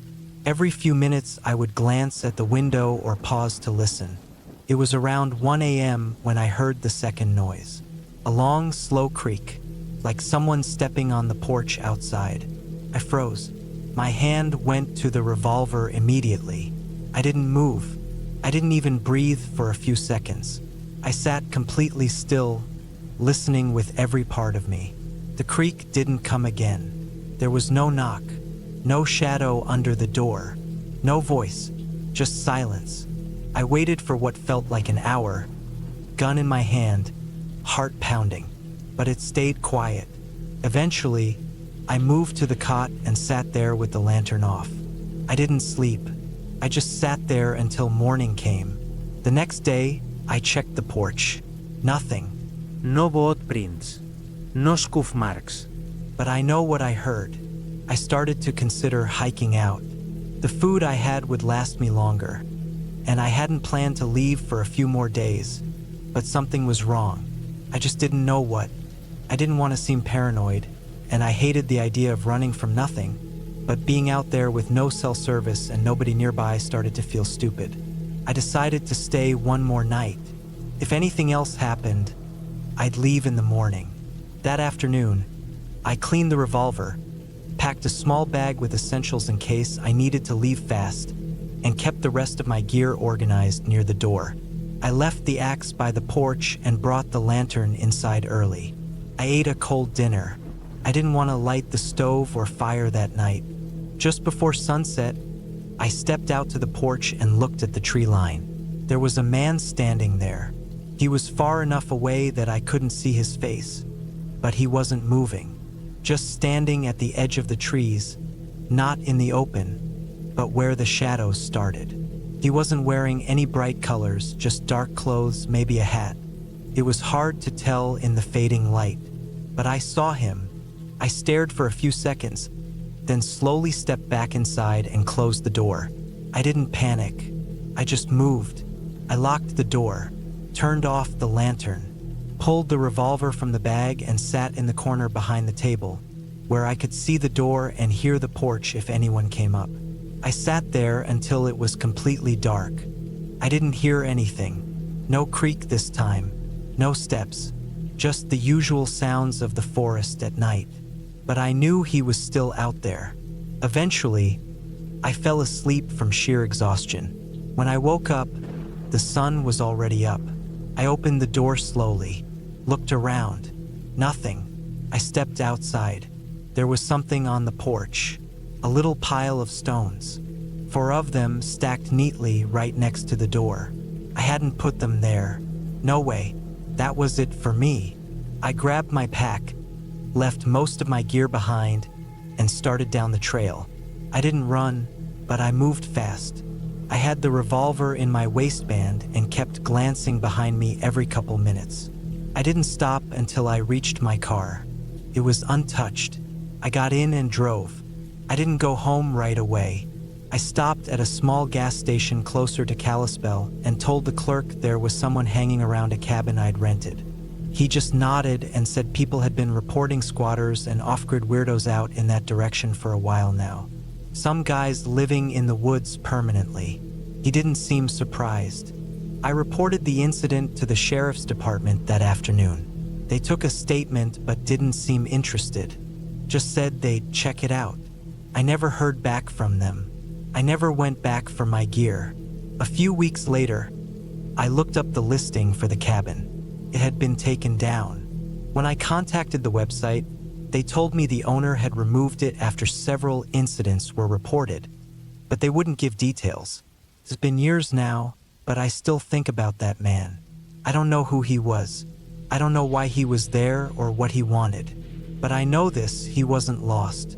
He wasn't a hiker. He wasn't a hunter. He came to that cabin on purpose. And he waited. I don't camp alone anymore. I don't even hike without a partner. And sometimes, when I close my eyes at night, I can still see him there at the tree line, watching, waiting, just barely hidden in the dark.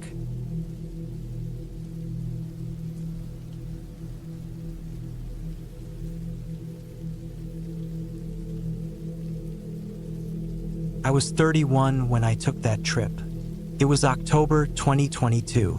I'd been working in a small mechanic shop just outside of Flagstaff, Arizona, and had been on my feet nonstop for weeks. That month, for some reason, we had a ton of customers coming through with old trucks, busted axles, overheating issues, everything you could think of. By the time the 20th rolled around, I was burnt out. I needed a break, something quiet, somewhere far. I found this listing online for a remote cabin out near the Kaibab National Forest.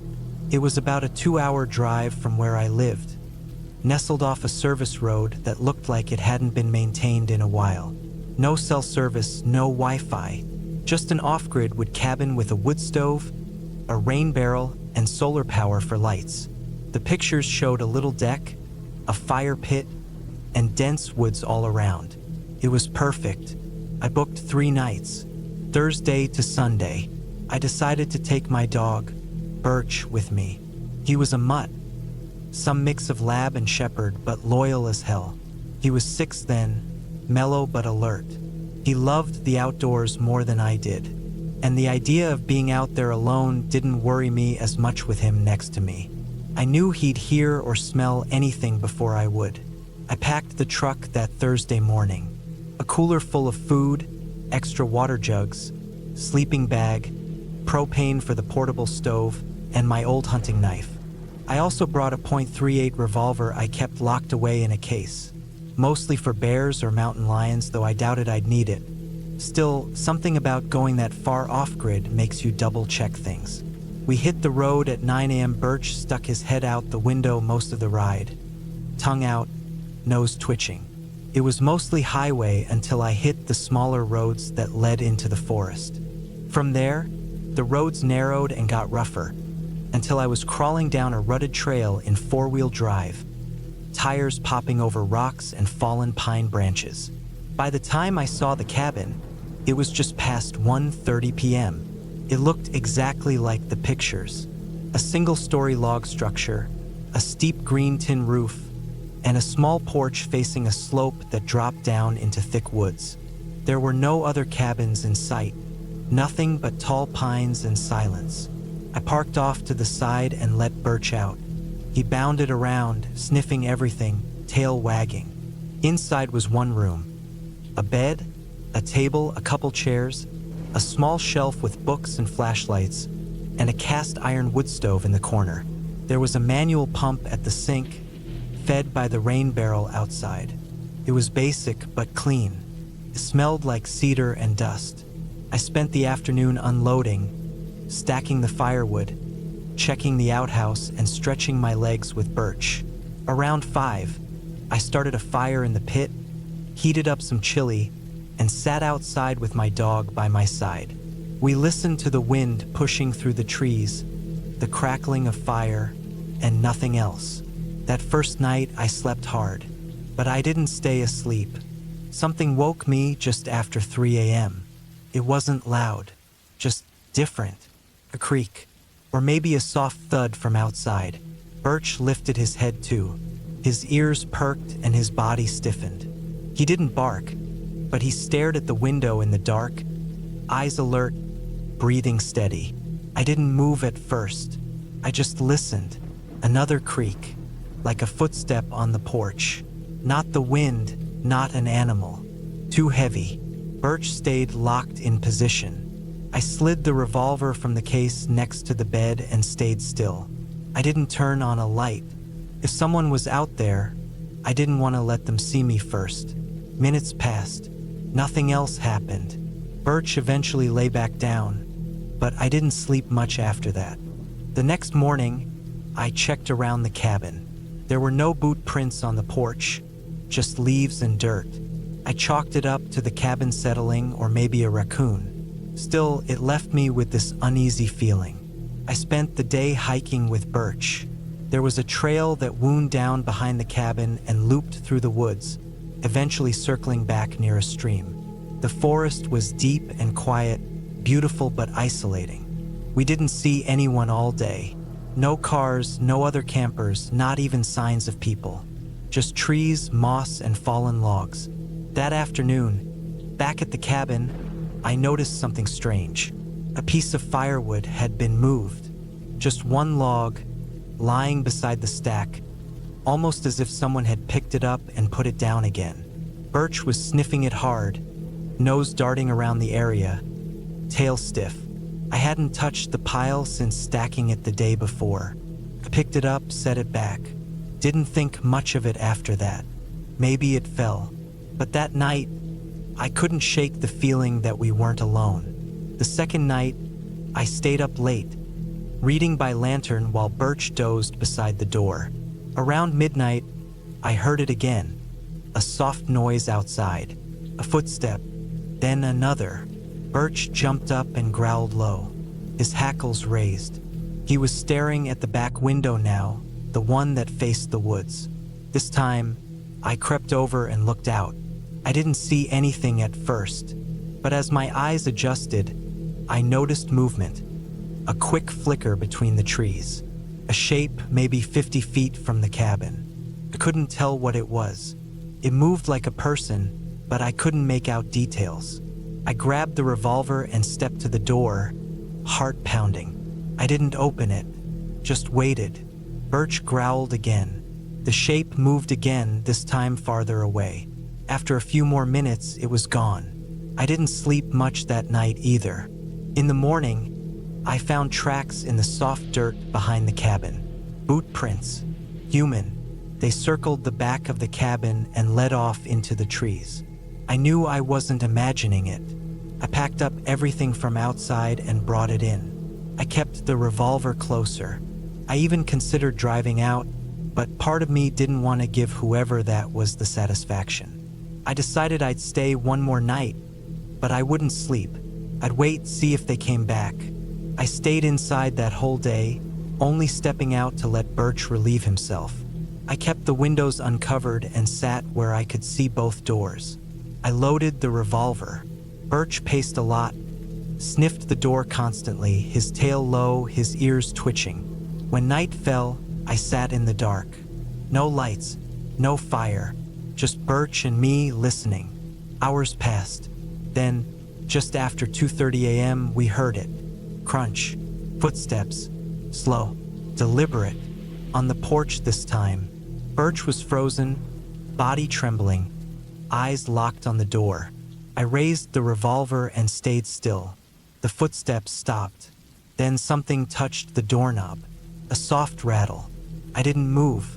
Birch growled deep and low, his lip curled. The doorknob moved again, a little harder. Then nothing. We waited. 10 minutes. 20. I opened the window and peeked out. No one on the porch. But I saw movement again, this time heading back into the woods. I caught a glimpse of a jacket, a silhouette of someone walking away calmly, not running, just disappearing between the trees. The next morning, I stepped outside with Birch. I walked the perimeter. More boot prints. This time they led farther up the trail. That was it. I'd had enough. I packed up everything by 7 a.m., threw it in the truck, and Birch and I were gone before 8. I didn't look back at the cabin. Back home, I called the local ranger office. I didn't tell them everything, just that someone had been prowling around the cabin at night, that there were footprints, and it made me feel unsafe. The woman I spoke to didn't seem surprised. She said it wasn't the first report like that. They'd had complaints in that area before. Said she'd send someone to check it out. I asked if anyone lived near that cabin. She paused. No one for a few miles. Just woods. I haven't been back since. Sometimes I wonder if whoever that was just watching cabins for fun, or maybe planning something worse. But I always think back to that doorknob turning. Not banging, not breaking in, just checking, careful, patient, like they were waiting for the right night. If Birch hadn't been there, maybe I wouldn't have heard them. Maybe they would have come in. I've gone camping since, but never that far off-grid. I still take Birch with me, and I always keep my ears open. And every now and then, if I'm out past dark and I hear something move in the woods, I remember how quiet that forest was, how someone else was already out there, just watching.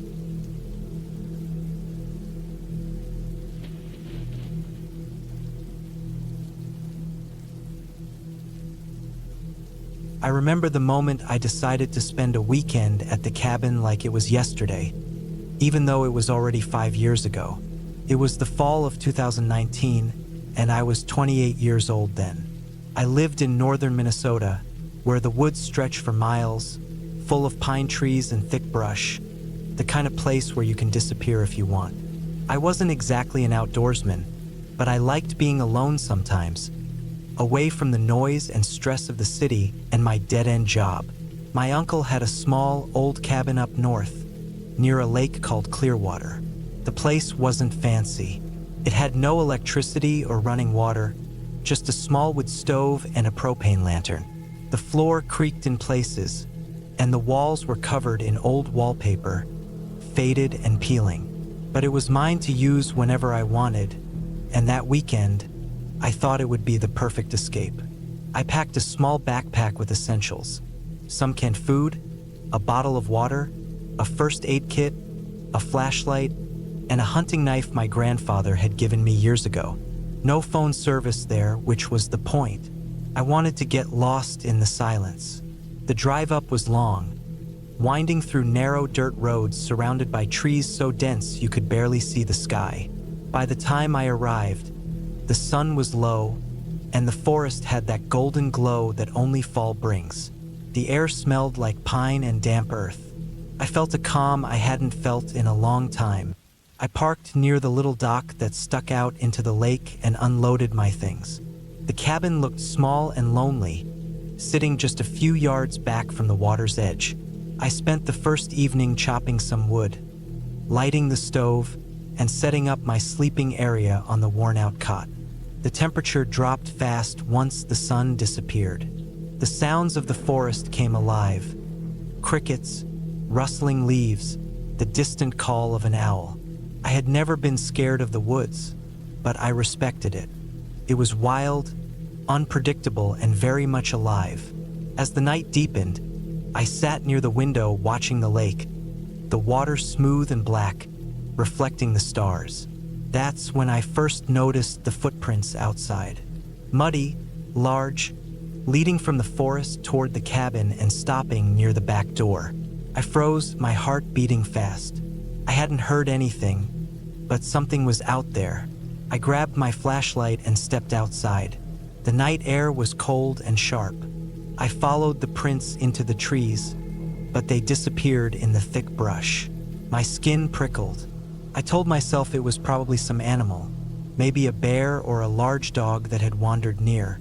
Still, I locked all the doors and windows, checked my knife, and tried to calm down. I told myself I was overreacting. The woods were full of animals, nothing else. I tried to sleep, but every sound kept me awake.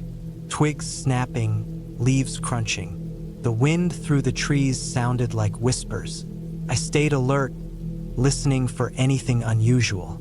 Eventually, exhaustion took over, and I drifted into a restless sleep. The next morning, I decided to explore the area. I packed a small day bag with water and a few snacks and left the cabin around 9 a.m. The sun was bright, and the air smelled fresher than ever. I followed a narrow trail that ran alongside the lake, hoping to find some fishing spots or a good place to sit and think. After walking for about an hour, I found an old hunting blind made of wood, hidden among the trees. It looked abandoned, weathered by years of rain and snow. The smell inside was musty, and the floor was covered in leaves. I felt uneasy, but mostly curious. I took some pictures with my phone, just to show my friends later, and kept moving. Back at the cabin, I made lunch and spent the afternoon reading a book I brought along. Around 4 p.m., the wind picked up and dark clouds started rolling in. I decided to prepare some firewood for the evening. As I was stacking the logs near the back door, I saw something move just beyond the tree line. It was a man. He was wearing dark clothes, a heavy jacket and jeans, and a baseball cap that shadowed his face. I didn't hear any footsteps before he appeared, like he was watching me from the woods and chose that moment to step out. For a few seconds, we just looked at each other. I froze. The man didn't say a word. His eyes were cold, sharp. I stepped back slowly, my heart pounding. The man turned and disappeared into the trees just as quickly as he came. I locked the door and windows again, pulled the curtains, and sat down to think. Who was that? Why was he here? The cabin was private, and there wasn't supposed to be anyone else around. I didn't want trouble, and I definitely didn't want to get involved with some stranger lurking in the woods. That night was worse than the first. I didn't sleep at all. Every sound made me jump. Branches cracking, footsteps crunching, something scraping against the cabin walls. I stayed by the stove with the knife in my hand, trying to stay awake until dawn. The lantern flickered, casting shadows that danced across the walls. Around midnight, I heard someone trying to open the front door. The handle rattled, but the lock held. I grabbed my knife, my whole body shaking, and looked through the peephole. No one was there, but then I heard footsteps running away, back into the trees. I knew I had to get out. I didn't care about the cabin anymore. My survival instincts kicked in. I grabbed my bag, my knife, and my flashlight, and quietly slipped out the back door. The man might still be nearby. I ran through the woods, the cold air burning my lungs. I didn't know where I was going, only that I needed to get far away from the cabin and whoever was hunting me. Branches whipped against my face, roots caught my feet, but I kept moving. The forest seemed endless, but I finally found a dirt road about half a mile away. It was the same road I had driven in on. I started walking down the road, hoping for a car or some sign of life. The sky was starting to lighten, the first pale pinks of dawn breaking through the trees. After what felt like hours, I saw headlights coming toward me. I waved my arms desperately. The truck stopped, and a man rolled down the window. I told him I was lost and someone was trying to get me at the cabin. He nodded, looked serious, and offered to drive me back to town. Back in town, I went straight to the sheriff's office and told them everything. The footprints, the stranger, the break-in attempt. They took me seriously and sent a deputy to check the cabin. When they arrived, they found evidence of someone living there recently: old food wrappers, a makeshift bed outside the cabin, and a hunting rifle hidden behind some logs. The deputy told me this was likely someone who had been squatting in the woods, maybe a criminal hiding from the law. They increased patrols in the area after that. I never went back to the cabin. The police never caught the man, but I always hoped the woods swallowed him up. That weekend changed me. It showed me how close danger can be, even in places that feel safe and quiet. And it taught me that some parts of the forest are better left alone. The reason I never returned was not just fear, but respect for the reality of what I experienced.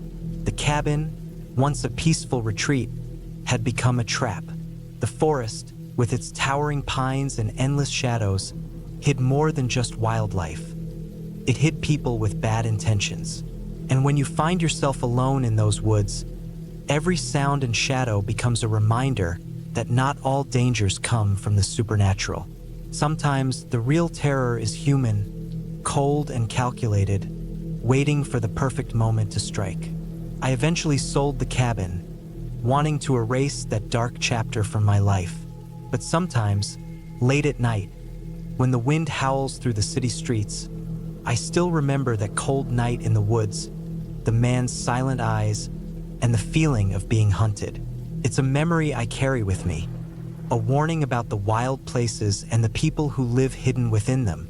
And that's how a weekend meant for peace became a nightmare I could never forget.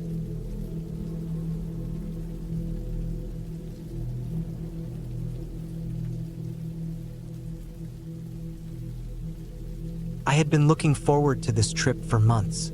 After the constant grind of work, the noise of the city, and the never-ending bustle of people, I needed a break. My name is Lucas. I'm 34 years old, and I live in Oregon. It was late September 2008 when I decided to rent a small cabin in the Cascade Mountains for a week of solitude. The plan was simple: pack some food, a few books, and just disappear into the woods. The cabin I rented was about 2 hours outside of Eugene, tucked away near a small lake. It wasn't fancy, just a one-room wooden building with a fireplace, a bed, and a small kitchen. There was no cell phone service, no internet. It was the perfect escape. I arrived just before sunset, the fading orange sky casting long shadows across the tall pine trees. The air was crisp and smelled like earth and pine needles. I parked my old truck beside the gravel path leading up to the cabin and unloaded my bags. The place was quiet except for the soft sound of leaves rustling in the wind and distant birds settling down for the night. Inside, the cabin smelled like wood smoke and dust. I opened the windows to let fresh air in and unpacked my things. The bed was old but clean, with thick blankets folded neatly at the foot. The kitchen had a small propane stove and a rusty kettle. I found a stack of firewood piled outside, so I brought some inside and lit the fireplace to warm up the room. The first night was peaceful. I cooked some canned beans on the stove, drank black coffee, and read a book by the fire until I grew too tired and went to bed. The silence outside was complete. I couldn't even hear a car or a plane. It felt like I was the only person left in the world. Over the next few days, I spent most of my time hiking the trails around the lake and exploring the forest. The trees were tall and thick, their branches creating a dense canopy above. The ground was soft with moss and fallen leaves. I saw squirrels, deer tracks, and once a fox darting across a clearing. During the afternoons, I sat outside the cabin with a notebook, writing down my thoughts and sketches of the landscape. It was exactly the kind of quiet I wanted. On the fourth day, the weather changed. The sky turned gray and heavy clouds rolled in by mid-morning. I was walking a trail about a mile from the cabin when the first drops of rain began to fall. The path became slippery, and the rain thickened quickly, so I turned back toward the cabin. When I arrived, soaked through, the fire was still smoldering in the fireplace. I stripped off my wet clothes, dried myself as best I could, and set to drying my boots by the fire. That night, the rain came down hard, drumming on the metal roof. I listened to the storm while wrapped in a blanket, a little uneasy but mostly comforted by the sound.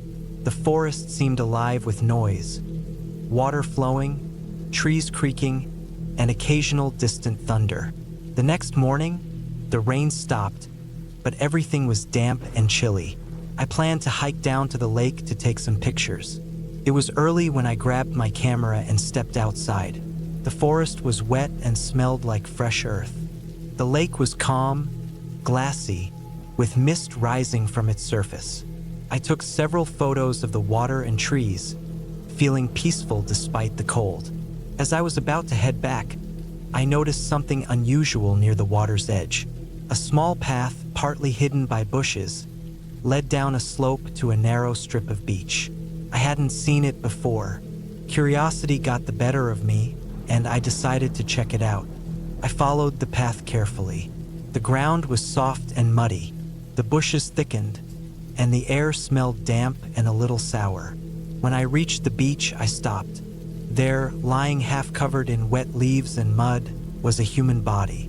At first, I couldn't believe what I was seeing. The body was mostly hidden, but I could make out a face turned to the side, pale and swollen, eyes closed. The clothes were torn and dirty, soaked through. The skin looked cold and stiff. My heart hammered in my chest as the reality settled in. This was a dead person. I stepped back slowly, my breath catching in my throat. The rain from the night before had washed away any footprints except mine. The body was obviously there for some time, maybe days or weeks. I noticed bruises on the arms and dark stains on the shirt that looked like dried blood. The mouth was slightly open, and there was a faint smell, something sour and metallic. Fear began to spread through me like a cold wave. I had never seen a dead body before, and the sight was worse than anything I could have imagined. My mind raced. I thought about calling the police, but I had no signal at the cabin, and the nearest town was miles away. I tried my phone anyway, nothing. No bars, no way to reach anyone. I sat down on a nearby rock, trying to steady myself. My hands trembled as I took out my jacket to cover the body, hoping to protect it from birds or animals until I could get help. I forced myself to calm down and think. Panic wouldn't help. The first thing I needed to do was get back to the cabin. I carefully retraced my steps, avoiding the muddy path, and kept an eye on the surroundings. The forest seemed darker now, even though it was still morning. The clouds were thick and low. Back at the cabin, I locked the door and sat by the window, staring out at the trees. The image of the dead body was burned into my mind. I thought about who this person could be. A missing hiker? A victim of foul play? Or maybe someone who died from exposure and no one had found them. I knew I had to report it, but without signal, I was trapped. I tried to remain calm and thought about walking to the nearest ranger station, which I knew was about 5 miles away down the main road. It wasn't an easy trek, but I felt I had no choice. I packed a small bag with water, a flashlight, and my phone, even though it was useless here, and started out. The rain had stopped, but the forest floor was slippery. The trees loomed overhead, casting strange shadows. I kept looking behind me, half expecting to see someone following, but there was only silence. The walk took longer than I expected. The forest grew denser, the trail narrower and less clear. After nearly 2 hours, I reached the edge of the woods and saw the gravel road. Relief flooded me. I started walking toward the ranger station. It was a small wooden building with a porch and a single lamp flickering. I knocked on the door, hoping someone was inside. After a moment, an older man answered. He looked tired but alert. I quickly told him about the body by the lake. He listened carefully, then said he would call the sheriff. He handed me a warm cup of coffee and asked if I was all right. I nodded, though I still felt shaken. The man told me to wait inside while he made the call. About 30 minutes later, a sheriff's deputy arrived, followed by 2 officers. We went back to the cabin together and then to the lake. They carefully examined the area, took photographs, and marked the spot where the body lay. They thanked me for reporting it and said they would investigate immediately. Over the next few hours, they questioned me about everything. When I arrived, what I had seen, and if I noticed anyone suspicious. I told them the truth. I was alone, no one else around. They seemed to believe me but looked serious. The body was taken away for autopsy. The sheriff deputy drove me back to my cabin to gather my things. I told them I wanted to leave, but the road back to Eugene was closed for repairs, so I stayed the night with the rangers in the station. The next day, I left the woods with a heavy heart. The experience stayed with me. The silence of the forest, the sudden shock of finding death so close, the helplessness of being isolated. It was a reminder that the wild is not always peaceful or safe. People can disappear, sometimes without a trace, and the truth is often harder to face than any ghost story. Weeks later, I read in the local paper that the body was identified as a missing man from a nearby town. He had been reported missing for over a month. The The cause of death was exposure combined with an old injury. There was no sign of foul play, just a tragic accident. I never returned to that cabin again, but the memory of that rainy morning by the lake stayed with me. A sharp, clear moment when the quiet of the woods was broken by the cold reality of death.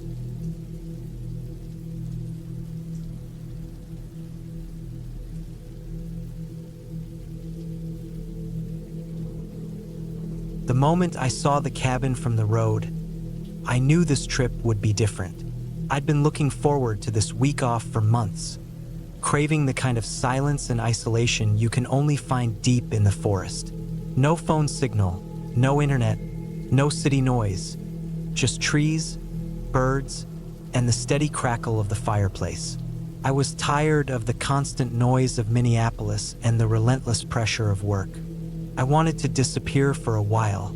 I had chosen a small cabin near Lake Vermilion, a remote area where people came to fish and hunt, but few lived year-round. The place was an old, weathered structure, built mostly of rough pine logs. It sat tucked between a handful of ancient pines, their branches thick and tangled. The roof sagged a little, and the paint was peeling from the window frames. The porch was cluttered with an old rocking chair and some rusted tools. The place smelled of wood smoke, damp earth, and something faintly sour. Moss, maybe, or the rotting leaves piled in the corners.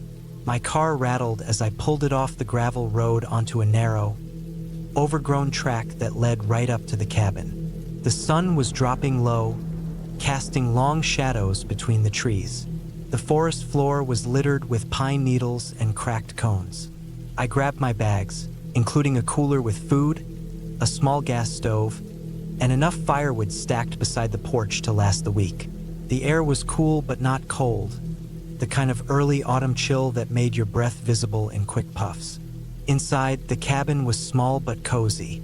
The main room had a wood stove, a rickety table with 2 chairs, and a fold-out couch. The kitchen was tiny, just a sink and a narrow counter, with a couple of shelves holding dusty cans and boxes. There was a small bedroom off to the side with a bed and a thin blanket, and a bathroom with a cold water tap but no shower. I unpacked slowly, taking my time to get settled. Lighting the stove was easier than I expected, and soon the cabin filled with the comforting smell of burning pine. I opened a window to let in the fresh air, though I closed the door firmly behind me. Outside, the woods were growing darker, the last slivers of sun sinking behind the hills. That first night, I lay awake for a while, listening to the forest. The wind whispered through the pines, and far off, an owl called softly. Somewhere nearby, a deer shuffled through the underbrush. The quiet felt heavy and thick, almost like the woods themselves were watching me. The next day, I woke early, the smell of damp leaves drifting in through the cracked window. I made coffee on the stove, poured it into a chipped mug, and sat on the porch, watching the mist roll off the lake. The water was calm and mirror-flat, reflecting the pale blue sky and the treetops. A single loon cried out, sharp and lonely. I spent the day exploring the trails around the cabin, following paths worn by hikers and hunters. The forest was dense, the trees towering and close, with tangled roots and moss-covered stones. Sometimes I spotted small animals, squirrels darting up trees, a fox slipping silently through the undergrowth. The smell of pine and damp earth filled the air, mixed with the faint sweetness of wild berries and the sharp tang of crushed leaves underfoot. I felt a strange sense of peace in the solitude, but also a growing awareness of how far away I was from anything familiar. My phone had no signal at all, and the only sounds were natural ones, except for the occasional distant hum of a passing truck on the main road. I felt free but also small and exposed. Back at the cabin, I cooked a simple dinner on the stove. A tin of chili warmed over the flame. I ate quietly, the silence pressing in around me. As night fell, I gathered firewood from the stack and fed the stove until the cabin glowed orange and warm. Outside, The forest had fallen completely silent. Even the owls seemed to have stopped. That night, I fell asleep quickly, exhausted from the day's walk. On the third day, things started to feel different. It began with small things, unusual noises outside the cabin after dark, like the snap of a branch or the rustle of leaves. At first, I told myself it was just deer or raccoons. I reminded myself I was in the woods, and wild animals lived here. But then, I found something strange. The door to the cabin, which I had locked tightly the night before, was slightly ajar when I went outside in the morning. The lock wasn't broken, and nothing seemed stolen, but I was sure I had locked it. I checked the windows. They were closed and intact. The firewood stack was still there, nothing disturbed. My bags and supplies inside the cabin hadn't been touched. The feeling of unease grew, but I told myself I must have forgotten to lock the door properly. Later that day, while walking a trail near a small creek, I spotted footprints in the soft mud. They were large and heavy with deep impressions. Nothing about them looked like animal tracks. They were human. I traced them back toward the cabin. For the first time, the isolation felt threatening. I didn't tell anyone, of course. There was no signal, no way to call out. The cabin was too remote. I felt a tightening in my chest, a cold nervousness creeping into my bones. That evening, I double-checked all the doors and windows, barricading the door with a heavy chair just in case. I sat by the stove, a loaded hunting rifle resting across my lap, feeling foolish but also oddly reassured. On the fourth night, the noises started again, louder and closer. At first, just distant snapping branches and the faint crunch of leaves. Then, around midnight, I heard heavy breathing outside the cabin, just beyond the porch. I froze, heart pounding. The breath came again, slow, deliberate, like someone waiting. I grabbed the rifle and slowly moved toward the window, careful not to make a sound. Outside, the shadows shifted among the trees. I saw nothing at first. Then, a figure stepped into the pale moonlight. He was tall, wearing a dark jacket and jeans, his face mostly hidden by a hood. He stood just beyond the edge of the porch, watching. I didn't move or breathe. I tried to stay calm. The man didn't speak or make any move. He just stood there for a long moment. Then, as suddenly as he appeared, he slipped back into the trees. I spent the rest of the night awake, watching every shadow, waiting for dawn. In the morning, I found fresh footprints around the cabin. Not just one person, but several. They circled the cabin slowly, like they were searching for something. My blood ran cold. This wasn't random anymore. I packed my gear quickly, but as I loaded the last bag into my car, I heard a noise behind me. A twig snapping, quick and sharp. I spun around, rifle raised. No one. I got into the car and started the engine, my hands shaking. As I drove down the gravel track, I looked in the rearview mirror. The trees blurred past, but I thought I saw movement. Figures slipping between the trunks, watching. I never returned to that cabin again.